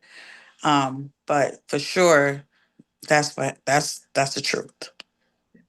There was the letters, as other people have mentioned, the letters of support from your colleagues at the district were just wonderful. But there was one line in a letter from Susan Gillespie. Yes. She said, but most importantly, she has always been a relentless advocate for her students who sometimes cannot speak for themselves. And Susan is still a dear friend now. Susan, and those words and those terms is to state that we dealt with a lot of kids with autism, and we dealt with a lot of kids that was in the Black community that was coming in from Allied Drive and different areas that they would rely on me to talk about and to let them know about what these kids were facing at home or what could have been facing at home. So I was an outlet for many teachers in terms of trying to configure households and children and the statues of what was going on with them. And again, Susan and I dealt with a lot of autistic kids that I stood 100% for, with rights and with needs. And so specialized in things, I think she meant more in that terms as well. And she was my number one supporter. And she is the reason, I purchased my first home. She just helped so much with my boys that, still without their dad, I still had a really huge support system. And Susan was one of those ladies that believed in me, and she supported me, and I love her dearly to this day. I mean, everyone that wrote the letter, I've had close relationships with. Noble Weibel was a social studies teacher, and he talks about when I first started in his classroom, supporting his classroom, and it just tickles me because at first I didn't know what I was doing, but I got there. Thank you. Thank you, Ms. Smith. Very quickly, I just have one last question for you. There is about $19,000 civil judgment against you from 2025. Could you just tell us what that is? When the dad came home and back into our life, I had got 2 vehicles, and they were some expensive vehicles. And so when he left the home, well, anyway, I put the cars in my name, and when I didn't have any help, having 2 car notes of $600 was weighing on me. So they took me to court, and now I owe that judgment. So I don't. That's a Yeah. car loan? Yes. Okay. Yes. Got it. Yes. Thank 2 you. car loans, but I still have possession of both of them. One of them, the Summit didn't want that one because it was a 2012 Range Rover, but it's just my little hobby for the future. Maybe one of my sons. So yes, I will start to do that, payments, arrangements, whatever it takes to keep that satisfied. Okay, got it. Thank you. Appreciate your time today, and I hope you enjoy your Thank weekend. y'all. Thank you. Okay, thank y'all. We do have Mr. DeGrief in the Zoom now. So Brennan DeGrief, we're ready to hear from you. Yeah, thank you. And good afternoon, everyone. My name is Brennan DeGrief. I was born and raised in Green Bay, Wisconsin, and I'm currently living in Breckenridge, Colorado. I'm 28 years old, and I'm here to respectfully ask for your consideration for my pardon application. In the summer of 2016, I was 18 years old, recent high school graduate with no direction and the wrong group of people around me. I became involved in selling marijuana wax and making direct sales to people. I was caught through a series of controlled buys conducted by the Brown County Drug Task Force, and a subsequent search of my home turned up additional product and paraphernalia. I was convicted of manufacture/deliver THC and possession with intent of THC. I want to be direct. I take full responsibility for those decisions. I was not coerced. I knew it was wrong, and I chose to do it anyway. I was sentenced in May of 2018 to 3 years of probation, 45 days of jail time served under Huber, an AODA assessment with full follow-through, maintaining full-time employment and/or schooling, no contact with anyone involved with illegal substances, and $195 paid to the Drug Task Force. I completed every requirement of my sentence, and I was discharged early from probation in February of 2020, and I've had no criminal contact of any kind since then. Since completing my sentence, I earned an associate's degree from Northeast Wisconsin Technical College, graduating with highest honors and induction into the Phi Theta Kappa International Honor Society. I've also started pursuing cybersecurity, completing the Google Cybersecurity Certificate, the CompTIA Security Plus certification, and additional industry credentials. I've maintained consistent full-time employment throughout, and I'm proud to share that just this week, I was notified that I earned a promotion to the specialist position above my current role at my company. I've continued mental health therapy. I've attended AA and NA meetings, and I volunteered with the Broadway District Trash Force to help clean up the community that I grew up in. I've built a really stable, grounded life, and I've been in a loving relationship for over 4 years now as well. My conviction blocks the security clearances required by many cybersecurity roles that I'd love to pursue, and it also makes it difficult to obtain the FAA Part 107 commercial drone pilot certification, which I'm also interested in. Excuse me. Additionally, as someone who spends a lot of time outdoors, hiking and camping in the Colorado mountains here, I'd like to be able to legally carry a firearm for protection against wildlife like bears and mountain lions. And that's something that my conviction currently prevents. I'm not asking for this pardon to erase what I did. I made those choices at 18, and I've spent a decade holding myself accountable for them. I think about it often, about the harm that my actions caused to my family, to my community, and to the people around me. Not just the consequences that I faced, but the impact that it had on others as well. And I think the life that I've built since then is in part my answer to that. So thank you for your time, and I respectfully hope the board will consider recommending me for a pardon. Thank you, Mr. DeGreef. Questions from the board? Okay, I think you covered it all then. Appreciate your time, Mr. DeGreef, and I hope you enjoy your weekend. Thank you, you too. Thank you.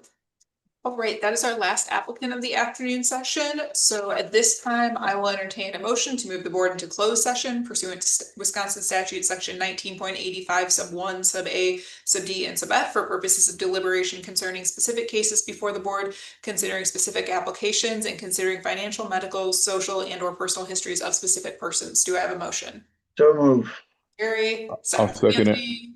All in favor, aye. Aye. Aye. Aye. All opposed. Motion carries, and board members will ask for just a moment to get our live stream stopped.